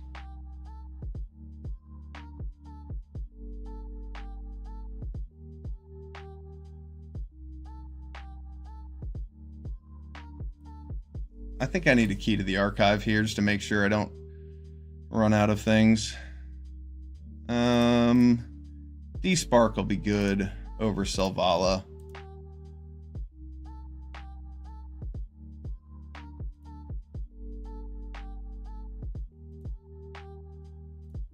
Now this can't deal 3 damage or 4 damage to something. There we go. He gets to ramp up into something fancy, maybe an Atali. Grenzo, that's a good one. Good thing we have this Despark. And most of our best creatures in our hand. Imagine him taking Atraxa with that. Oh no! So he gets to take our Despark now? Deep Cavern Bat, it's quite a rip with Grenzo. Disruption? Brutal.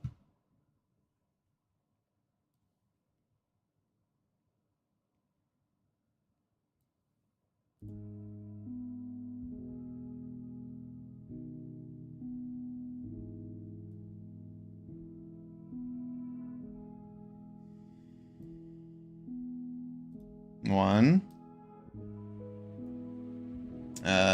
Probably Crab-Omination and Enduring Vitality. I only get 3 cards.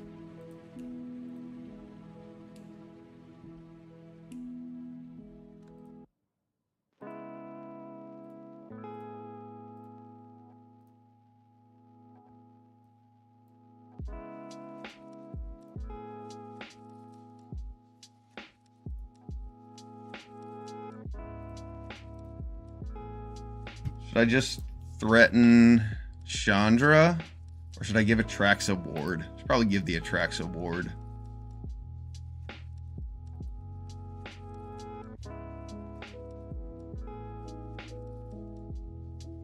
Though threatening Chandra does seem strong.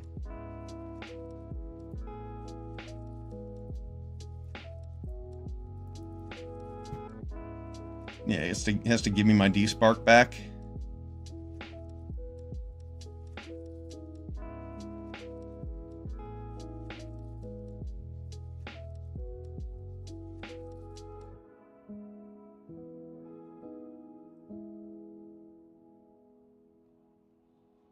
I couldn't have done that in the other order because I only had 7 mana. So I needed that 8th mana after Atraxa to give it ward. I guess I could have just given the +1/+1 counter and attacked. Yeah, I didn't need to give it ward first.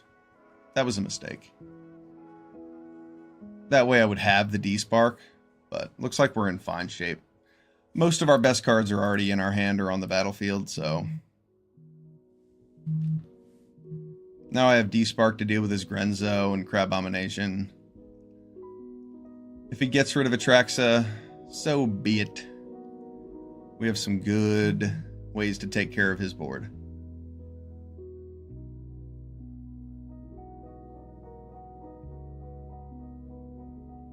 Yeah, I mean, Grenzo's gone. It's a deal.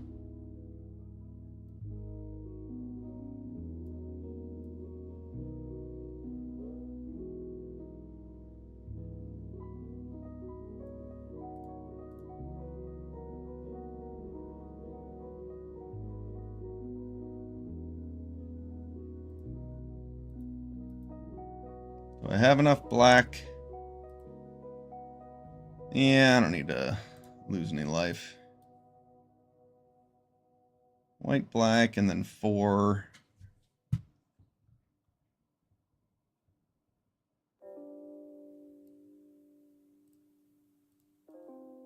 Yeah, this is going to be harder for him to deal with than anything else.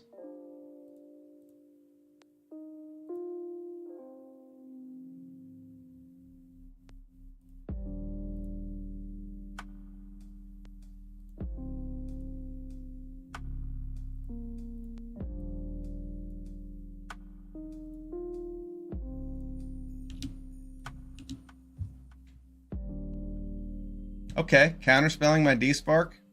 You can have Chandra, friend. No problem.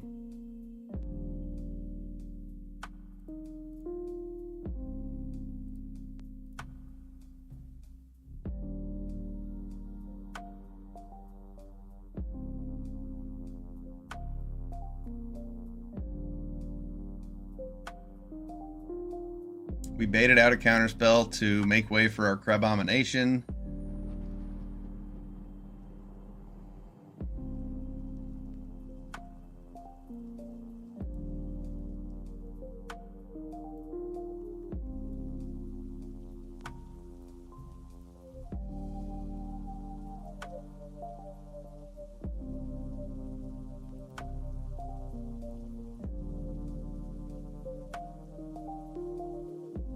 As long as my opponent doesn't do anything, I might as well just play these creatures that don't matter. You can't counter that.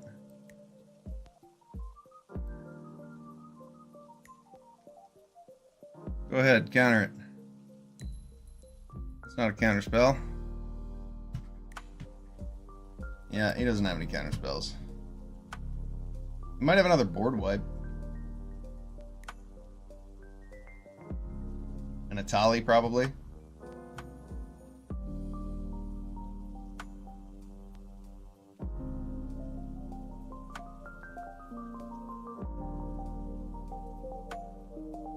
Indeed, Atali.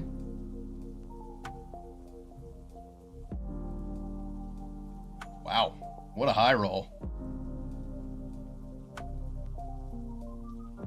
Wow.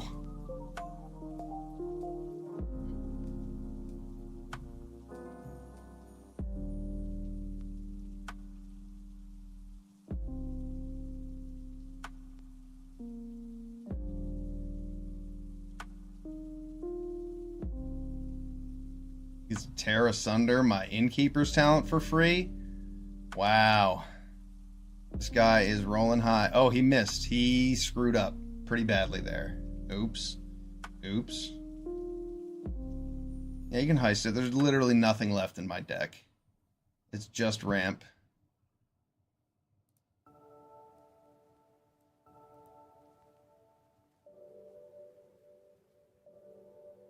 My opponent has done a lot of heisting. I could do without it. He only has one card in hand.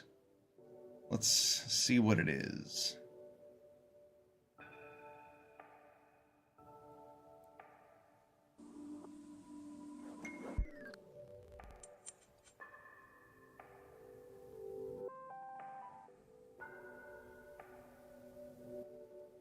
Yeah, Tamiyo is not very good for us.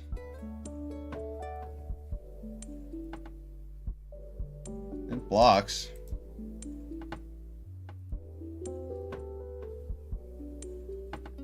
I mean, it's a flying thing I can put counters on.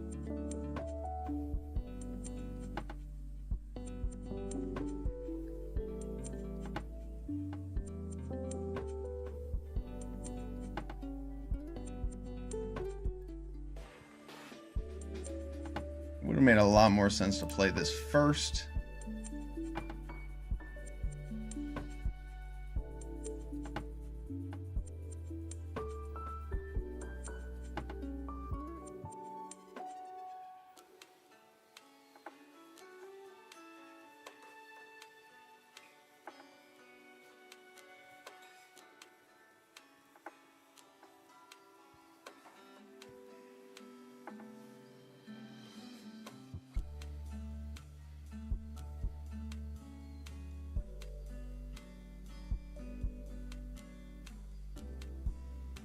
If he wants to transform Italian and attack in with everything, I have Buried in the Garden. I still have my Innkeeper's talent. Lumra. Yeah, that card's pretty good. My opponent's about to get a lot of lands.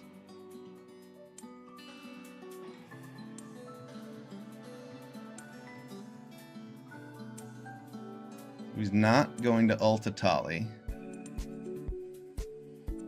He's going to attack me.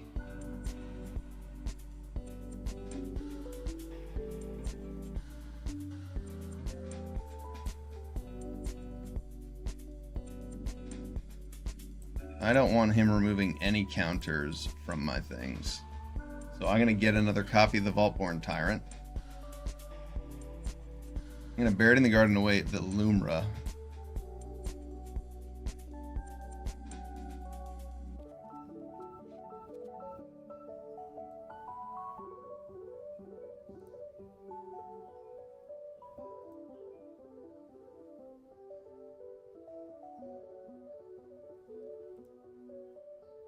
You might just be dead on board here.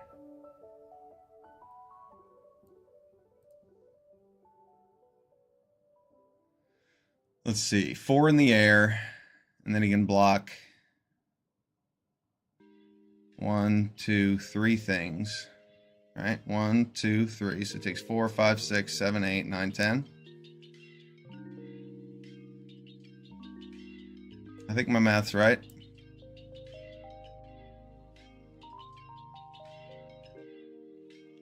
Because he blocks this, this, this, and takes 10.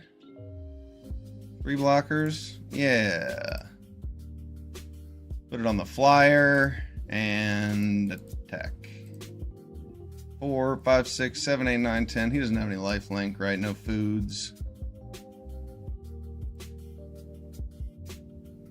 We are golden.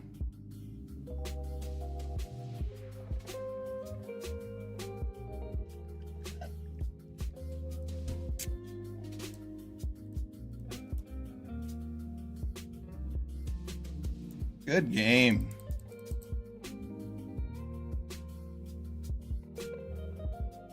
Had him with Xaxes. All right, 4-1. Let's finish up our trophy with a few more matches.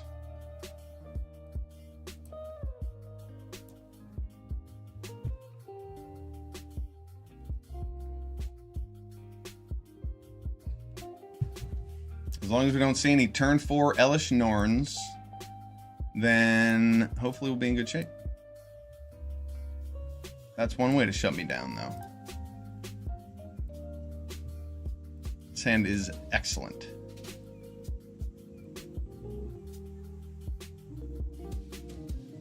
I'll keep that on top. We have quite a curve here.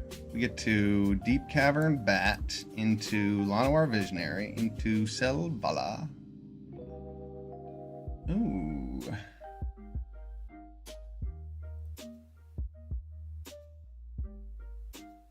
Watch our opponent high roll with their underground mortuary right here. Surveil some huge creature into the yard. No, okay. It's a close one. Llanowar Visionary will be good.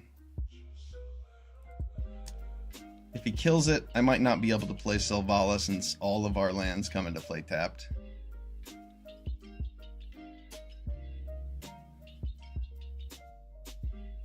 Okay.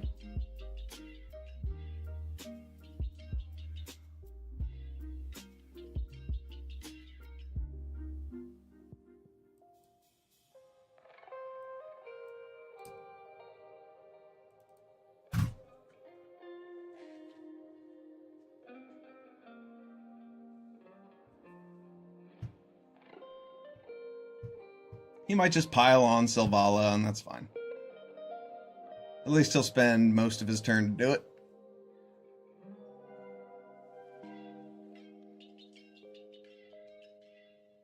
Okay.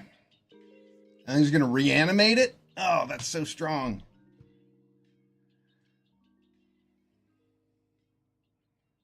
If he reanimates my Selvala, then he's going to be in a really good position.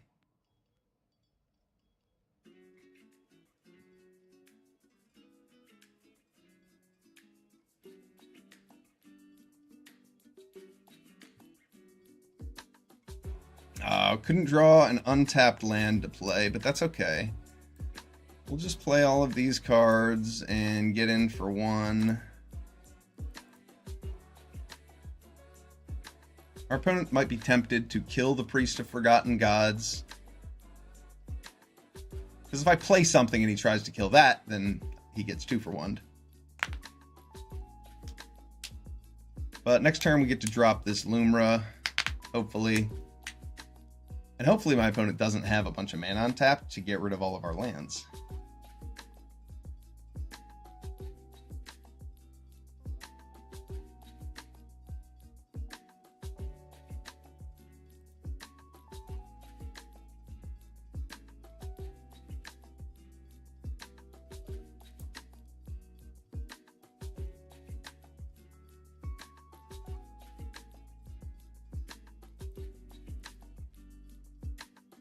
What's up, Dopia? Dopia? Dopaya? Papaya, Papaya, Yeah. Selvala's pretty good against Priest of Forgotten Gods.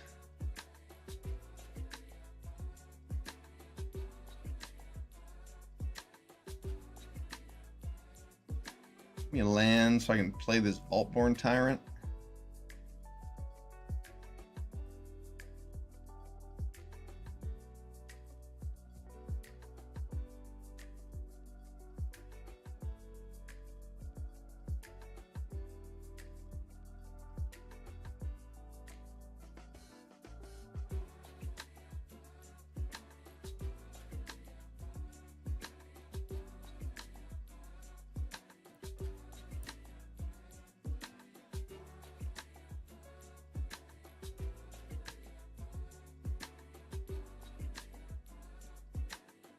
I really could have used another land.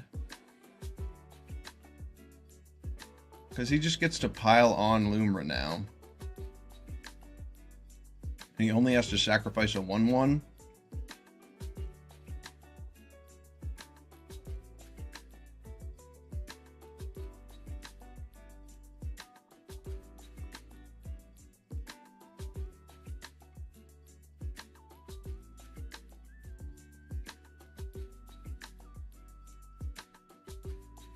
I want to get an attack in with this Deep Cavern Bat before he piles on this Lumra.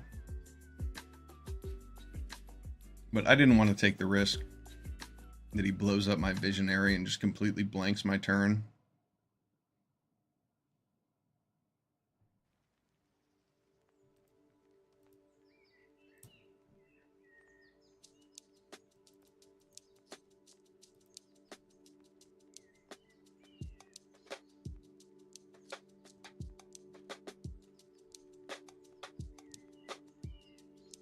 It's like our opponent forgot that he had priority and it timed him out.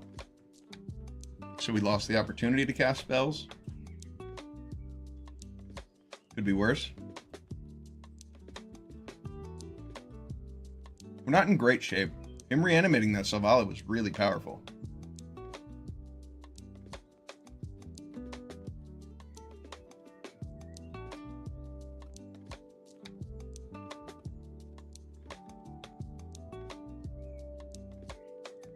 Seems like my opponent may have disconnected. I don't know. Maybe they're on a cell phone, on a busy street, don't have any service. They're back.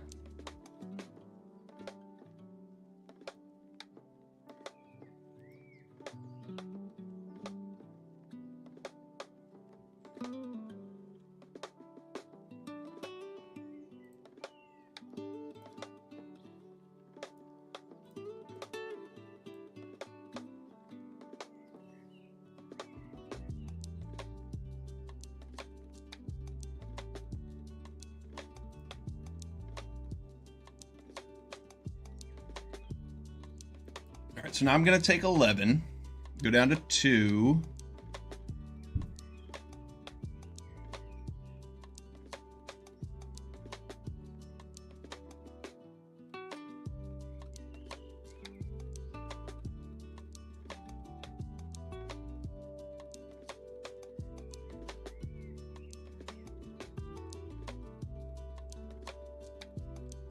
Can this keep me alive for an extra turn?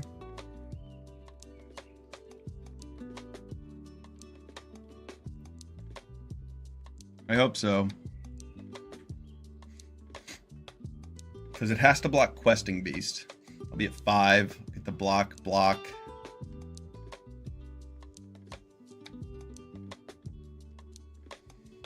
Deep Cavern Bat can block a Selvala. I don't know if I should attack with it.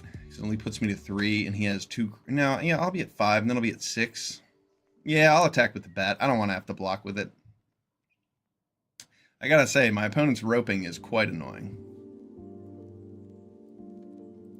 I don't think this has anything to do with disconnecting. I think they're actually just roping me.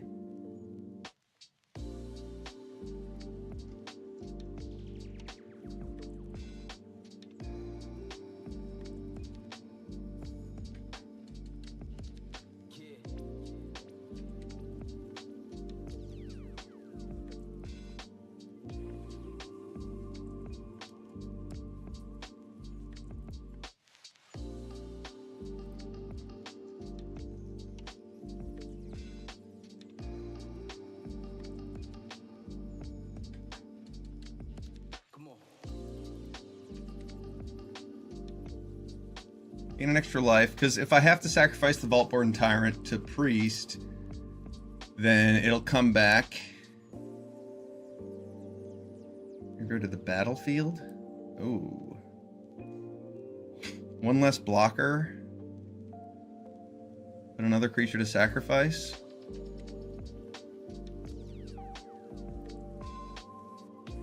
Don't mind if I do. Oh no, he has the Keen-Eye Curator.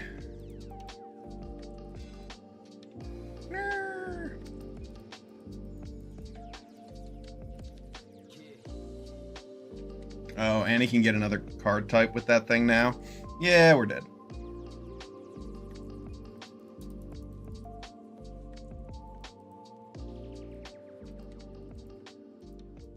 Our opponent's roping distracted me enough to make me misplay. Well done, roping opponent. Your strategy of toxicity has worked.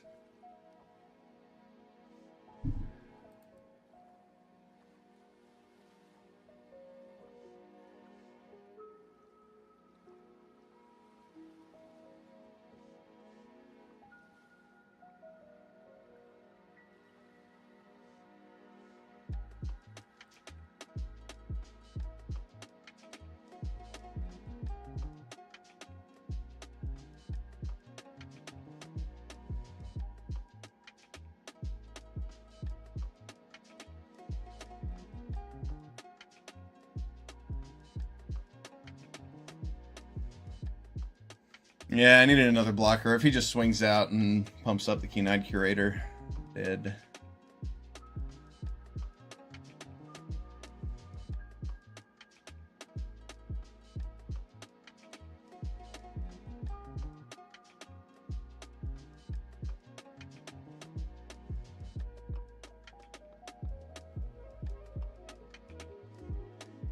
It would have been nice to have another creature to sacrifice. Forgot about his Curator effect being open with Selvala mana.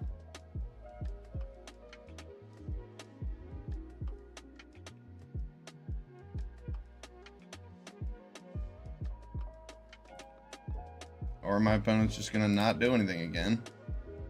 Alright. The deal. So now we need to get rid of Keen-Eyed Curator so that we don't get trampled through, probably. Or that Eladamri so he doesn't play more cards. We definitely have some options. I'll hit this Key to the Archive first, maybe. No, that doesn't make sense. I want to get the extra mana from my Buried in the Garden land. But what do I need to hit? Keen-Eyed Curator is actually a problem because it has trample. I actually have answers for the rest of them.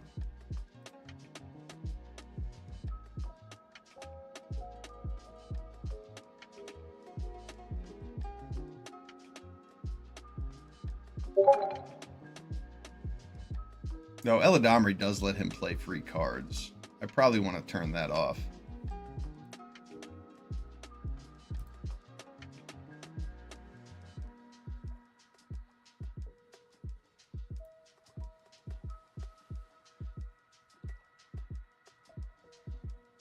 Multitasking with Arena. Not recommended.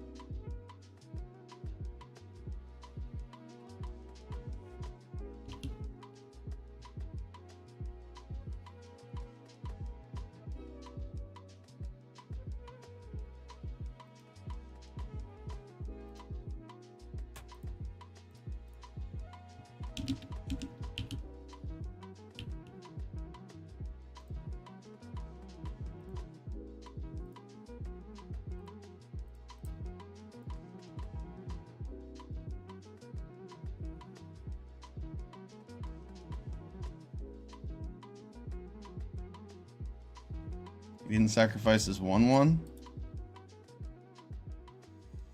Now we can get rid of Questing Beast, I guess.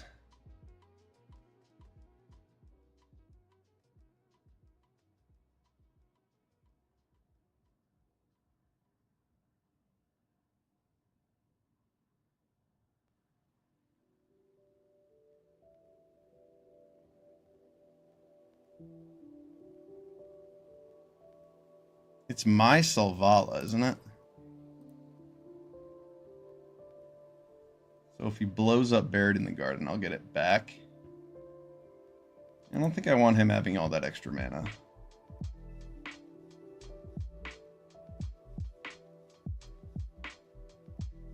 Yeah, I'll gain a bunch of life off the Vault-Born Tyrant with this, so that should put me in a good position. Enchantment. Creature.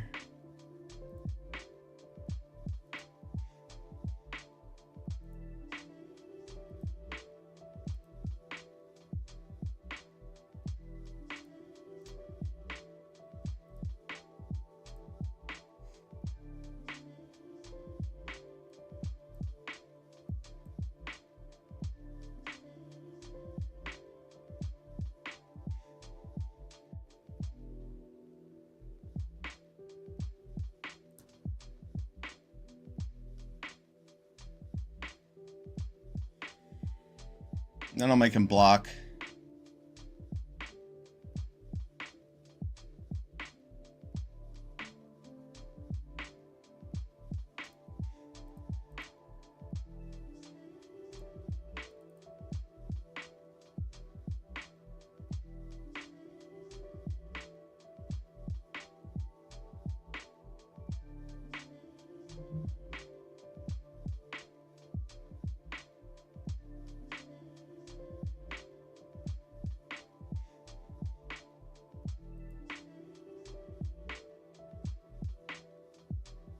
can keep Eladamri.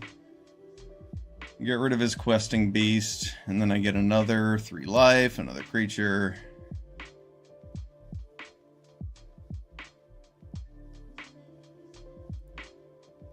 Our opponent missed lethal at some point because they just disconnected.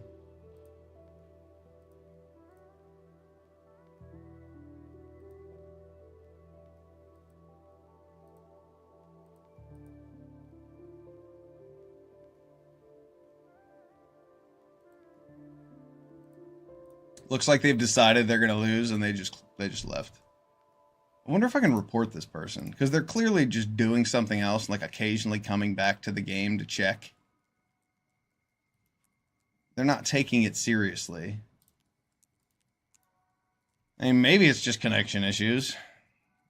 Maybe it's just connection issues. Yeah, I don't know. Who knows? It's boring anyway. You get a snooze emote. Good game. Get wrecked. Get wrecked, Roper. 5-1. Let's get a couple more wins and close out our trophy. This deck's sweet.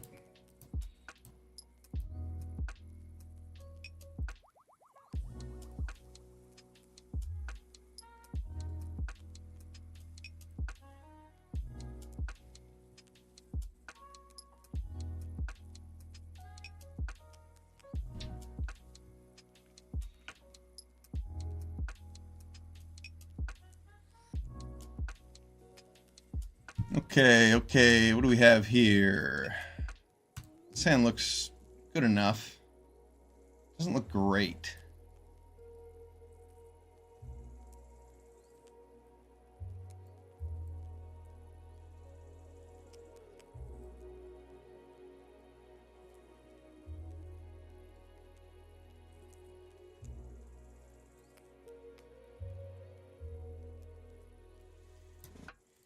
Considering keeping the Heath until I have an Nantuko, but let's just get one of the tapped lands from our deck out.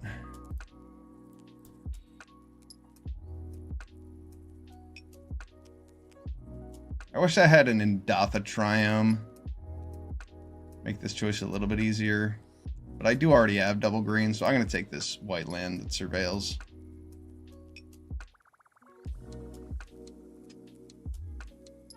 Oh, nice. Perfect card to throw in the yard. We never wanted it. This is primed to get countered. No? Alright, cool.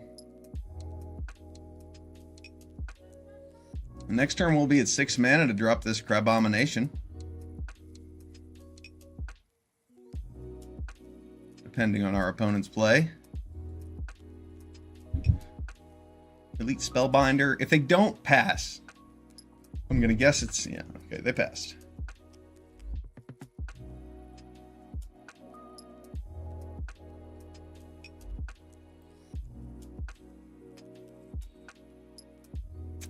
I'll play a fetch land and Gix.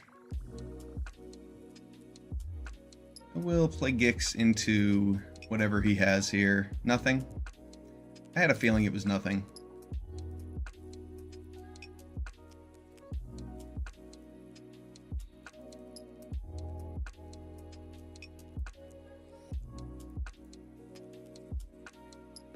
And we can just get one of these Triomes from the deck.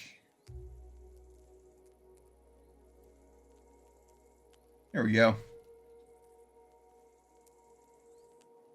Next turn we have 7 mana. Our opponent has to do something about our board. A Wrath of God would be strong. Get rid of all of our mana sources and our Gix.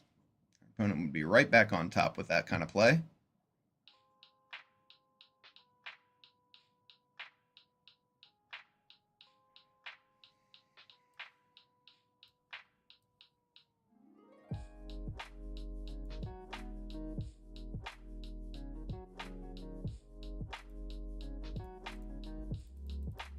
I will offer this trade for the Stoic Sphinx.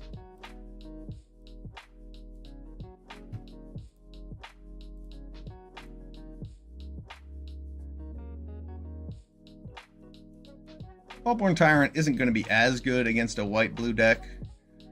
where he's going to be exiling a lot of things, but yeah, Sunfall pretty good against our Vaultborn Tyrant there. That was lucky of our opponent. Crabomination with Sunfall is not great. I think that I'd be better off Deep Cavern batting away whatever he has in his hand and Key to the Archiving. Crabomination could get something good, don't get me wrong. You know what? Let's try it. He's tapped out. Let's crab.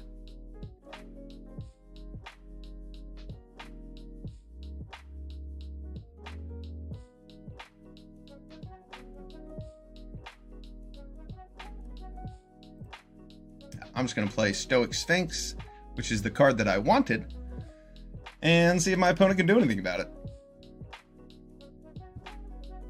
Now I have a creature that has hexproof every time I attack.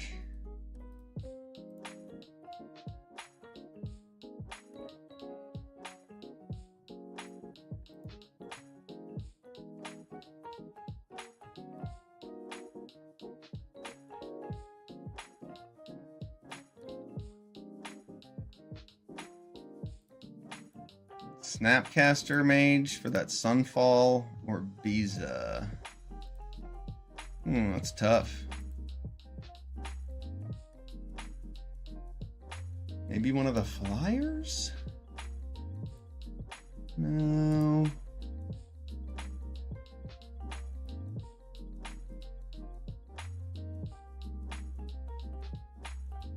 Huh. Snapcaster Mage for Sunfall. Just make sure that he doesn't have the ability to do that.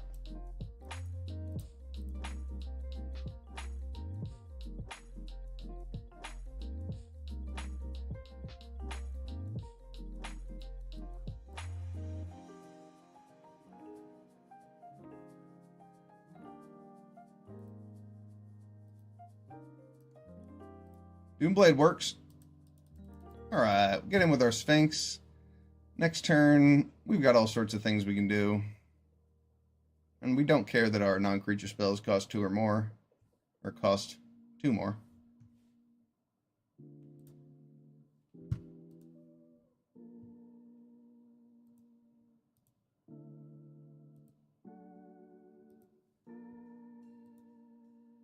Sarah Paragon.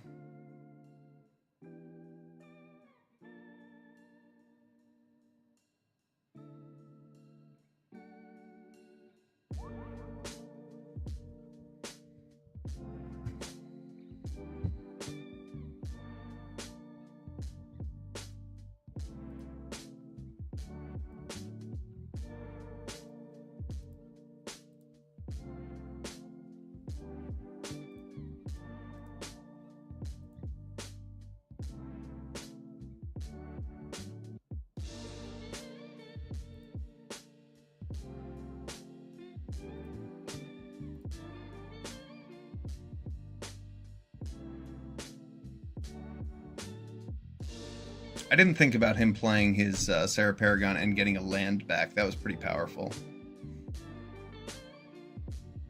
But I got rid of his Sarah Paragon with my Restless Cottage so that he couldn't get it back with Elspeth Conquers Death, as you saw there.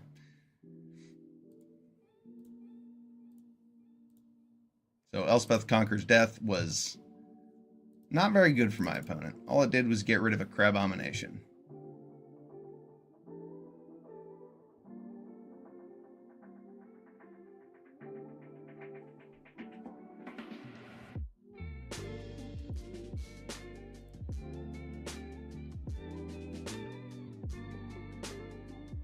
Tear asunder his Visa to keep the pressure on.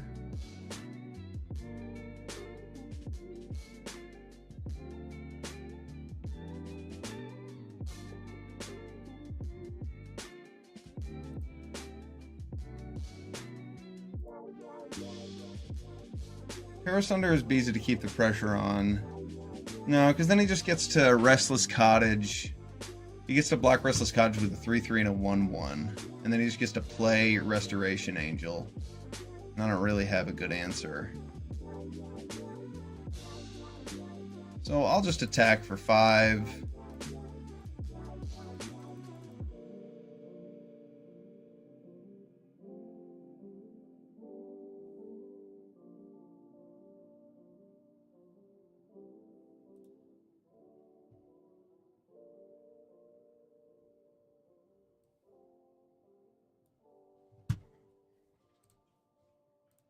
Our deck is just straight heat at this point.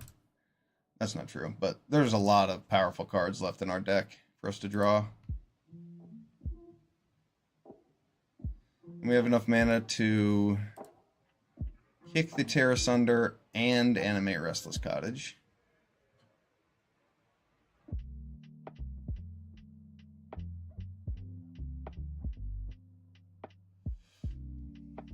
I assume my opponent plans to block with the Ledger Shredder and then blink it with the Resto.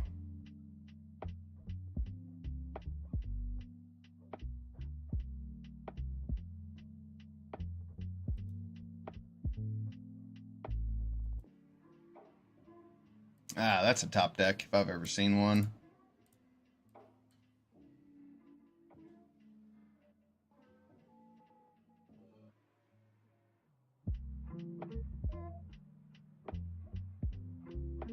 Oh, my opponent has a counterspell. Wow, what a perfect time for that counterspell, opponent. Lucky you.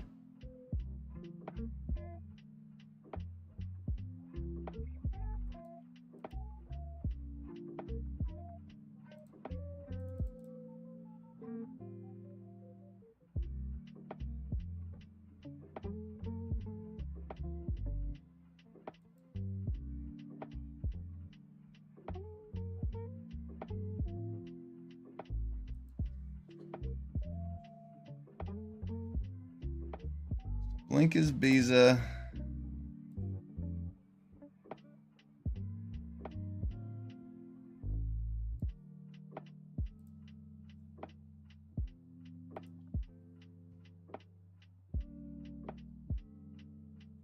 Oh, that's my second spell a turn? Oh no, I'm screwed. Ledger Shredder's so good. Whew, that was close.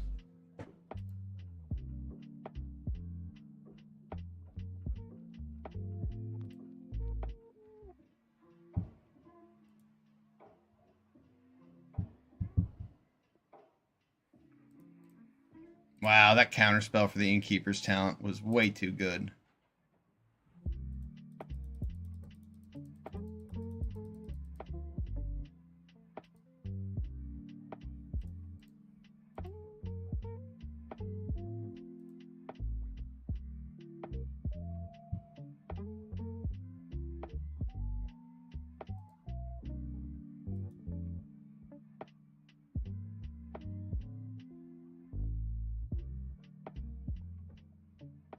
He either needs to cast 2 spells, pump up Ledger Shredder, or just play a bigger flyer. That Biza is strong.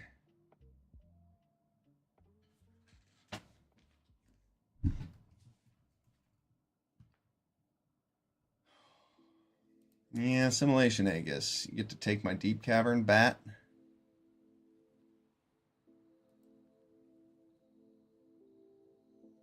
And then make something a copy of Deep Cavern Bat. He gets to put it on that thing with 3+1/+1 counters.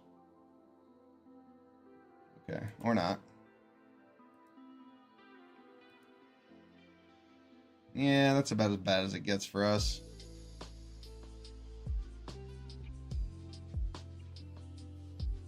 Now he has Snapcaster Mage to get back his Sunfall. Deuce.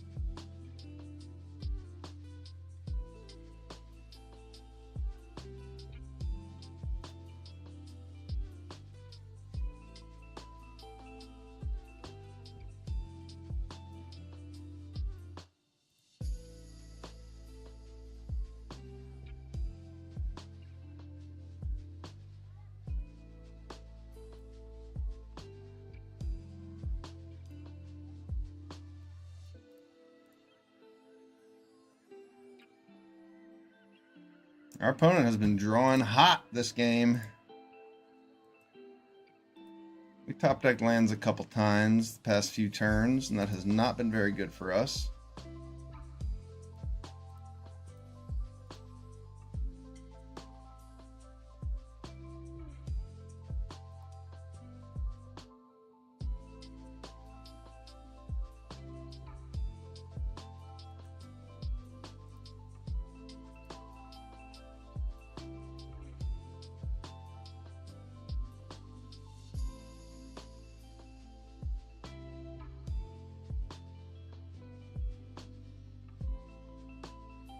Now he has Snapcaster Counterspell too.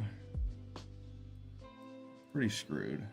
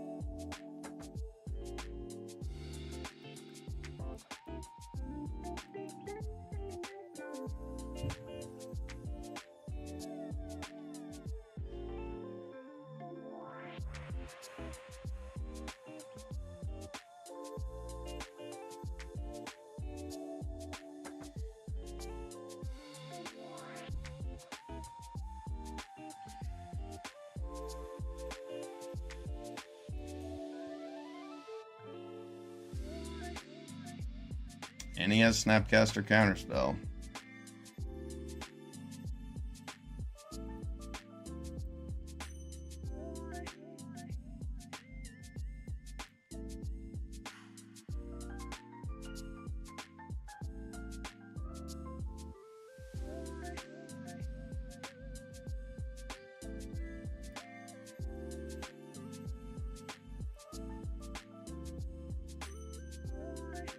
This guy has several suboptimal picks in his deck, but for the most part, this deck's pretty good.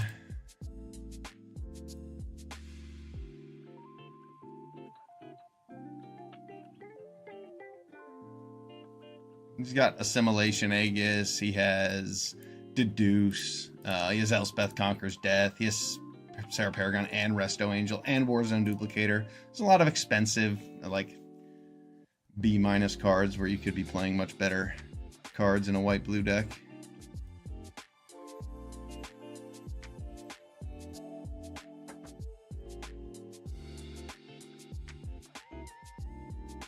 That's sure to bait out a counterspell.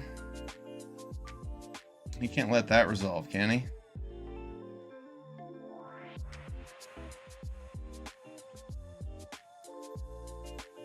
Wow.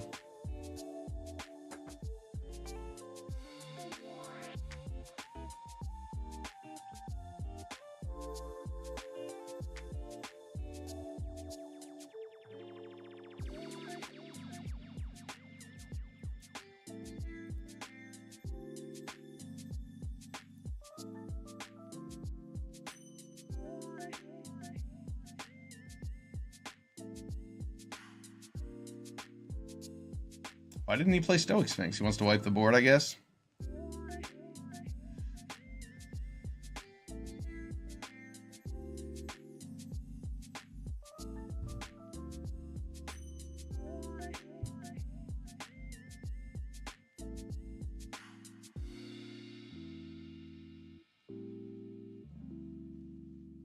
About to fall asleep. This guy is so slow. There it goes. There's the Wrath.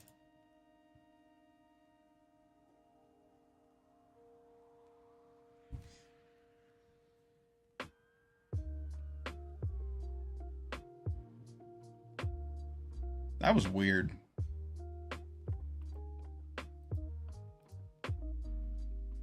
I don't get it. 1, 2, 3, 4, 5, 6, 7, 8, 9, 10, 11.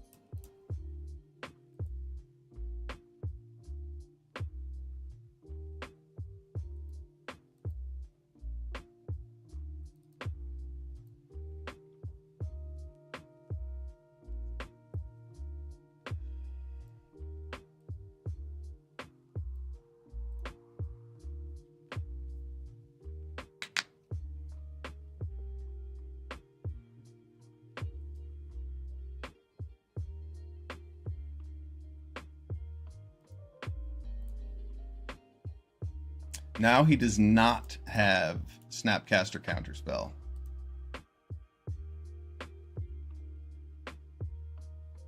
He does have Snapcaster Fading Hope, though.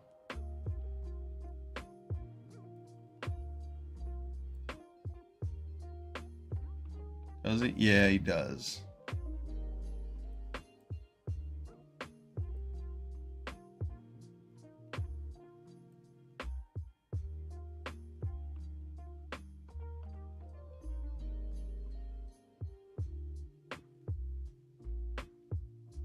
Probably Sunfall here.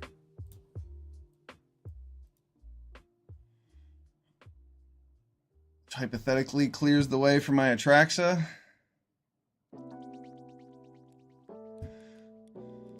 Hopefully my opponent didn't draw something awesome.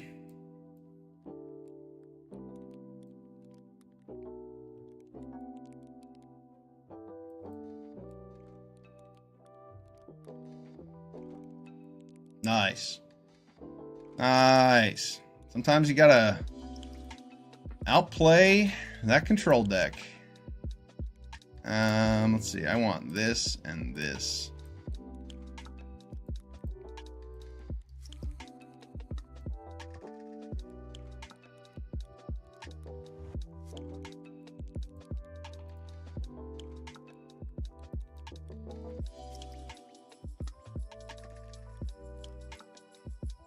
Get a Scry with that.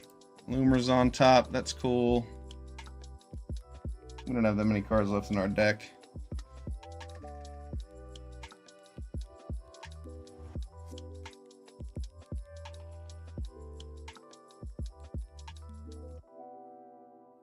Overlord. All right.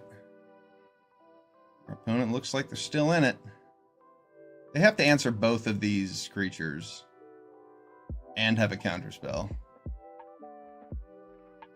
Now there's one answer.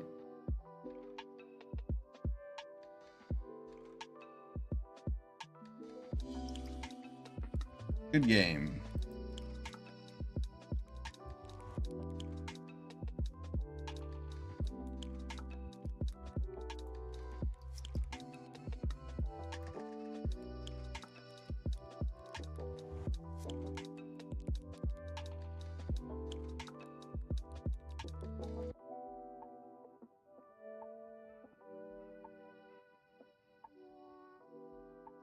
Good game. Man, that was a long one. What time is it? Jeez. White-blue control. Sometimes the games take a long time. 6-1 with our awesome ramp deck. Let's get our last win and claim a trophy.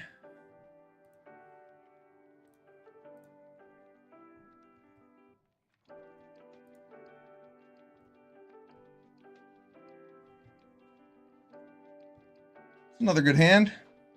Have we ever mulliganed with this hand, with this deck? Our mana is so good. I don't think so.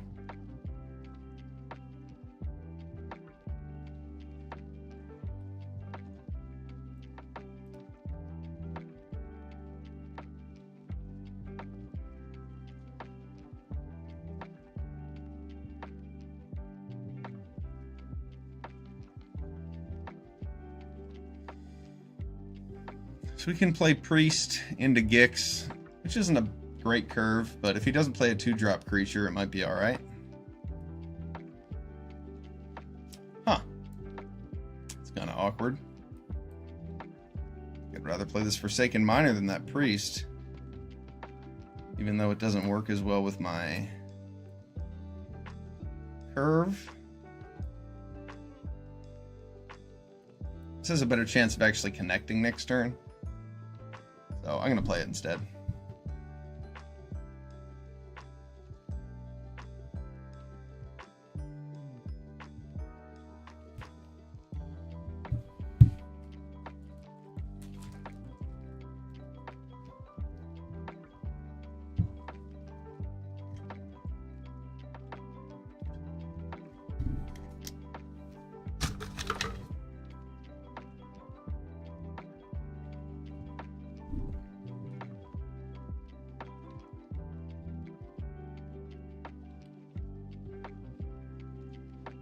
Alright, well, I don't want to just play Gix into my opponent's open mana.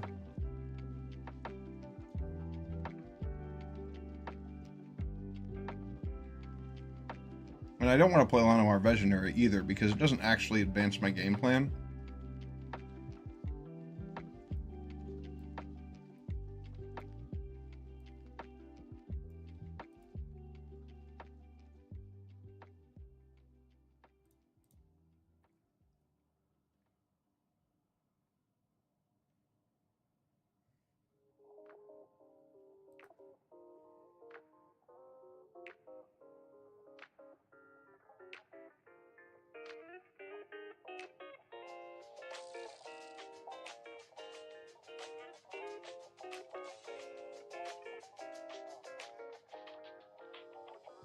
Alright, opponent. That was pretty cool.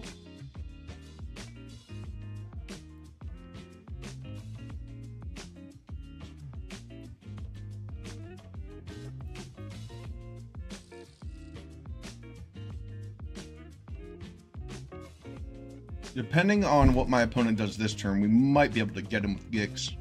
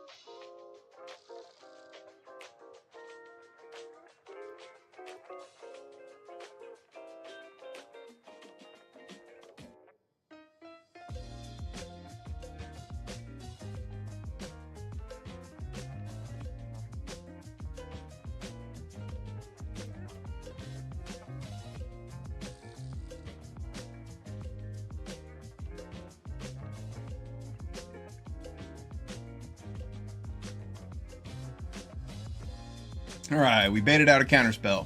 Excellent. That's what we wanted. Mission accomplished.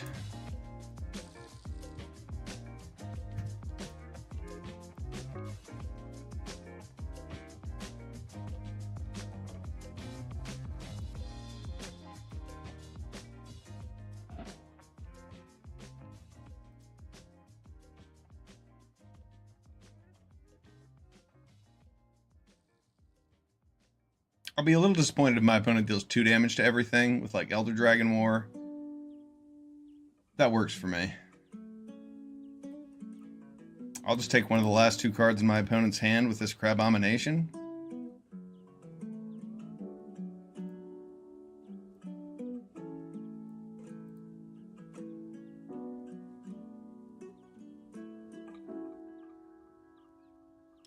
That a Time Warp? Nice.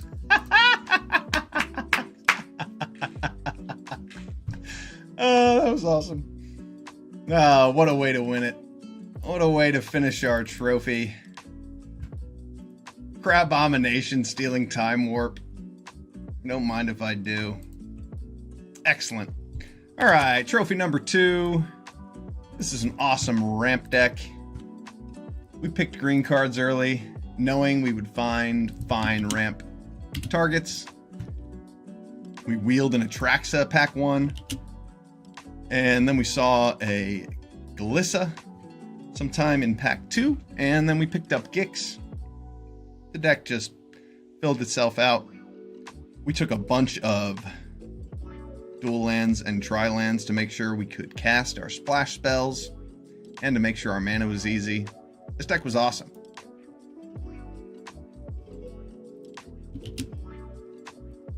Alright, I'd say that's enough magic for me for the day. We'll call that 2 trophies. I went 7-1, 7-2, and 3-3. Pretty good day. 17-6. I'll take it. I'm Felonious. That was some drafting. I appreciate you being here, and I'll see you tomorrow. Peace.